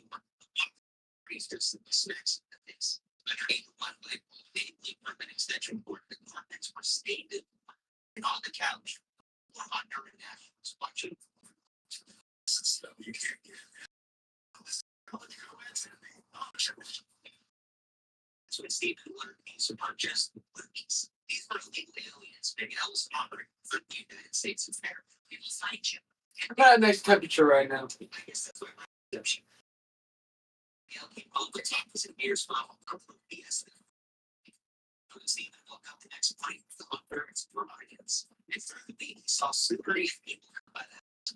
It's Mexicans, Mexicans, Venezuelans, Stephen even learned that's Spanish. What's funny is whenever Steve Flock goes over the show, it's a wild outbreak collection. You always told him that don't worry about the people sleeping on the floor. That's right, it's family visit. You have to get some potential with this Stephen and it's trying to get some stuff. Stephen, people suspicion is Spanish. The best part, Stephen has a cut and no cob with Emma. Every day he asks, Steve, if you get way too much fall on it, I'm running away for something so dumb. What the hell? Somebody struggles to get outside paid Stephen $100 to babysit new people who raise money for the market. Because I'm gonna Stephen, well, all of these illegal aliens, they had debts that made everybody else family. And the next week hung over, Stephen woke up after BS somebody's perfect.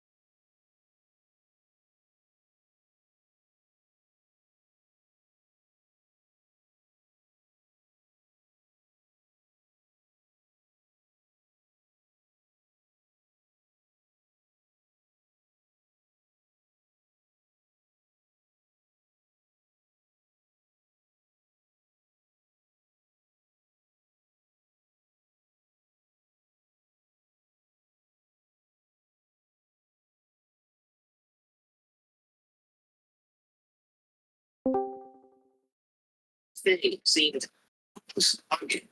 These people would have been so excited to buy thousands of dollars. And even Steven put in with Max since day one. He was even throwing the towel. It was the Max was devastated beyond betrayed because Steven was not the graduate. Figured, well, I'm gonna go get a real job, quote unquote. Because he was all the money I made smuggling myself out until then. Really lost and betrayed Max abandoned yelled about all these drivers getting so I mean, what the hell did he know? Who never dealt with these bullying problems before? I mean, this whole expansion was Max's idea anyway. So Miguel drives the Valfurious to the big boss. He'll get some advice, maybe, up the bear down, just tell him to slow down, give me amount of people they need to smuggle. Rolling up to the ranch of Valfurious, Miguel knocked on the towards Greenwood. Gary Gilbert yelled, Miguel heard the ghost Taking inside, he saw shaved head next to Mona listening to the airs. Seemed like the operator from the as Gilbert welcomed Miguel in, spearing the coat dust on his thumbs. Miguel began to rant. They couldn't smuggle the stick. Swimmer forgetting spoke, and he didn't know what the hell to do. Gilbert rails another line, and as he stares at Miguel, he dials the phone and hands it over to him. You're not stopping this thing. Make sure your drivers are good with the new plates. Or taking the Monday. Who was that? Miguel said. You don't want to find out. Miguel knew his head would be on its hardest real soon. He didn't get his act together. Passing the stress of getting chewed out down the line like some middle management company, Miguel told Max they weren't stopping him to help find new routes, get new drivers, just get goddamn them. And this wasn't even from him. It was from the big boss upstairs. To Max, this wasn't that big of a deal because that weekend, Max had a trip planned out to Vegas and there was no way in hell he was going to smuggle himself. You see, Max just needed to find one driver for that weekend. So contacting the entire group, all of them just had other commitments that weekend. And when he doubles their pay, one driver decides to line up. That was Jake. And Jake Warner was a microbiology major, a white dude. He loved weed, he loved surfing. He had decided to forego a party that weekend for double the pay on a mean night. So Max gave the address, told him where to go, and flew out to Vegas in a heartbeat. Max had assumed that Jake Warner could do the rules and wouldn't get Warners. Jake Warner would be the eventual downfall of this entire business. As the sun set to pick up it on Earth, Jake was bringing the illegals and his people were speeding down the road. He was cutting corners to get to a party and time that. As he flew by a cop, he stood on the brakes, trying to play. Looking, he wasn't speeding. He just saw something in the road. So once they were ready to in his mirror, Jake knew there was no way out. Because Jake can't cut some serious corners. Instead of taking the super road that took an extra 5 hours, Jake took the main road, swirling with the control all of. Jake, being a little bit greedy, decided to take 6 illegals to make some extra cash. Jake was arrested, taken to the custody. Now, Agent Hunter of the Department of Homeland Security assumed just gone to college, being trying to make some side gigs. As Jake tried to talk his way out, he knew that it wasn't his thing. There was a man named Max in Valfurious, Texas. He was the right leader of the air operation. Agent Hunter even said he was actually surprised at how much information he was able to provide based on his staking out Max's apartment by the members of all of it. Once they saw him inside, the Valfurious with his stripper girlfriend in tow, Border Patrol called in for backup. By the time he arrived at the ranch, dozens of snag agents were hanging out the rough. A dozen not partials included. Max was about right in. Was he screwed? Now charged with smuggling 4 weeks, Max was bailed, ordered up, and like an idiot, let me smoke it was from that door. They received word about this. Oh boy, he felt like they just talked about the demon.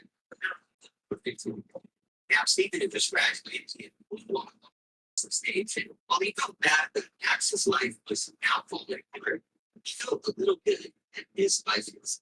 As Agent Hunter searched through Max's field, something named Stephen Spooner over and over. He was the key to this entire operation. In a risky move, Agent Hunter left his business and hired Stephen's new apartment. Stephen Little, Jim Chan. Now, interest with how much Agent Hunter knew, had him incredible, showing that he had nothing to hide. Agent Hunter asked him if he'd ever been to Valfurious. And Stephen caught them in heard headlines. Remembered the fuel bombs, the stench of the thousands who traveled by, the gallons of Hermione's in the building, said, this big game on there July thing. That's when Agent Hunter said the scariest words he could ever hear from him.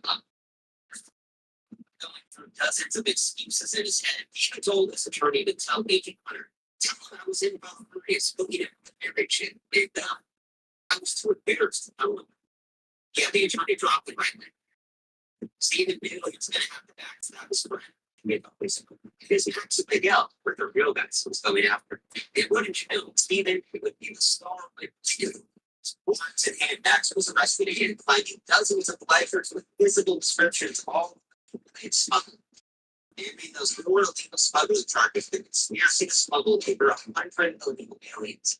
Pleading guilty, Max would get 40 months in prison. Miguel would get 44 months. And Stephen, his charges were dropped, with Max stating, "I would spend a few years as an inmate, and the rest of your life knowing your adventure. Stephen was my best friend, teacher of his background."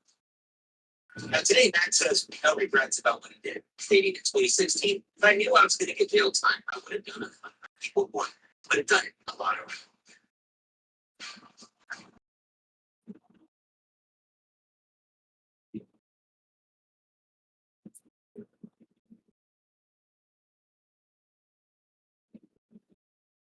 You guys always, and look at the difference.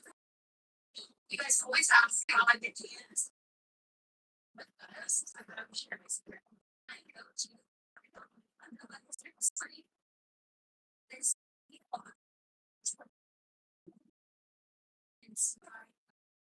just gives like an instant coverage. It was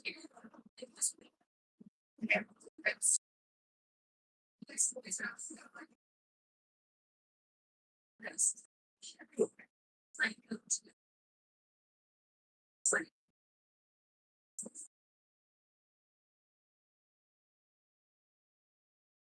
it just gives like an instant coverage. And it's not scared. So great for what Jesus.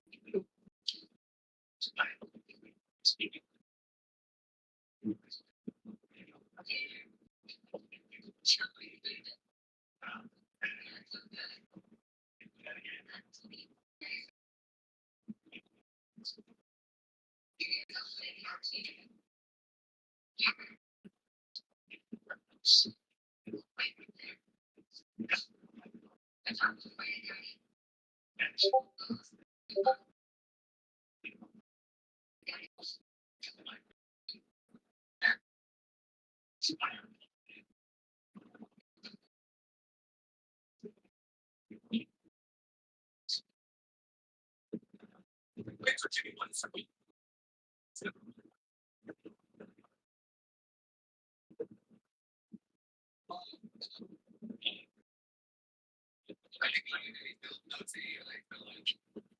It's that it's like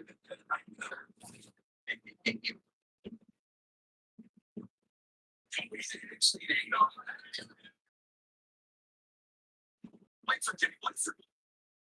Yeah.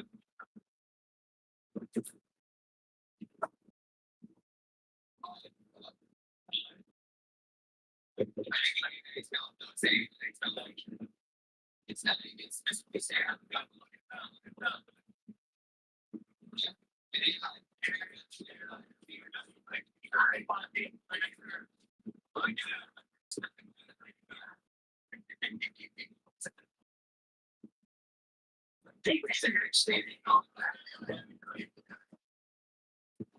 for 2 months.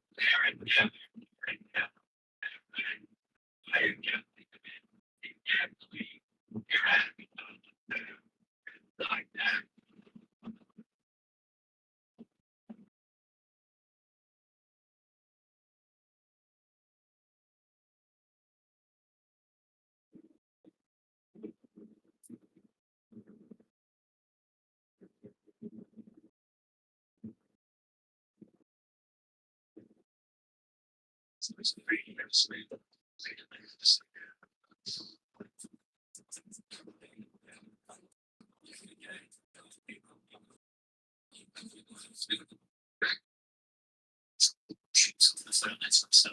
Friends, one thing I knew. That's the but it's like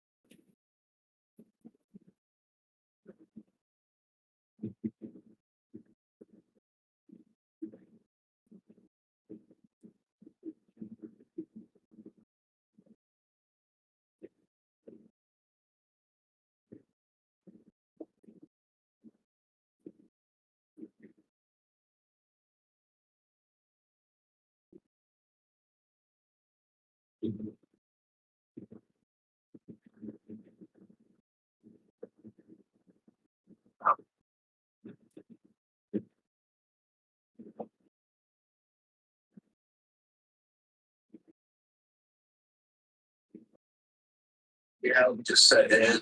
20 years old. I'm sleeping in a van, making this video to vow I will be posting videos until I'm out of this situation. Thank you guys on over 50,000 followers. A year ago, I said at 69K, I'd load this minivan sky high, hoping now you guys can grasp how thankful I am. I'm not making this video to gain any.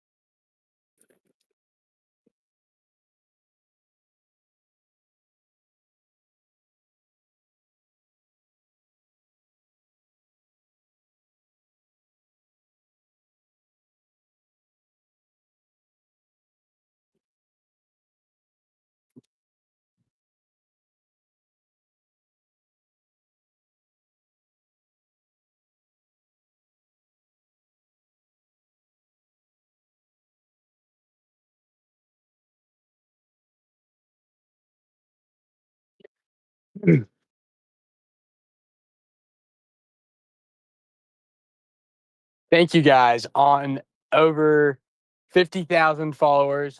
Thank you guys for over 50,000 followers.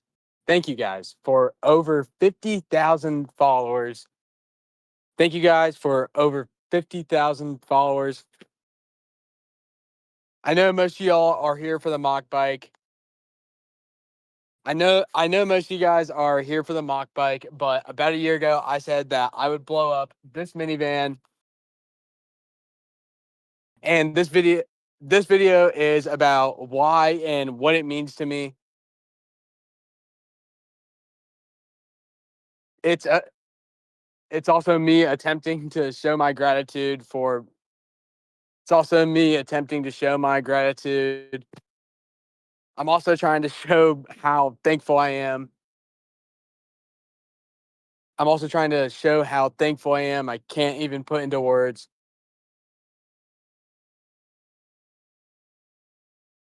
And and I look back at this time and I'm really proud of myself for not giving up. And I look back at this time and I look back at this time. I look back at this point in time, and I'm so proud of myself for not even once thinking about giving up.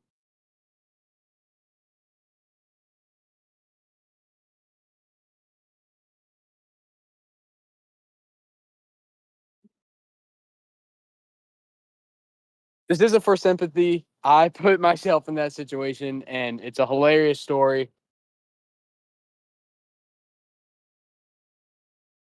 This is also me trying to show my gratitude, especially for my dad who helped me out of rock bottom.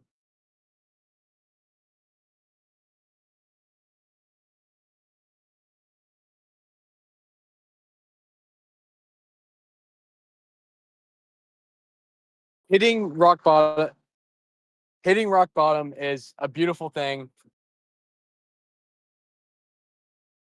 Hitting rock bottom is a beautiful thing. It's the true beginning of your story. So, so try to enjoy it. It's a part of your journey, and it's a part of your journey and who you are. It's a part of your journey and your character, and it's a part of who you are. We're in the final stretch of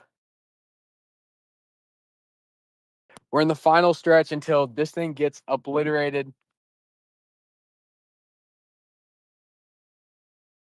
We're in the final stretch until this thing gets absolutely obliterated. So we're in the final stretch until this thing gets obliterated. We're in the final stretch until this thing gets absolutely obliterated. And we're just getting started. So thank you guys.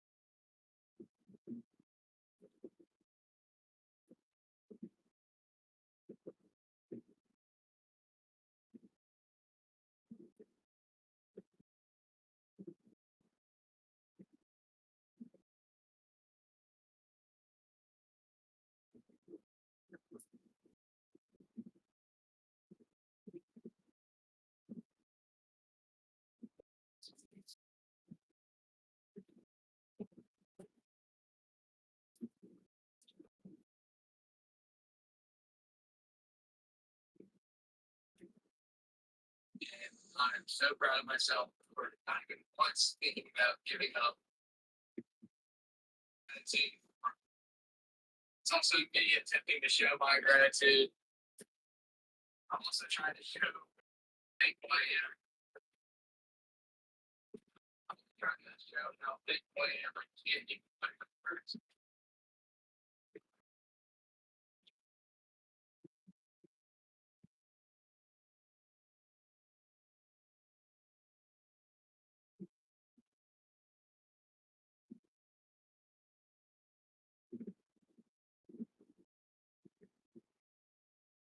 Guys, over 50,000 followers. Thank you guys for over 50,000 followers.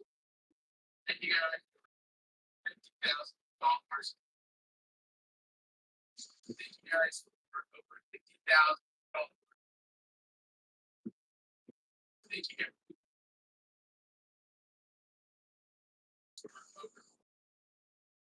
I know most of you guys are here on the bike, but about a year ago, I would blow up this minivan. I said that I would blow up this minivan. We're here on the bike. I know that you guys are here on the bike, but about a year ago, I said that I would blow up this minivan. And this video is about why and what it means to me. Why and what it means to me. And this video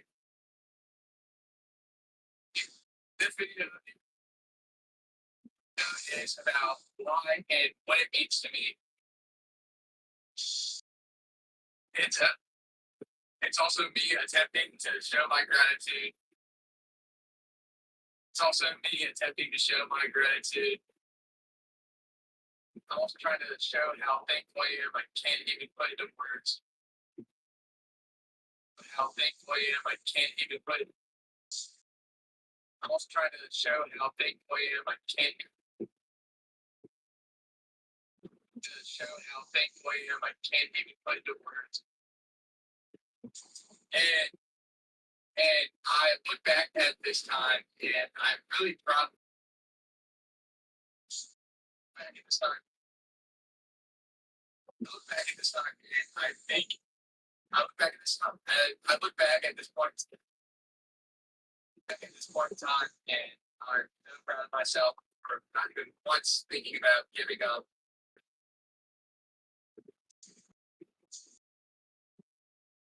And it's a hilarious story. It's a for sympathy. This is for sympathy. For sympathy, I put myself in that situation, and it's a hilarious story. Show my gratitude, especially my dad, who helped me out of rock bottom. It's also me trying to show my gratitude.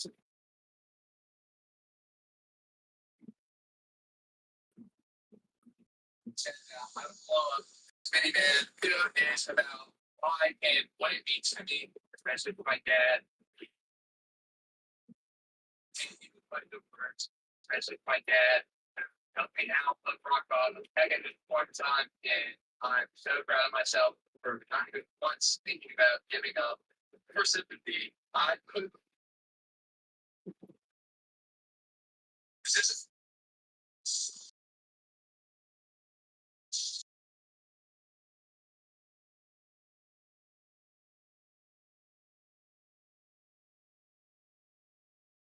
getting rock bottom is a beautiful thing. Getting rock bottom is getting rock bottom. Getting rock bottom is a beautiful thing. It's the true beginning of your story. So try to enjoy it. So try to enjoy it. So try to enjoy it. It's a part of your journey, and it's a part of your journey and freedom more. It's a part of your journey, and it's a part of your journey and more. your character, and it's a part of who you are.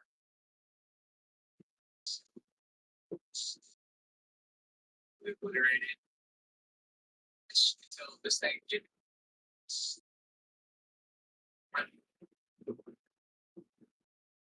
for the final stretch until this thing gets absolutely obliterated.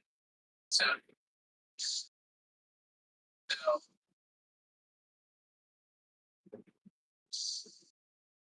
for the final stretch until this thing gets absolutely obliterated. And we're just getting started. So, thank you guys. And for the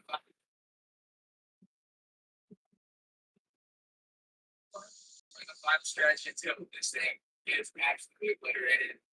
And we're just getting started. So thank you guys.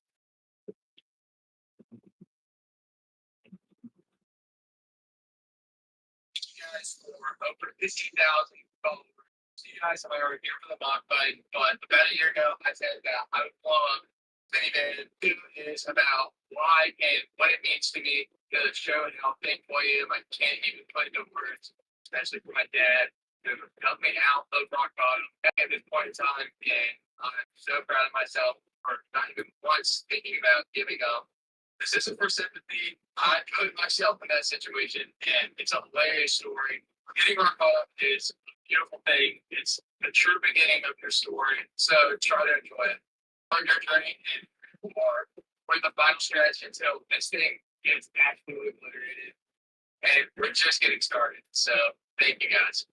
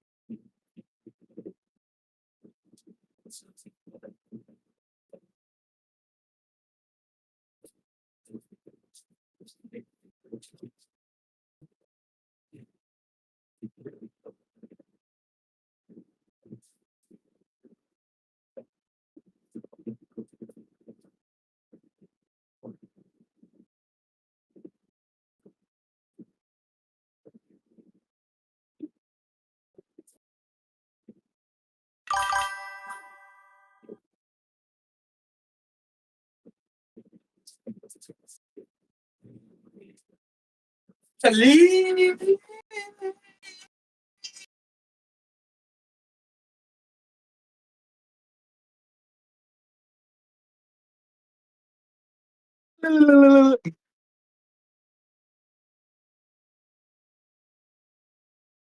No way, you've been fighting the whole time?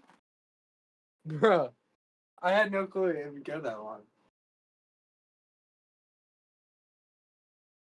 Hopefully it was like some epic finish and not like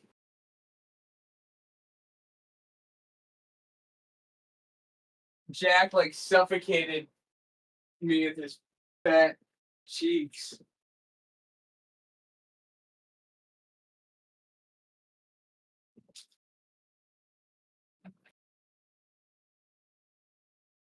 And not Satan long.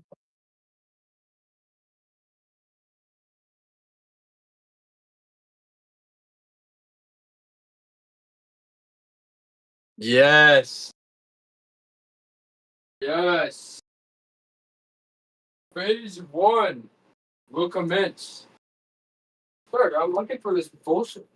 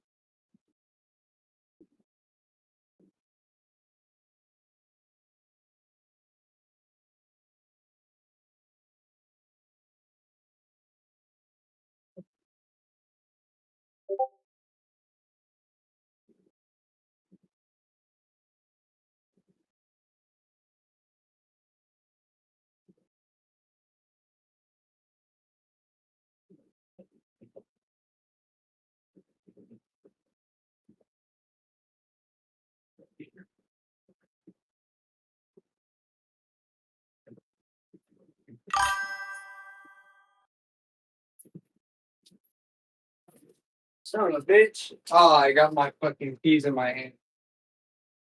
Not my keys, so I have to get them back. And the AT&T dude like sucked me up. He's like, hey man, I made more followers. Take it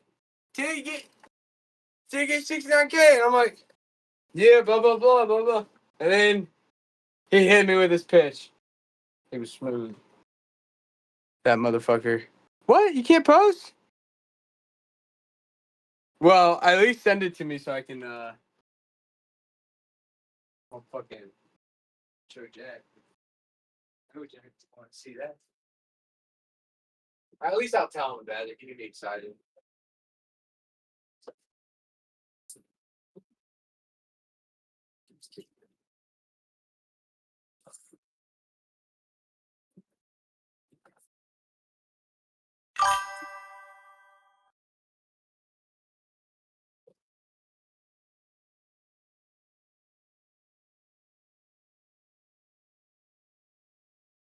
Oh, dude. That's wild. The internet is like changing, man. But it's always easy to bypass this, even if it's like with some AI bullshit.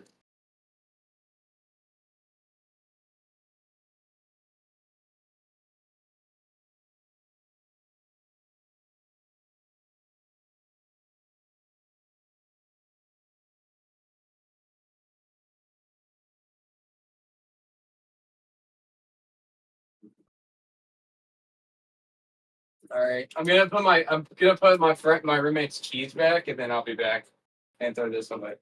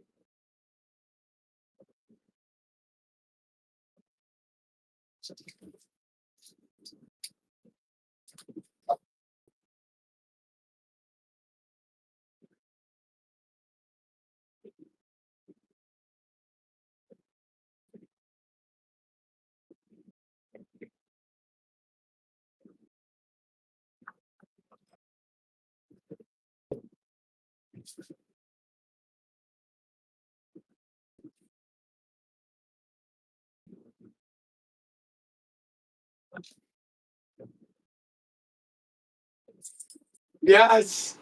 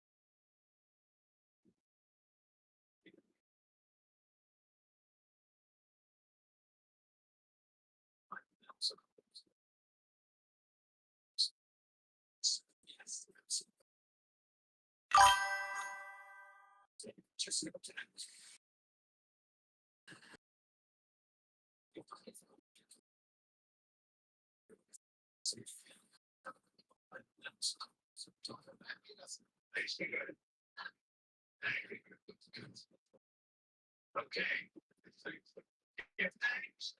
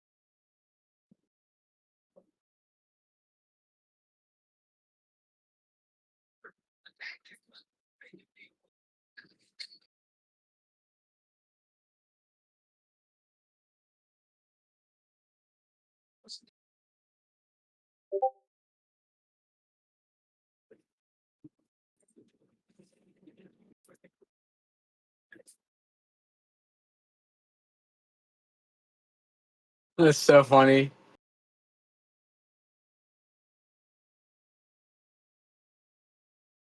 Lately, tell me that the dark side.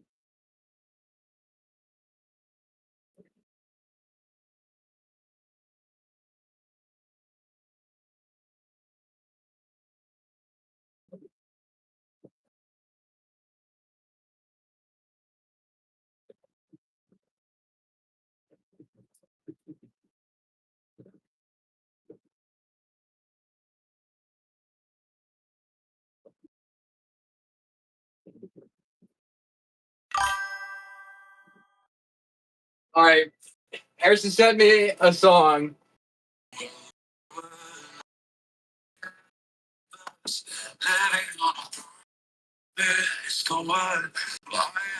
He said, listen to the whole song, so it's probably an epic beat drop. On God.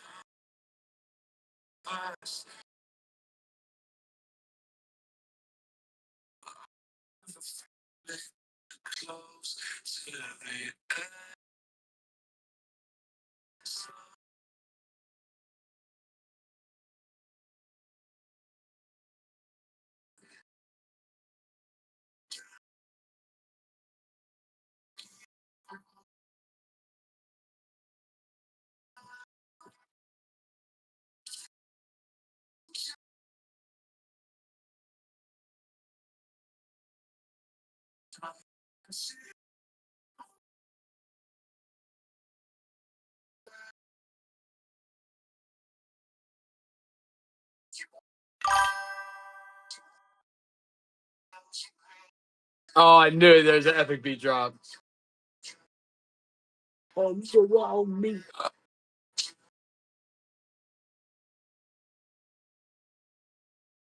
Ooh! Hold on.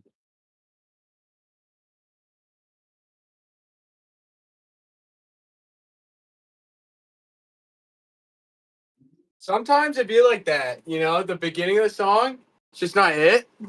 But we're about to get we're getting into the good stuff. I can feel it.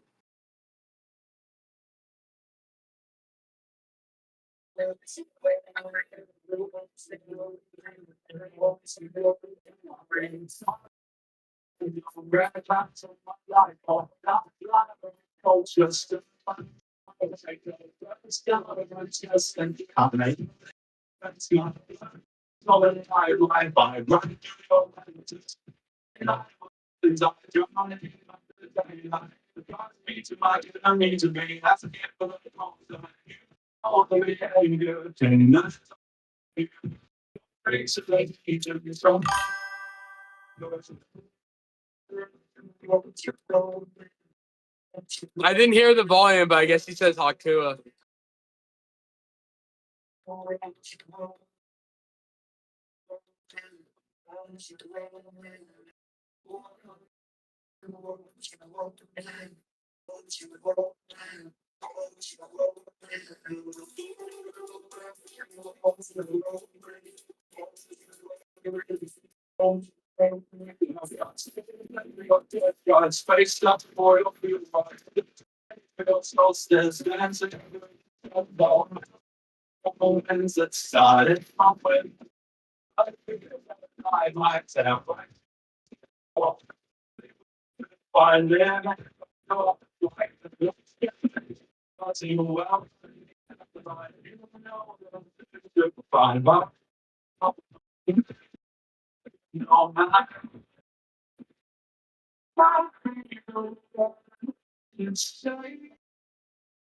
It's a long song. We're halfway through.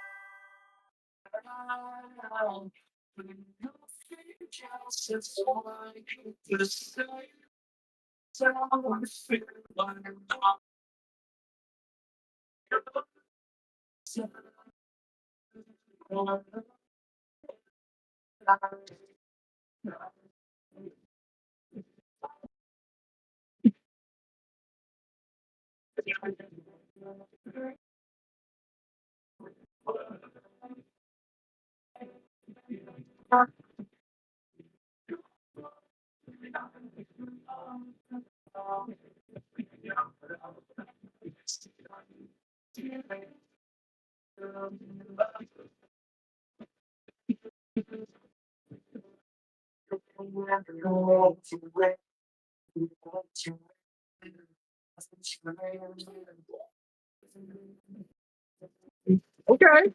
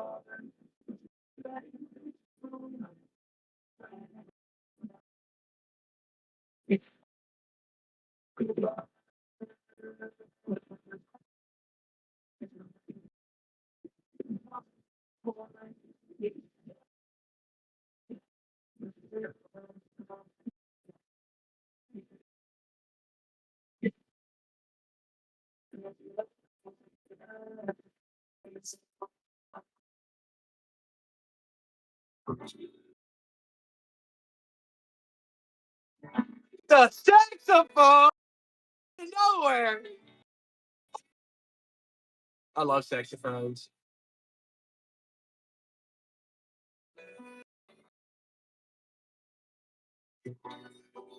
I think the saxophone won me over.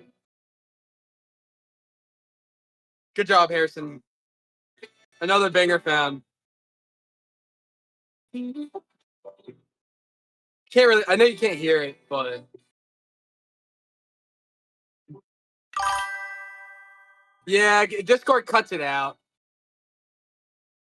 There's a saxophone solo.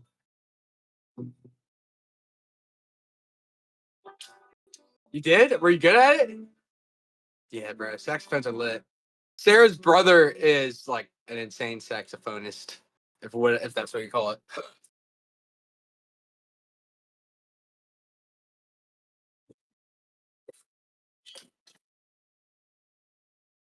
Well,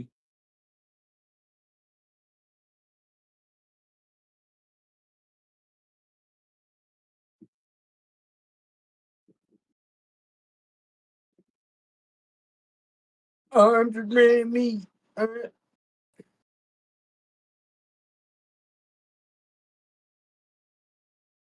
You make good money on TikTok. You make like in a minute-long video. I know some clippers of mine, but students make like 60K a month. POV, you're one of those 15-year-old entrepreneurs who makes money with it, but I don't gatekeep anything like most other doers, so come over with me to my set. First thing I do is head over to cliplabs.io and find a viral streamer that will my God. clip their content.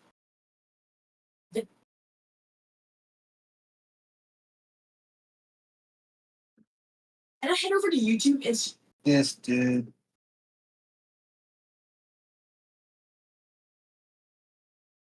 life as a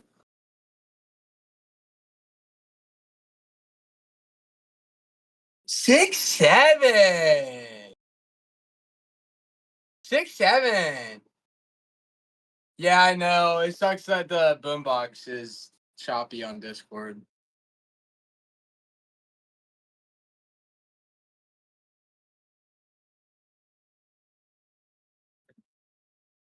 life as a 15-year-old, day in the life as a 15, day in the life as a day in the life as a 15, day in the life as a 15-year-old, day in the life as a 15, day in the life as a 15, day in the life as a 15. To be honest, it is. Day in the life. POV, you're one of those 15. Day in the life as a 15. If you want to make one, day in the life as day in the life as a 15. Day in the life as a 15. There's some you and your friends. Day in the life as a 15-year-old. Day in the life as a 15-year-old. Day in the life as a 15. Day in the life as a 15. In the life as a 15. This is exactly how you and your this YouTube channel can make it run.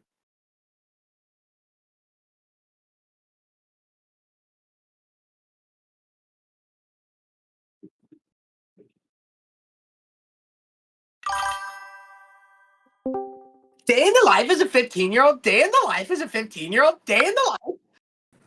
Day in the life if you're 15 years old and you want to be famous. What? Day in the life if you're 15 years old and you want. What did he say? What's he trying to do? This guy. I follow him because he had a video and it was day in the life as a 15-year-old entrepreneur. Blah blah blah, and then like I have not seen a different video ever since I followed him. Watch. POV, you're one of those 15. Day in the life as a 15. If you want to make money, day in the life as a 15. In the life as a 15. Day in the life as a. There's some junior. Wait, hold on, dude. Wait, where was it? Like really This is bad? the same fucking clip. Yeah. Life as a 14-year-old. Day in the life as a 14. Oh, he's 14. He's been doing it since 14. Forget chatting. It's 3 a.m. right? For day in the life as a 14-year-old. Day in the life as a 14-year-old. Day in the life as a 14-year-old. Day in the life as a 15-year-old. Day in the life as a 15-year-old. Day in the life as a 15-year-old. Day in the life as a 15-year-old. Making day in the life as a 15-year-old. Honestly, it's so. Bro. Actually, POV, you're one of those 15-year-old entrepreneurs. Day in the life as a 15. Bro, dude. Okay. Hey, did you see my Instagram video? I did. I didn't watch it with audio. Because I was somewhere. But yo, it's popping. Hey.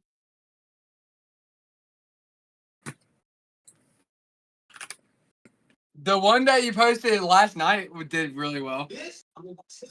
Only because of you. I wouldn't have done that without you. I guess you freaks like it when I don't have a shirt on. But how many baskets would it take for the amount of eggs that you could lay? Hey, I'm out of here. I'm out of here. I'm getting my bike fixed. Yo, nice bike. No, I just put my shirt on. Free will demonstration. I'm actually like, if this is what people want, hey, you're gonna get it. I had to make this video a little bit longer. I think we're good though. 30 seconds. Goodbye. This is what it looks like. I love it. Dude, that's gonna make I'm gonna officially, like, if I can keep this up for like a month or two, I'll feel comfortable saying I'm officially in the like 1,000 view club. Yeah. Well, what's gonna happen is one of them is gonna pop off. I had an idea for tomorrow, but I already forgot it. Bro, I'm in a really good mood right now. So I don't know. You know how you just like sometimes you just be in a really good mood. one of those moods. Like, I'm just in a really happy mood. One sec, I have to do something over there. I just inspired you. I know I did.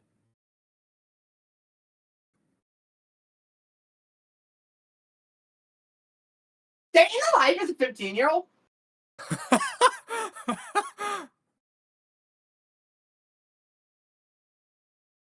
Bro, earned my unfollow.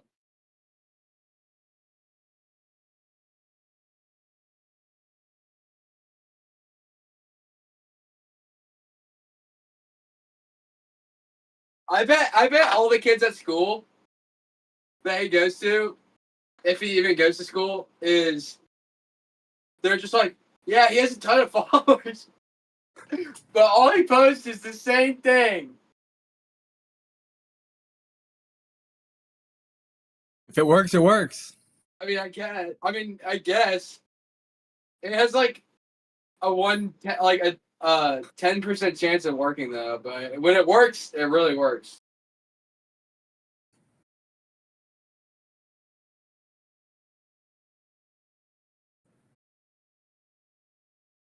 Oh.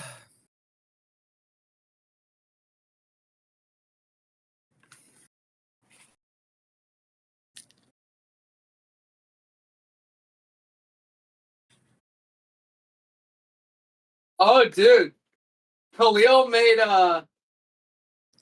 he made us in like that MMA game, and he made us fight.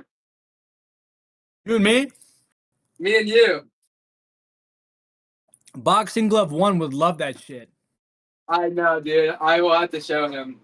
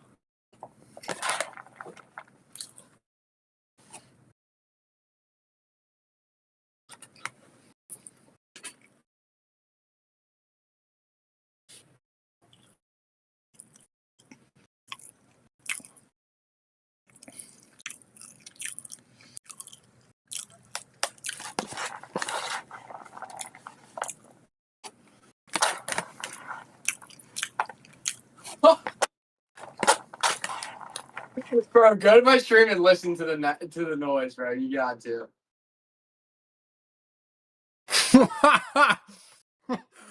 Bro, why does my laptop pick that up? It is so funny. Why does my laptop pick that up? Like, I don't why? know, but it's so crisp. Like it's better than your voice. Yeah, I'm gonna mute myself.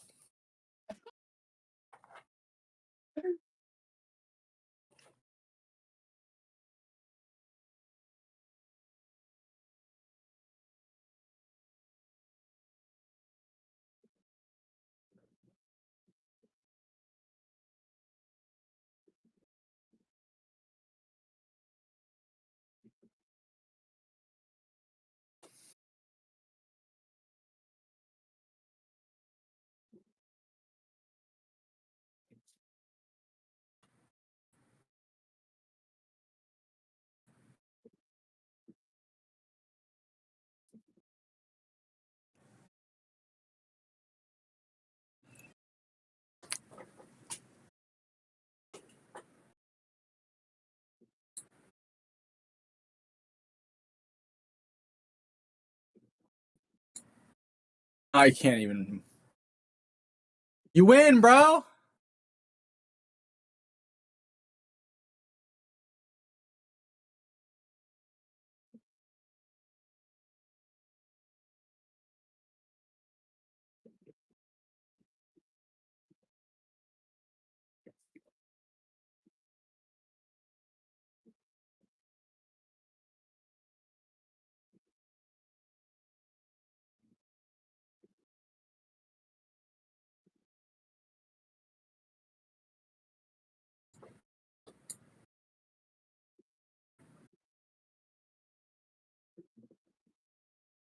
Oh my. Wait, are you like what are you looking at? It's this girl that used to make heartbreak poems when she was a teenager, and they would blow up and go viral. You've probably seen her face. And I just saw a reel where she's reading a poem, but she's reading it to her like boyfriend behind the camera. And I'm like, she made it. She got what she always wanted. Damn. I'm so happy for her. I can start crying right now. Yeah.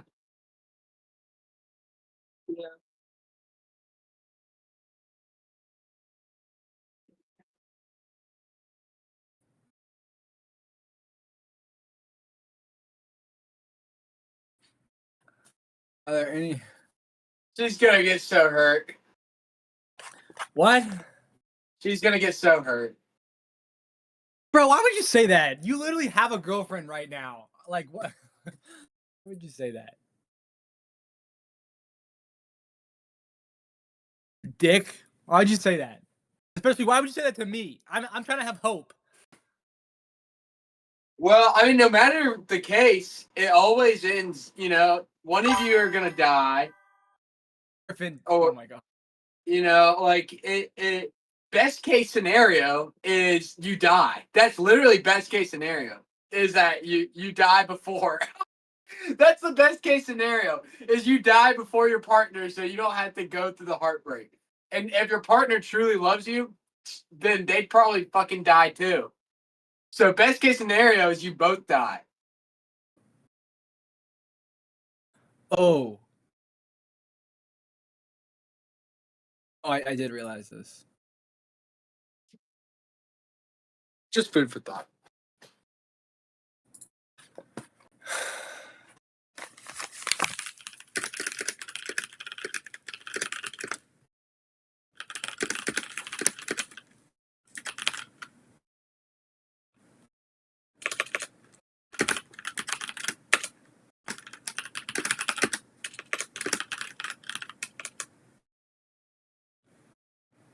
Who's the mischievous monkey? Is that Khalil? Yeah, that's Khalil. He got banned or something.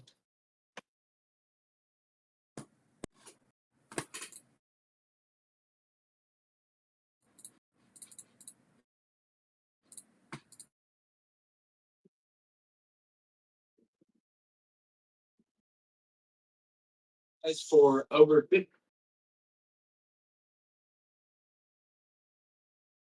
I'm still working on the same reel.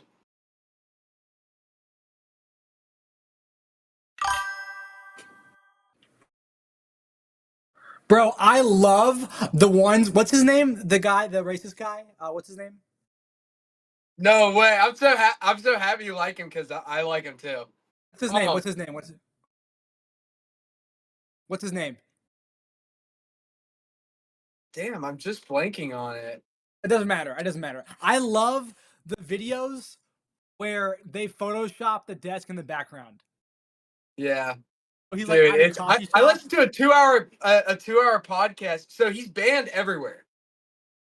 He's banned. Look at the video I sent you. They banned his bank account. They banned his. I mean, they got this guy good, man. He's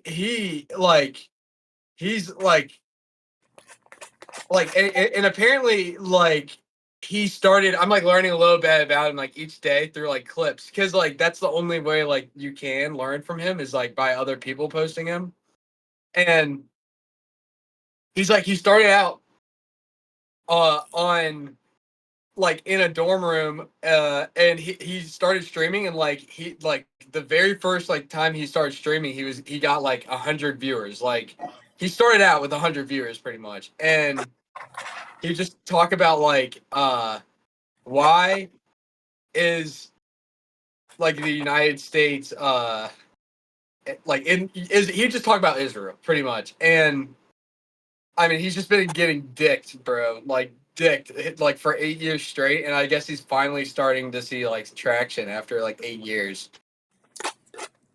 You know what I would love to see? I would love to see Steve Will Do It back on YouTube. Bro, did you see that he paid Mr. Beast Yeah. So they said I didn't know he even got banned, I'm not gonna lie. it was. I remember when it happened.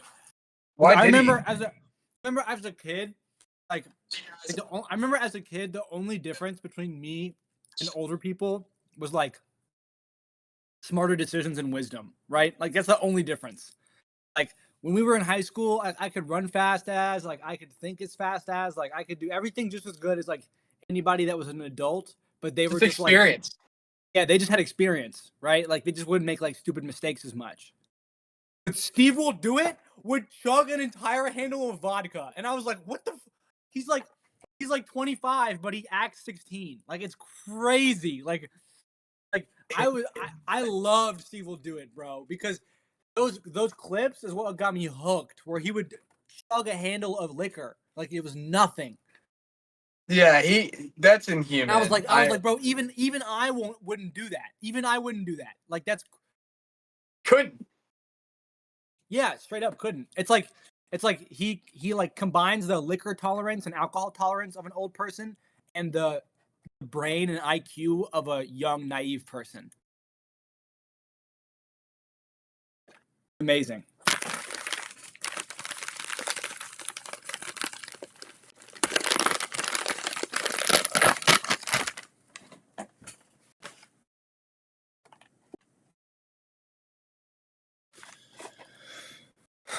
POV, you're my real estate agent. I'll tell you this as plainly as possible. I don't want to live around black people. I just don't. It would be irresponsible if I had a wife and kids who live near black people. It just would be. And that's not to say that every black person is violent. It's not to say that every black person is the same way. But we watch the news. We read the papers. When you drive downtown my god, Chicago, it's perfect, bro. He's quoting. By the way, he's quoting. Let me cook. When you speak it, it's really hard. It's already hard enough. Let me just see if I can get to the last part of the video. When you're worried about catching a stray bullet, when you're worried about who's going to pull up on the side of the road, when literally shoot me with a rifle in your face and steal your iPhone, shoot you point blank, execution style, and Lincoln Park. We always doing it. I don't want to live near that. I can't do it. I don't want to be near that. They make me nervous. That's a survival instinct. Just that's it's just like a sip after my first coffee in the morning. Ready? The Jews Oh, that's it. Hold on. She didn't hug me, so I didn't get to smell her hair. I don't know if that was intentional. She denied me the opportunity of boobs pressed up against my chest to smelling her hair. I did not get to smell her hair. I would have. I would have told you about it if I didn't get. I would have. I would have taken a big, obnoxious whiff. I would have been like,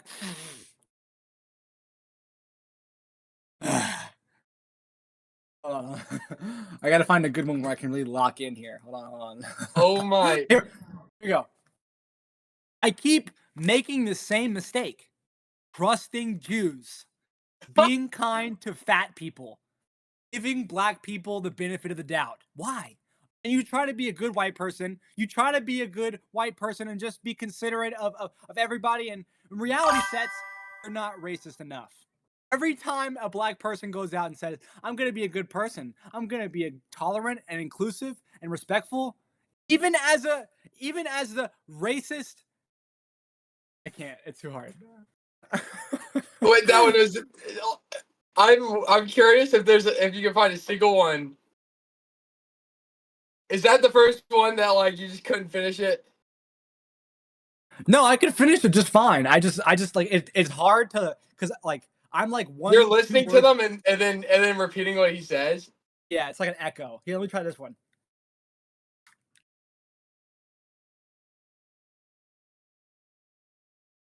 Wait, hold on. Some of them are like kind of hard to like. Some of them he's not actually ranting. I gotta find one. Okay, here we go. You know this one's gonna be good because there's no caption, no nothing. It's just his face talking. You know it's gonna be good. Yes, that's the best You ready? one. Those are the best ones. It's like this is the kind of society that we can have. And oh wait, hold on. I got this. I gotta lock in. I might not be looking directly at you. Okay. You ready? It's like this is the kind of society that we can have, and it's at our fingertips. The problem is our government is occupied. And it's not just the government, the American. Oh, fuck. Like this takes practice. I really gotta lock in here. No, it's not women. No, it's not blacks. It's actually really complicated. No, it fucking isn't at all. Jews are running society. Women need to shut the fuck up. Blacks need to be in prison for the most part. And we would live in paradise.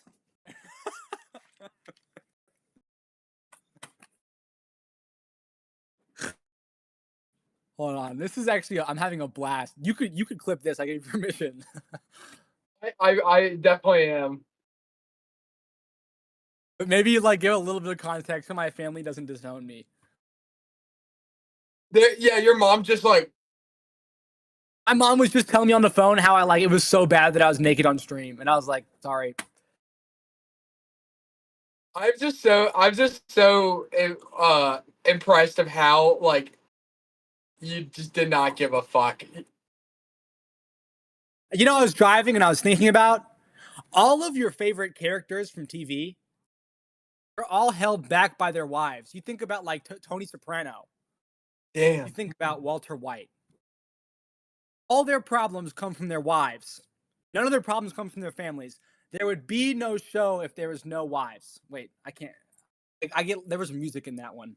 I gotta find. That is true. I honestly do think. Griffin. That is not true.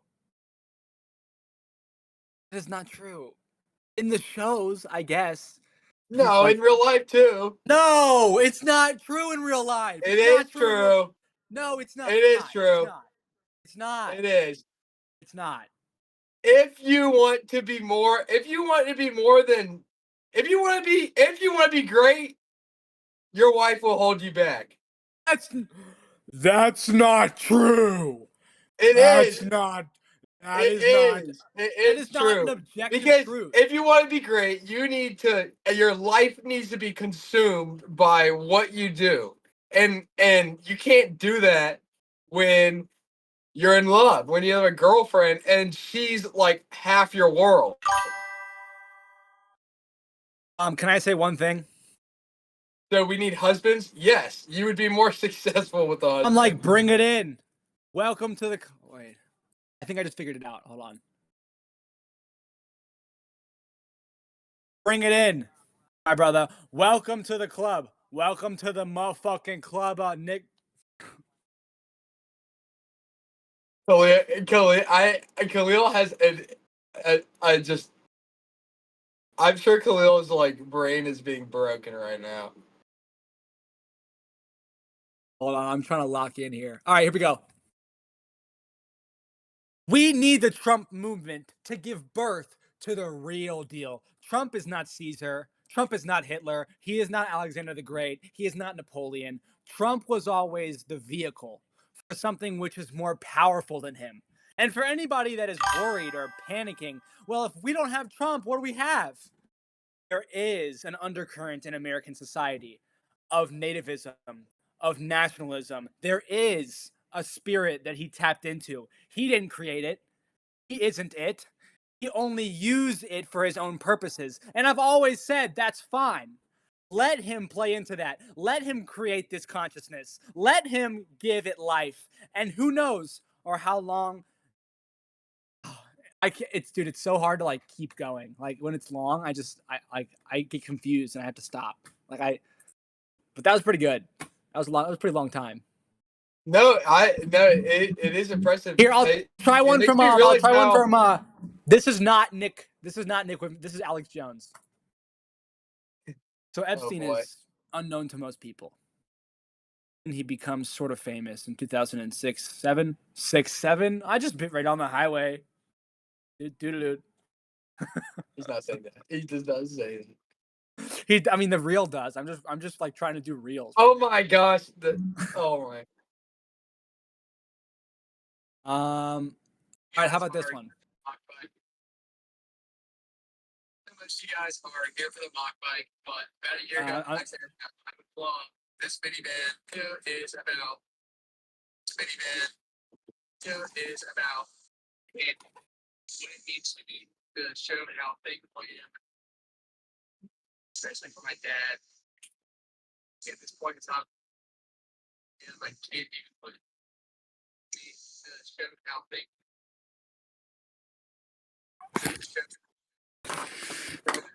I am. I can't even put, especially my dad, to help me out of rock bottom. Back at this point in time, and I'm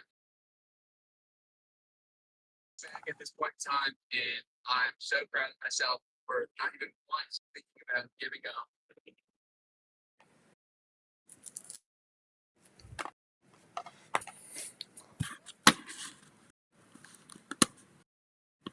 This video is you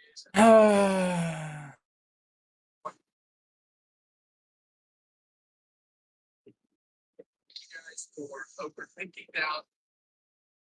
You guys are here for the mock bike, but about a year ago, I said that I could blow up this minivan, the bag at this point in time, and so proud of myself for not even once thinking about giving up. Video is about why.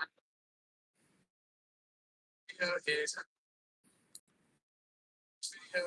about why and what it means to me. And to show how thankful I am. I can't even put into words, especially my dad, who helped me out of rock bottom. This is a person with me. I put myself in that situation, and it's a hilarious story. Getting rock bottom is a beautiful thing. It's the beginning of your story, so try to enjoy it. Enjoy it. For your journey.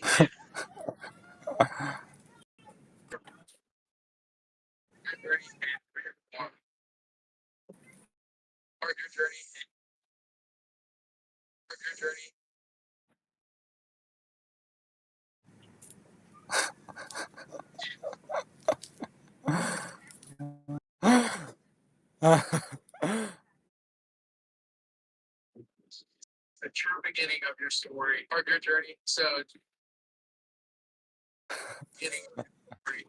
try to do it where the connections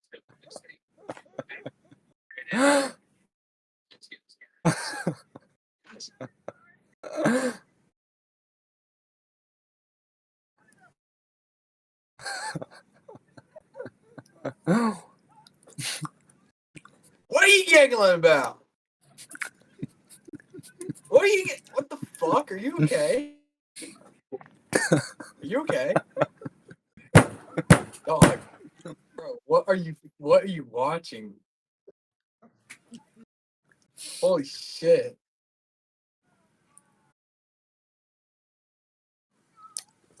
What? Are you okay? Yeah, I'm watching a compilation of someone. Oh, okay.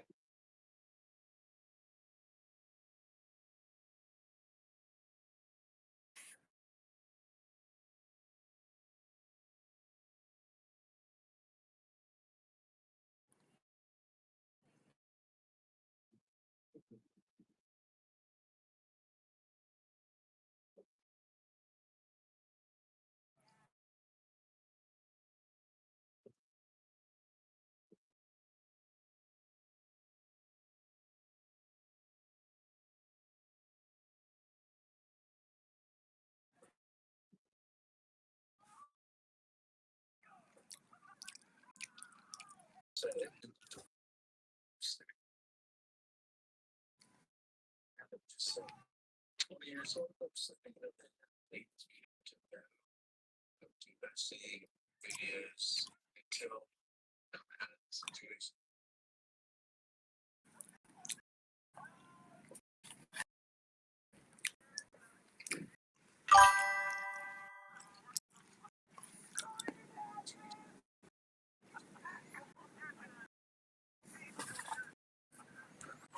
Yes, Khalil. What is your question? I'm going to get the coolest car one day. Yes, fuck yeah, you are. Fuck yeah, you are. Having a cool car is the is almost essential for happiness, in my opinion. No matter how impractical, you have to drive around in Aura. When you were trying to get 1,000, so it was either gonna go two ways. No, I get it. It was either gonna go two ways. I was either gonna do a heart tattoo, like a little heart, or I was also considering maybe like, because I knew I was gonna get it removed one day, so it was gonna scar. So I was gonna plan for like a cool scar, like maybe getting like the Anakin scar, like over my eye. I think that'd be cool or something. Uh, or it would just be like a dot, like another mole, and I'd kind of like cheat it.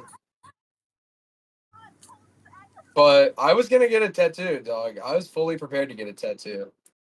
Reality just said 20 years old, sleeping in a van, taking this video to vow, investing videos until I'm out of this situation. You guys are over me.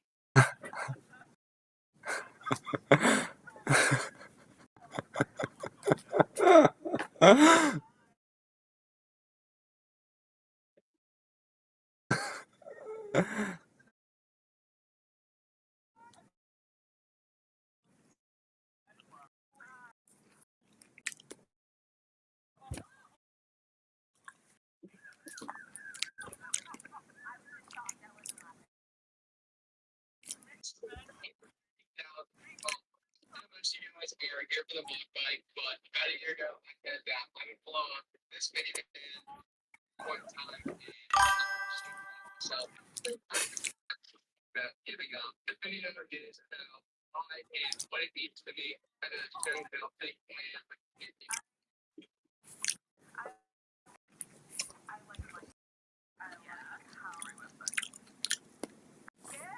Yeah, I don't want to get tattooed. I'm not really sure about tattoos. You know, I just don't know.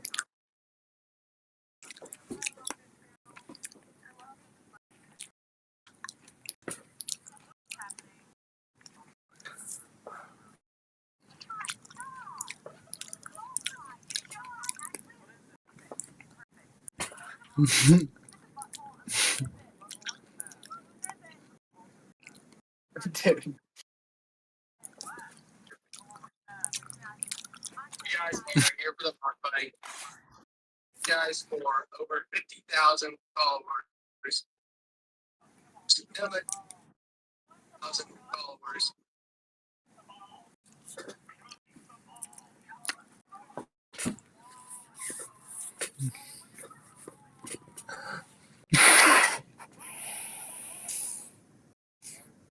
So thank you guys for over 50,000 followers. And most of you guys are here.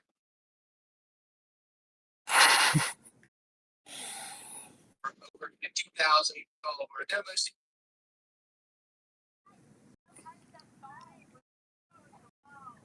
And most of you guys are here for the mock fight, but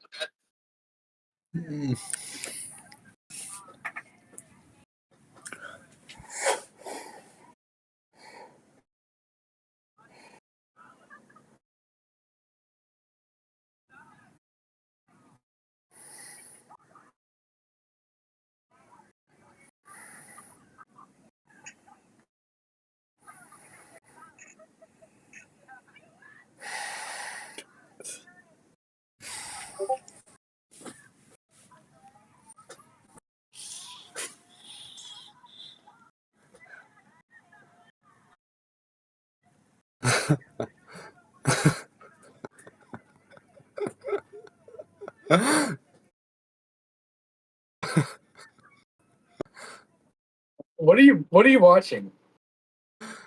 Shane beating the unfunny white man allegations. I'll send it to the Discord.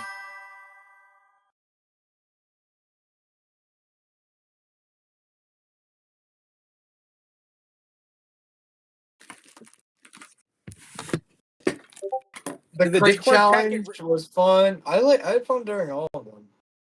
The firework one is fun. The homeless video is fun.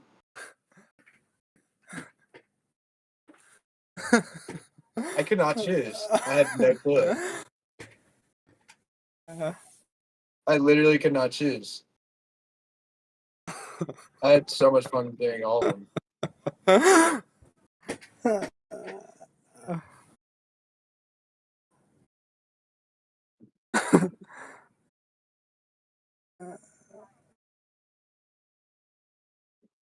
Damn, that's a good question.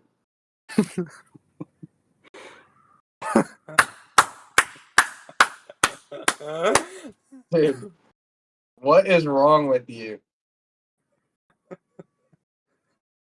You know, okay, he has autism. Dude, are you serious? It's not that funny. Video. It's not that funny. Gotta It's not that. It can't be that funny.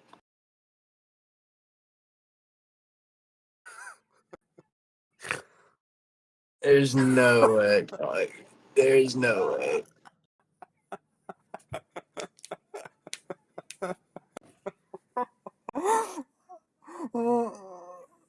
Where is it? In general. I just don't see it.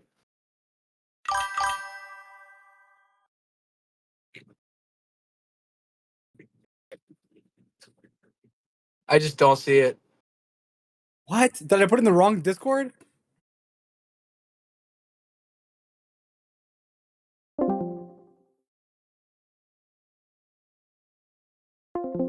Talking I was going to ask you. do you think, just kidding. That's what I was calling God! That's what I was calling Beyonce. Oh, wait, I can hear your. I can hear your. Get this man that off was me. you. You're like. Oh my god. The Stop, the okay? orange one. I'll just be. About this guy. I think this guy has a gambling problem or something. There's something. Fuck.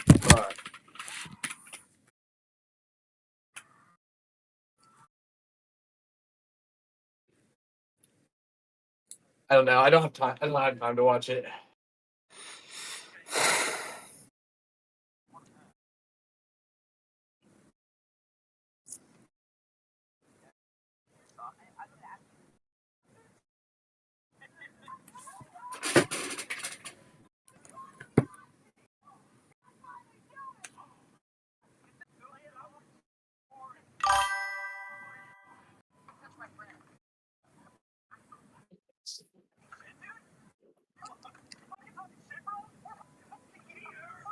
Yes, I believe in you, Khalil.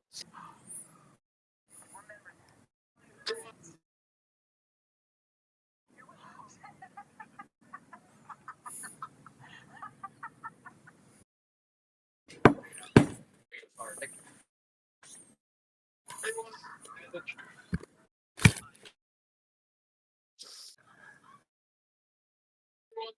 a trade.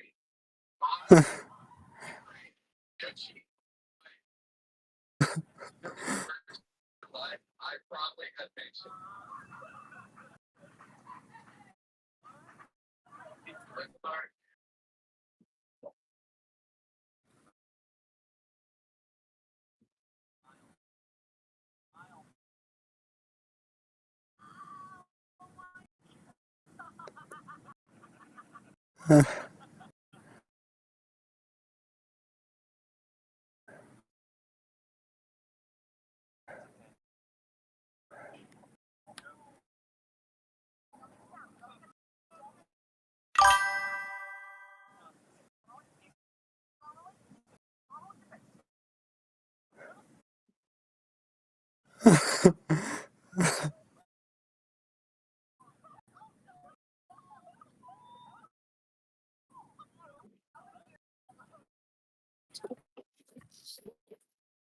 Kevin.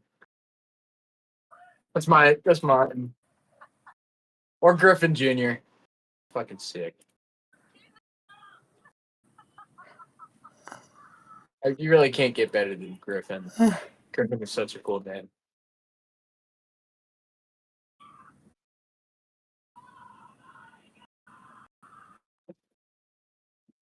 Followers. How much you guys are here for the mock fight?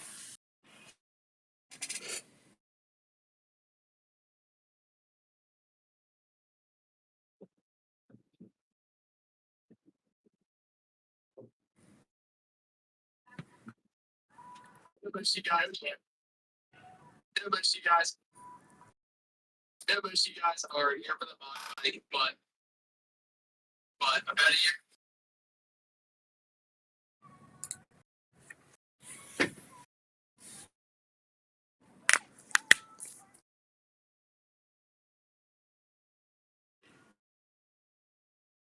How much you guys are here for the mock fight? But a year ago, I said that I would maybe look back at this point in time, and I'm so proud of myself for once thinking about getting.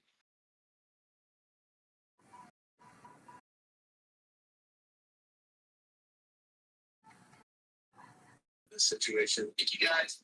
Over 50,000 followers. How much you guys are here for the mock fight? But about a year ago, I said that I would this minivan back at this point in time, and I'm so proud of myself for not even once thinking about.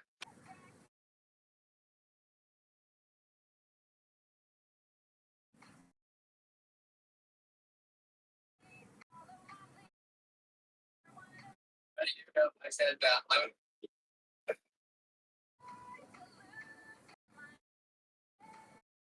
About a year ago, I said that I would this minivan.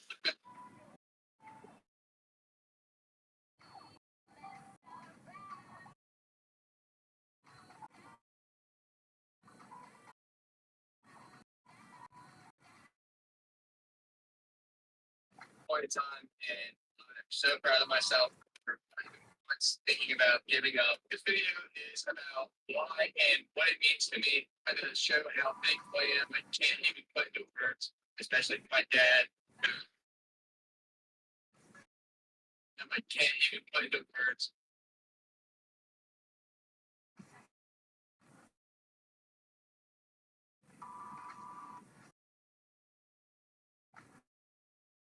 Especially for my dad to help me out of rock bottom. This isn't for sympathy. I put myself in that situation, and it's a hilarious story. Getting rock bottom is a help in that situation, and it's a hilarious story. Getting rock bottom is a beautiful thing. It's the true beginning of your beautiful thing. It's the true beginning of your story. So try to enjoy it for the final stretch until this thing gets absolutely obliterated. And we're just getting started. So thank you.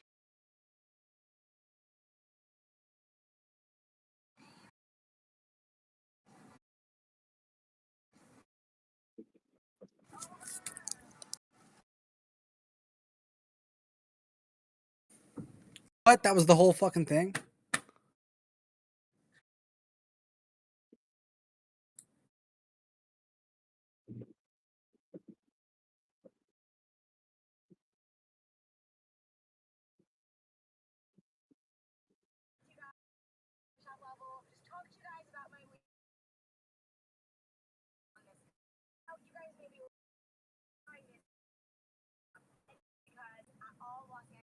for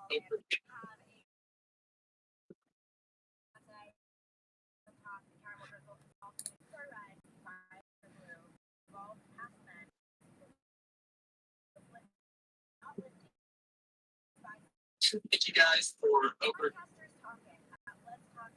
1,000 followers.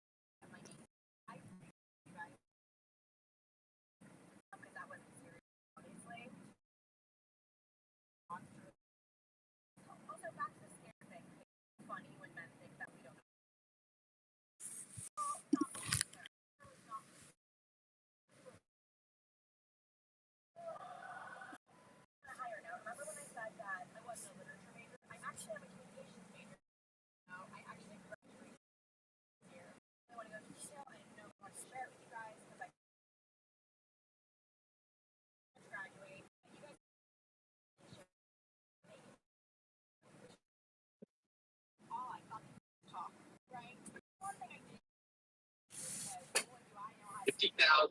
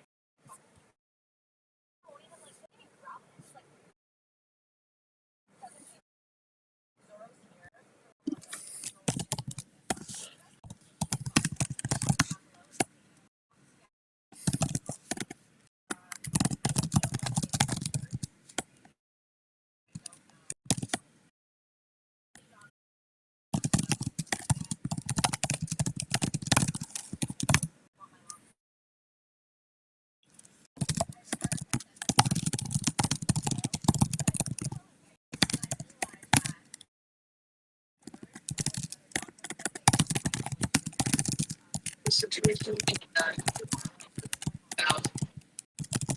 guys are here for the mock bike.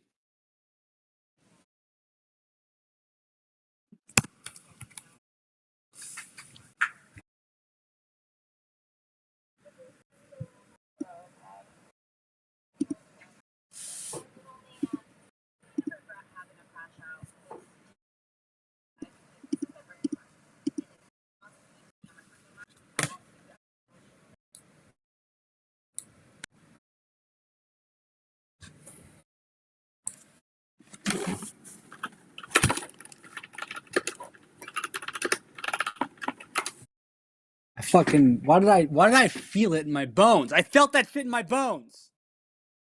What shit? That shit in my fucking. I felt that shit in my bones. I felt that shit in my bones. I felt that shit in my bones. I felt that shit in my bones. I felt that shit in my bones.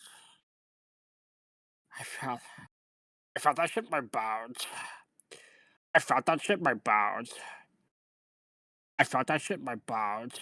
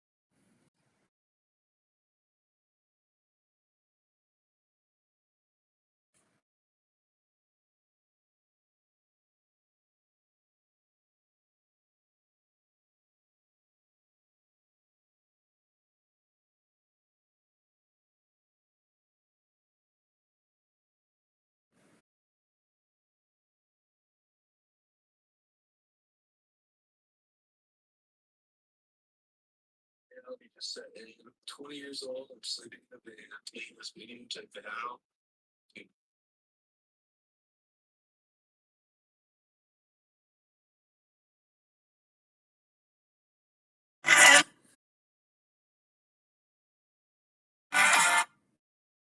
To vow.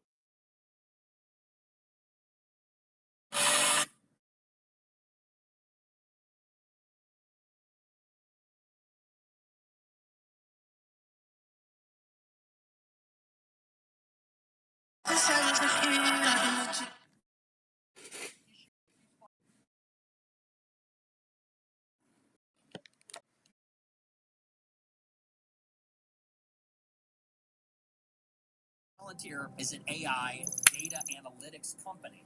They use artificial intelligence to look at vast amounts of data and create insights. Palantir now has contracts with 4 departments and agencies and is talking to even more. And these federal departments and agencies will use Palantir products to gain insights about their vast amounts of data. And because they're all using the same software, the data can be cross-referenced. Someone can look at one person and see their data from Treasury, IRS, Social Security, and Health and Human Services. Palantir.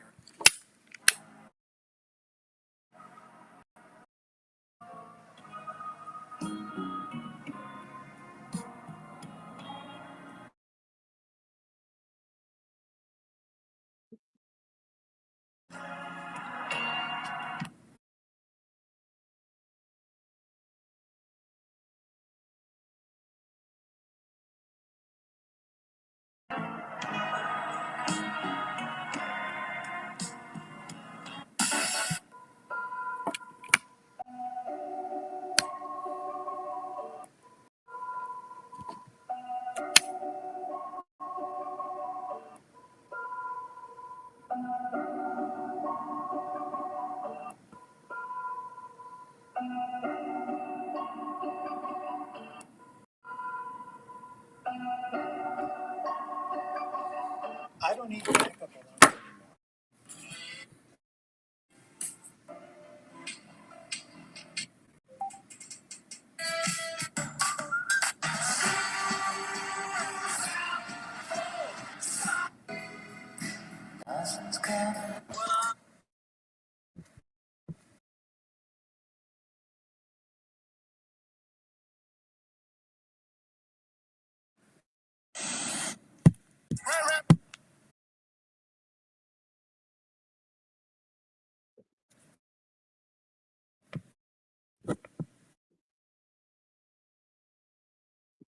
Say,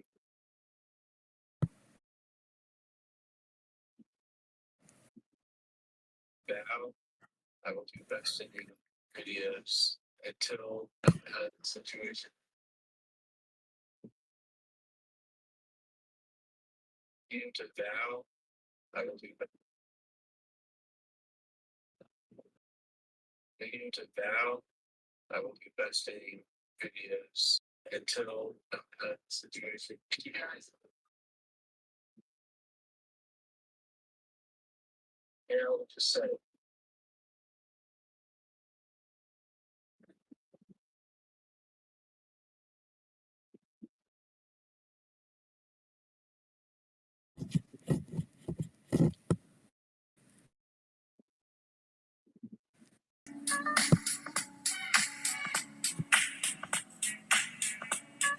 So, do you know Nick Fuentes? I know who he is. Yes. Yeah, what are your thoughts on him? Our guy is off. Yes. Listen.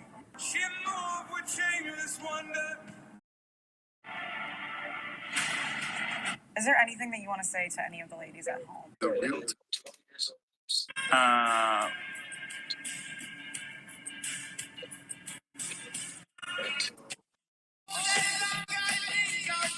So, if I bring in these two,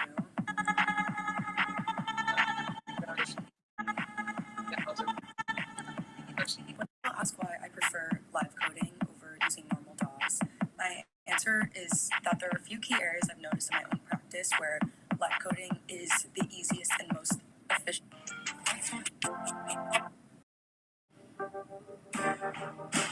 Alabama Barker, Sophie Rain, Camilla, Piper. Do you have a business ride?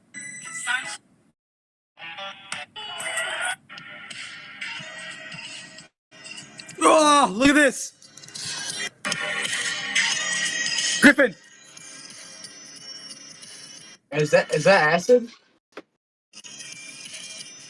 Is that acid? No, What is that? it's a power strip Holy shit. with 66 outlets. Why would you need something like that? Oh no. Bitcoin mining? Couldn't handle that because look, it doesn't make any sense because it all goes to one wall outlet, so that wouldn't work. Like all Yeah, the Bitcoin it's miners would just impossible. run at like 1% power. It would have to be like probably like really efficient, low power consumption LED Christmas lights, like that kind of thing.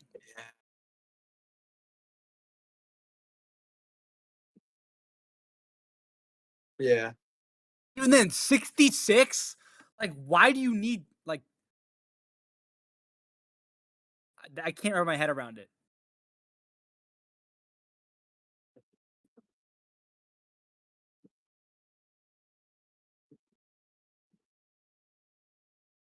Yeah, I would just say 20 years old, I'm sleeping in the van, making this video to vow. Yo, how come sometimes people on my Snapchat pop up to the front and it says I received a message, but I never received it? And then I go to the chat and it says they have to add me back. Oh, never mind. She typed and then deleted the chat. Okay, who are you, Emery Gordon? Interesting. She I don't know what she did. Let me find your Instagram. Siri.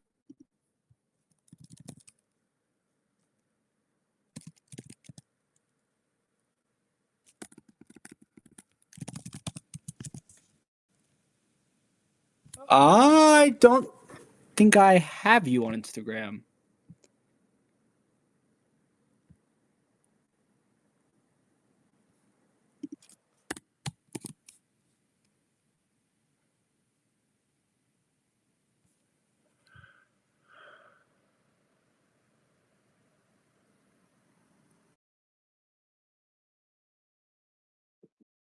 Marie Gordon, and it doesn't say anything about. Here's some sleeping in the van, taking this video to vow. See videos until got out of the situation. Thank you guys for over 50,000 followers. Left, right, left, do it. Yo.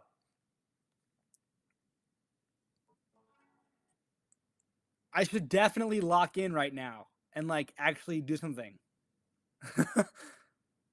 But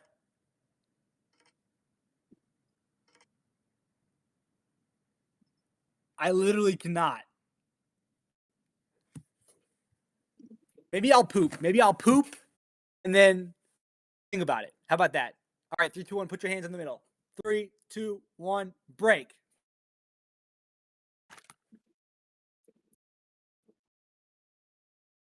I'm just saying, 20 years old, I'm sleeping in a van, playing this video to vow. I don't think I've seen videos until I'm out of this situation. Thank you guys for over 50,000 followers. And most of you guys are here for the mock bike, but about a year ago, I said that I would blow up this minivan back at this point in time, and I'm so proud of myself for not even once thinking about giving up. This video is about why and what it means to me. And it showed how thankful I am. I can't even put into words, especially for my dad, who helped me out of rock bottom. This isn't for sympathy. I put myself in that situation.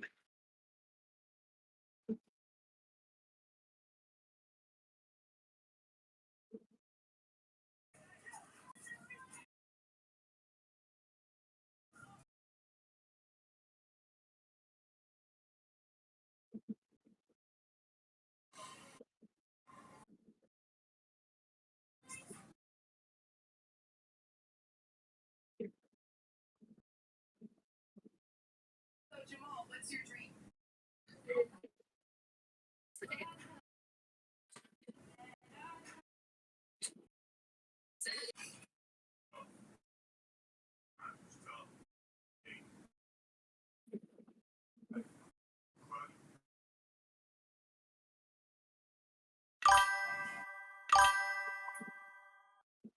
Hey, Julie Smith. Try to stay. Try to stay, Julie.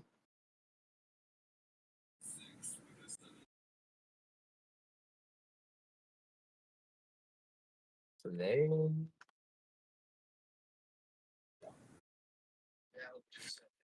20 years old. Yeah, yeah, yeah. I just said, and 20 years old, sleeping in a van, making this video to vow. Let's see.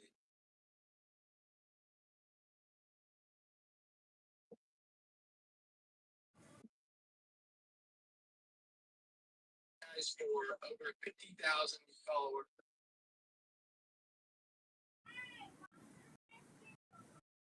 Yes, until I'm out of this situation. Thank you guys for over 50,000. Just said, reality just said, and 20 years old, sleeping in a van, making this video to vow. I'm seeing videos until I'm out of this situation. Thank you guys for over 50,000.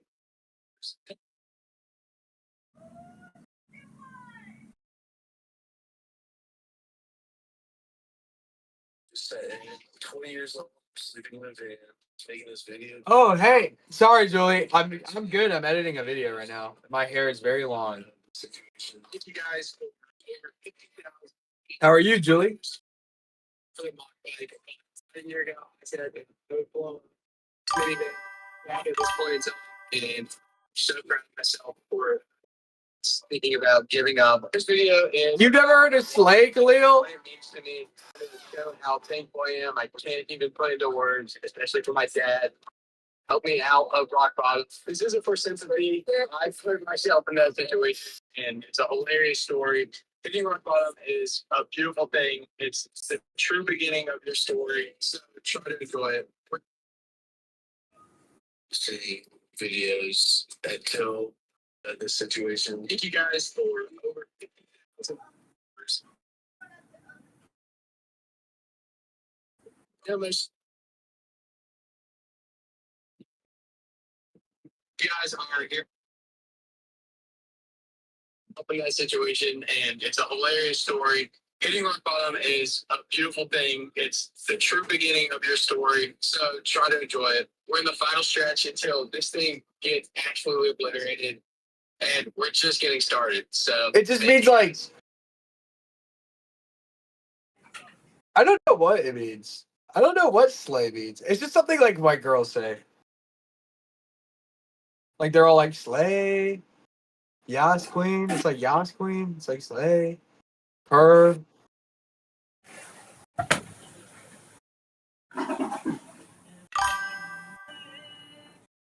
Slay.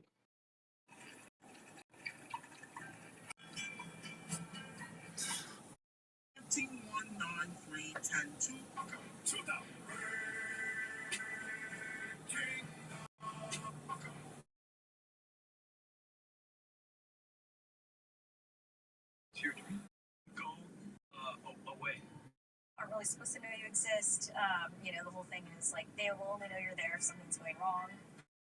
There's this really funny thing, which is a sign over here on this breaker box.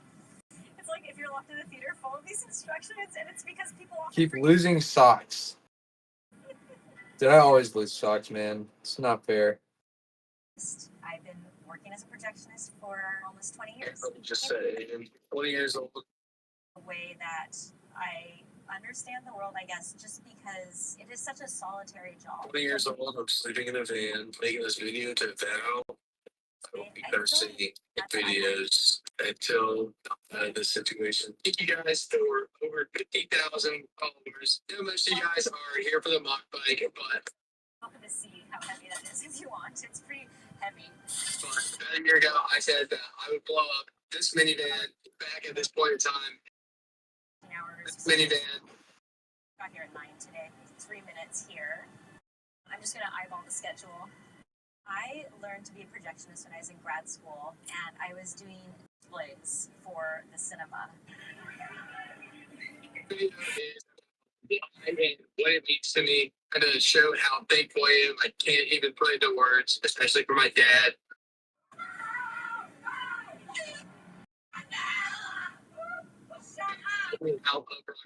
This isn't for sympathy.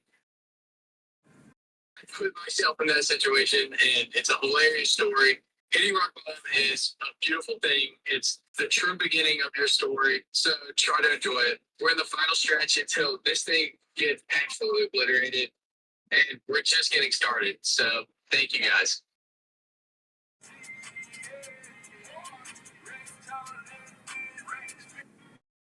I would agree.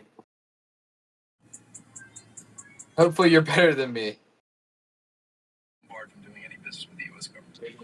To Val, I will be posting videos until I'm out of this situation. Thank you guys for over 50,000 followers. Yeah, most of you guys are here for the mock bike.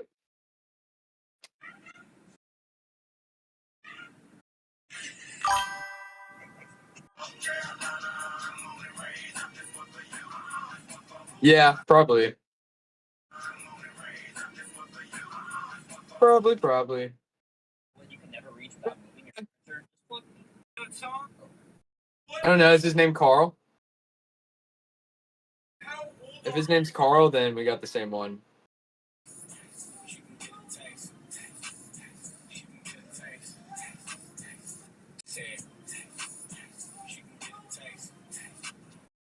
If anybody is hurting for money, book an immediate tea time.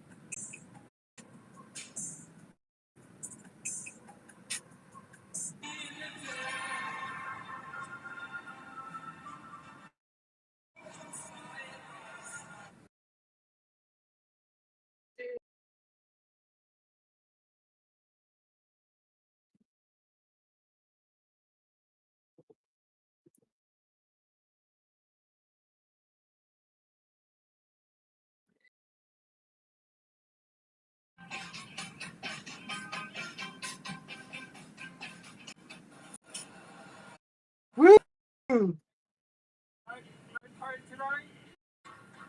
No, I don't.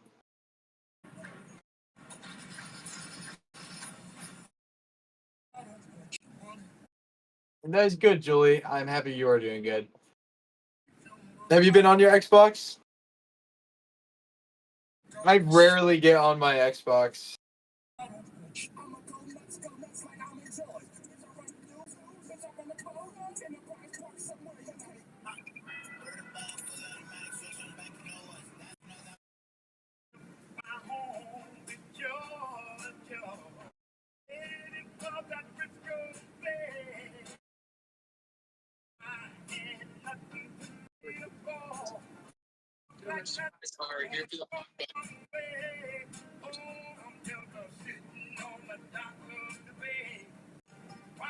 Those two guys are.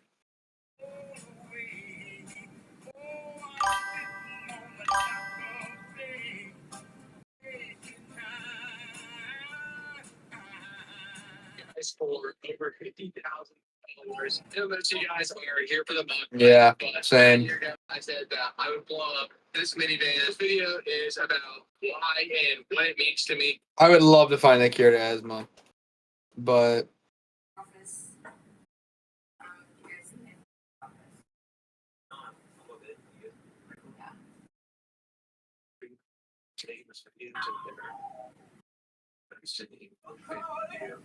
Until the situation. Thank you guys for over 50,000 followers.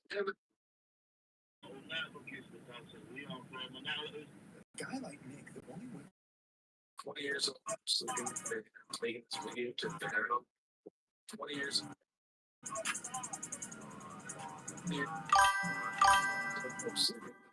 Making this video to viral. Videos until I'm out of this situation. Thank you guys for over 50,000 followers. Okay, nice. Who's your brother? Oh, I know Temple. Oh, nice. Okay, yes. I'm seeing your dad on Friday. Oh, really? Yeah. Awesome. Okay, nice. Well, you have these then. Yeah, I love it. Okay, nice. Let's give you a little drag.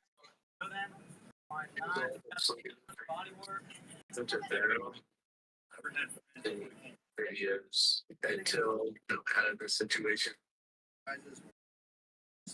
Sincere aspects of male psychology, namely that men, and this is not just exclusive to men, but it's just natural for men, and from a very early age, like when they're a little boy onward, are interested in building a mental model of the world. They don't. It's not enough to have GPS. They want to know all the roads and the streets around them and have it in their head. I'm sure you've noticed this with your dad. Like, your dad knows a little bit about everything. He's not an expert on many things, but he just knows random stuff about different wars throughout history and politics and all this stuff. Until I'm out of this situation. And all this stuff, and it's kind of a patchy knowledge, but it's because he was grasping for little pockets of truth and trying to build his model as he was growing up. Thank you guys. Would you like to take us fishing and tell us about it?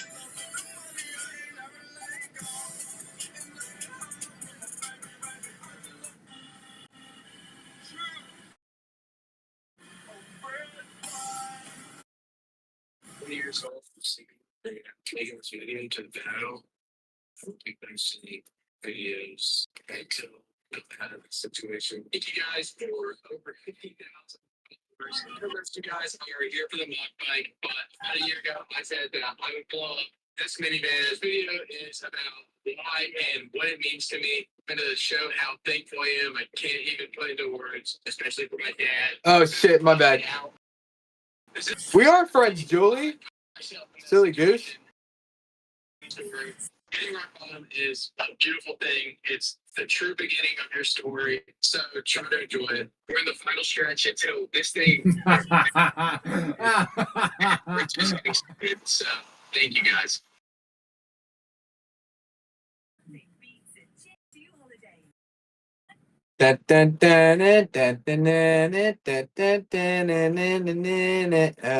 I'm a he bobby booby baba.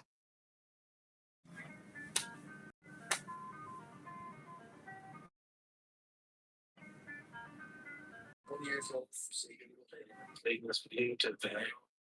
I would be nice in videos until the situation. Thank you guys for over 50,000 followers. I know most of you guys are here for the mock bike, but about a year ago, I said that I would blow up this minivan. This video is about why and what it means to me. I'm going to show how thankful I am. I can't even put into words, especially for my dad who helped me out of rock bottom. This isn't for sympathy. I put myself in that situation, and it's a hilarious story. Hitting rock bottom is a beautiful thing. It's the true beginning of your story. So try to enjoy it. We're in the final stretch until this thing gets absolutely obliterated. And we're just getting started. So thank you guys. Hi, Julie. 20 years old.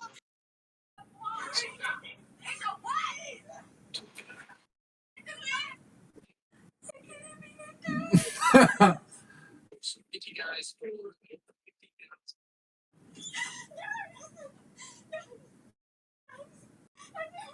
Sorry, I'm like locked in. I'm like locked in and editing right now.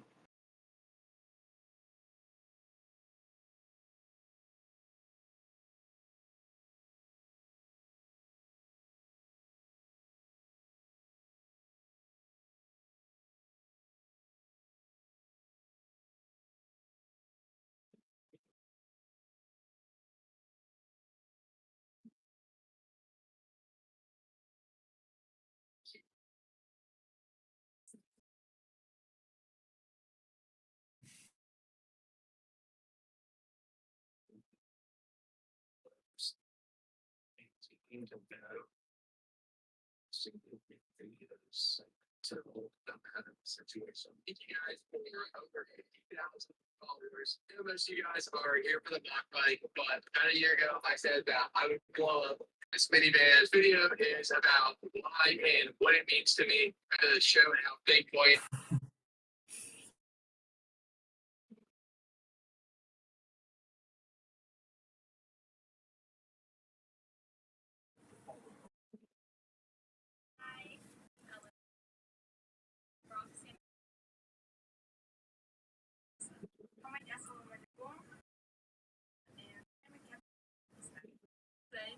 My name is Velsta and I am from Latvia.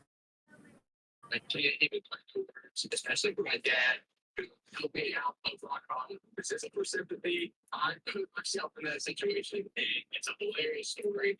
Hitting rock bottom is a beautiful thing. It's the true beginning of your story. So try to enjoy it. We're in the final stretch until this thing gets absolutely obliterated.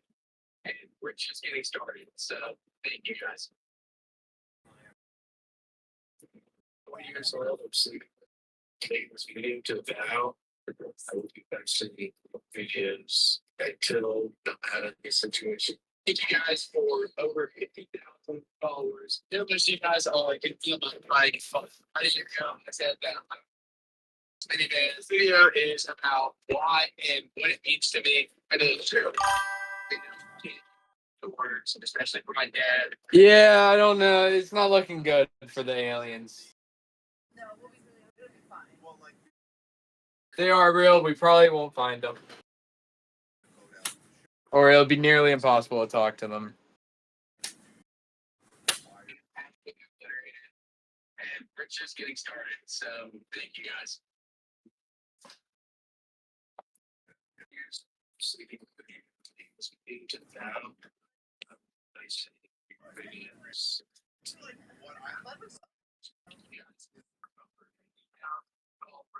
Unless you guys are here for the mock bike, but about a year ago, I said that I would love this minivan. Video is about why and what it means to me. I'm going to show how thankful I am. I can't even find the words, especially for my dad who helped me out of rock bottom. This isn't for sympathy. That situation, and it's a hilarious story. Getting rock bottom is a beautiful thing. It's the true beginning of your story. So try to enjoy it. Thank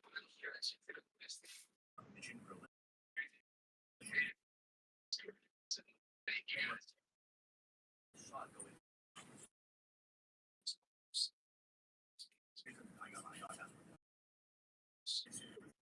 Yes.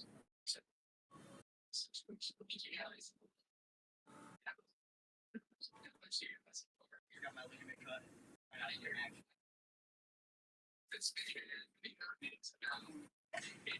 needs to be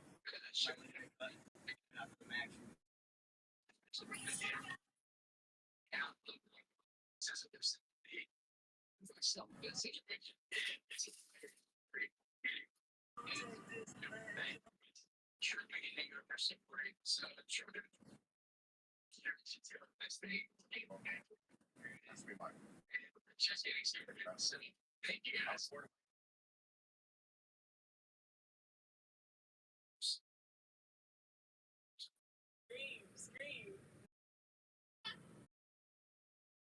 Situation. Yeah, it's more heartbreaking. That was a first but gotta hear you.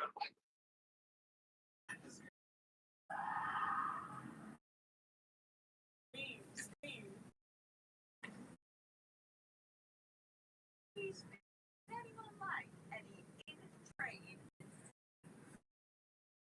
I'm sat here so bored, and I just thought I'd raise the question if anyone wanted a bit of entertainment.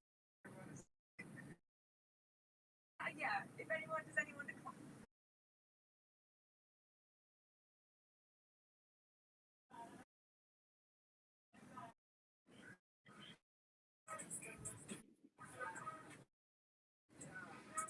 What's your take? Socks aren't fun anymore. 100% agree. When they started selling them, that was the end of fun socks. I think at the end of Nike VRS. Yeah, so this week can be back.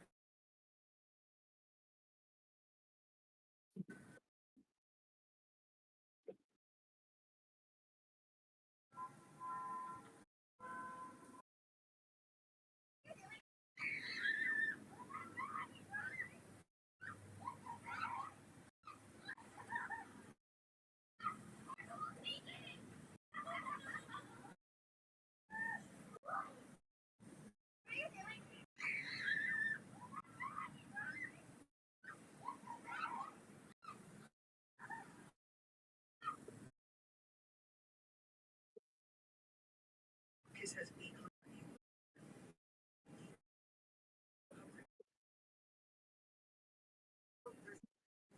for 6 years.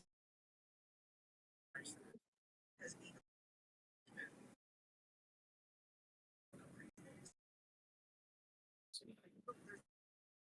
for 6 years. Has been If we just got in, fine, like, we're crazy for one night of our lives. Fine, don't you want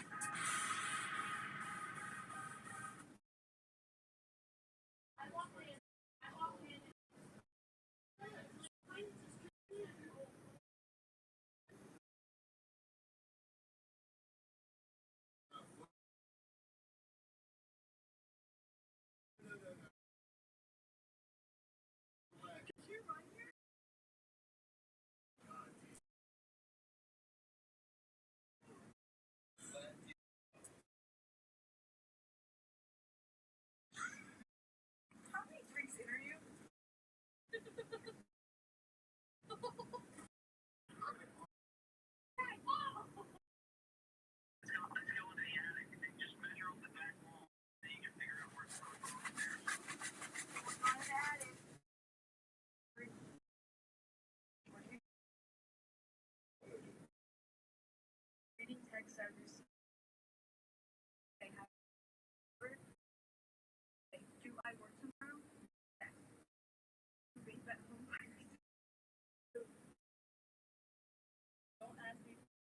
Don't ask. Don't ask me.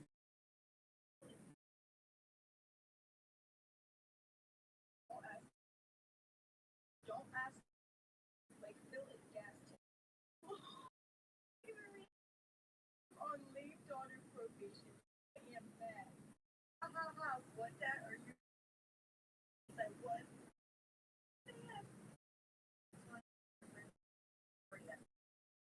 God damn it, fuck up. It's time to go to bed. Help me fuck up. This is your last party ever. To-do list. Shine 3 of my shoes. After parents again. How was I yesterday? Only night.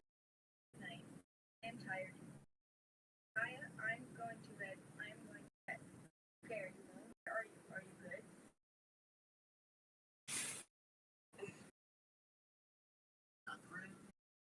Oh my god, you don't know my middle.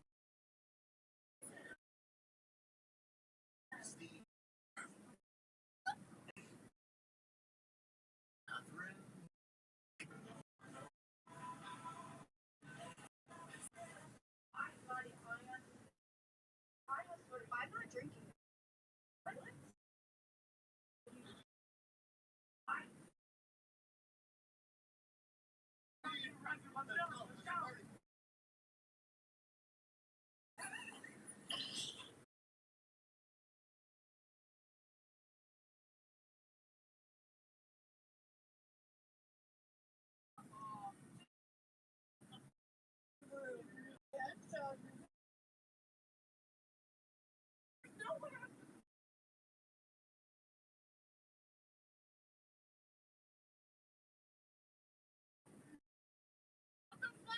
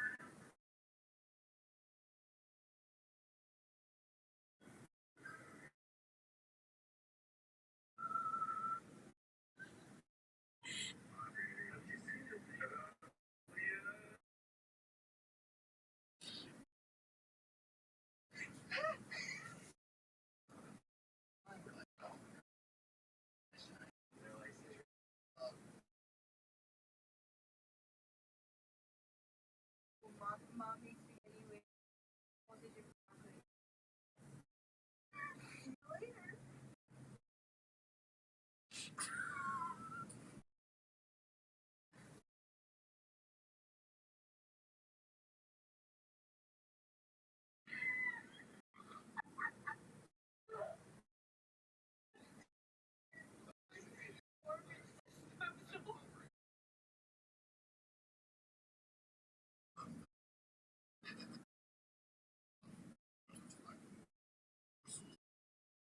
I guess my friend saved me one time.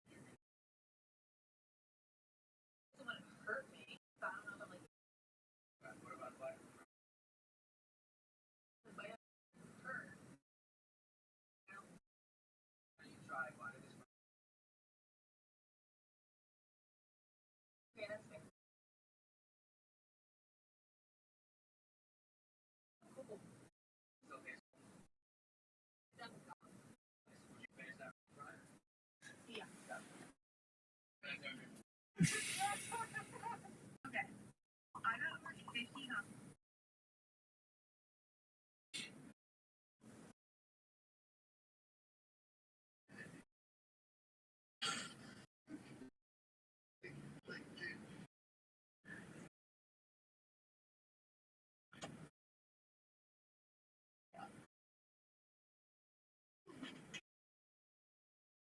So normal.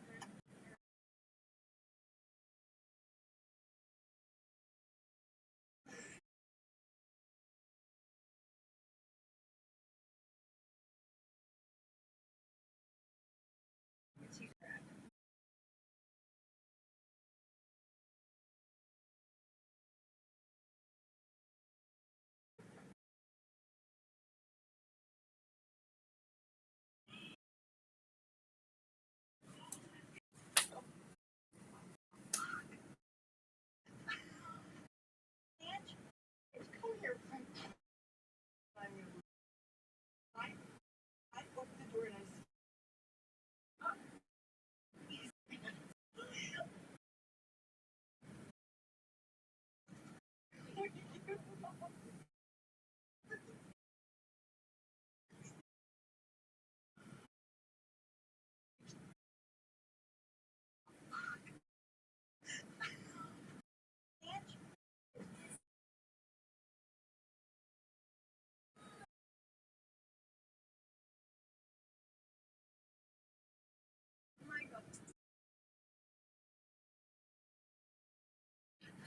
back with another sandwich. Again, Irish eyes.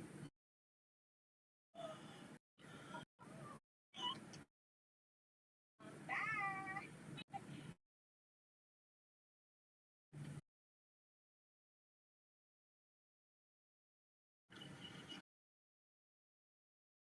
Is this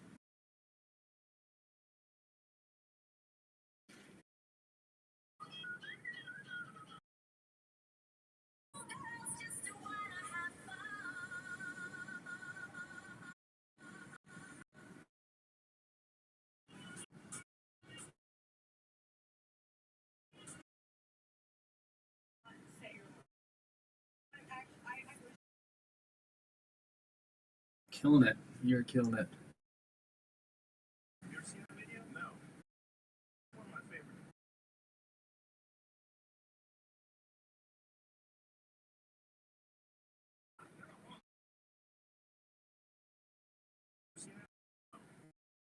This is one of my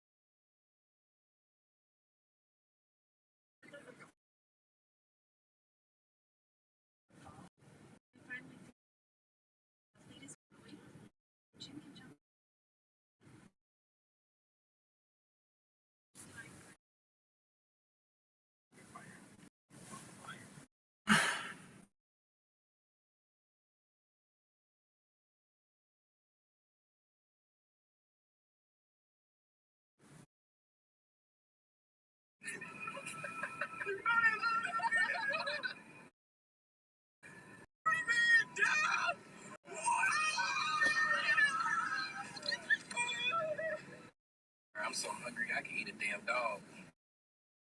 Excuse me, madam. You like to Netflix and chill? I just jumped the bin director. I gotta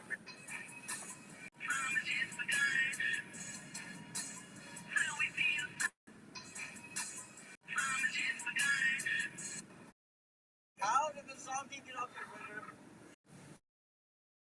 It's like, man, it's the best football in the city, man.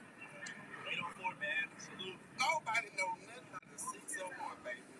We're out in area code 704, SBU, what up? Okay, 36, man.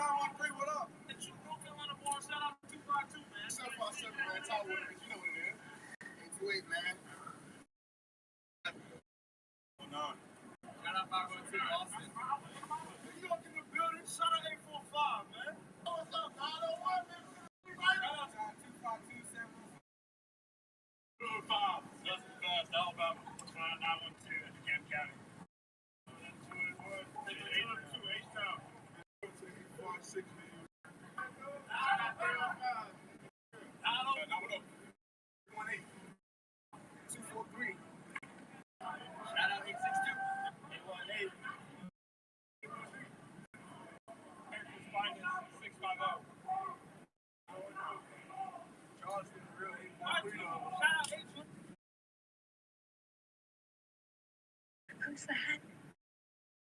I love you.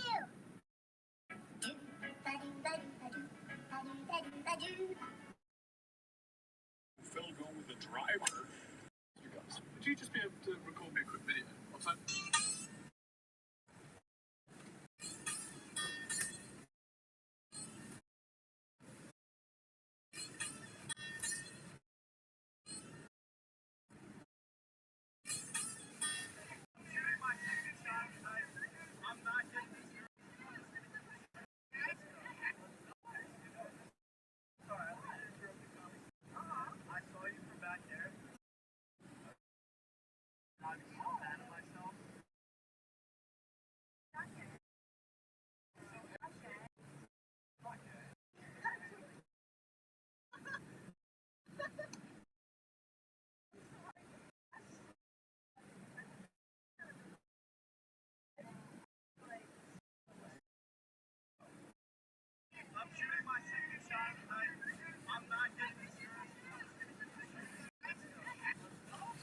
Third shots to the head.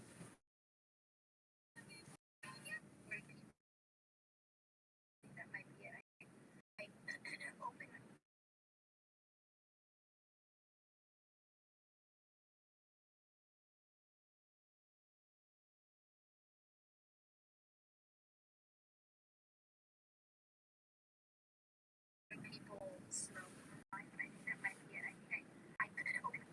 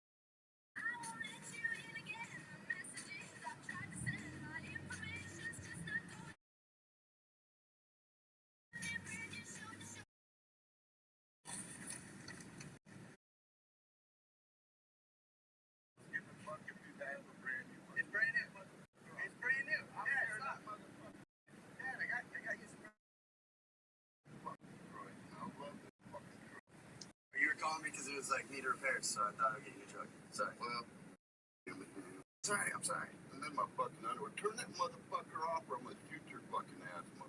So who the four? Hello, fucking brother. Vice presidential. About vice presidential facilities, Senator Warren. You guys have got to try the cold chai. I've had it. It is delicious, isn't it? Okay. Oh, boys. Brand new, fully carb.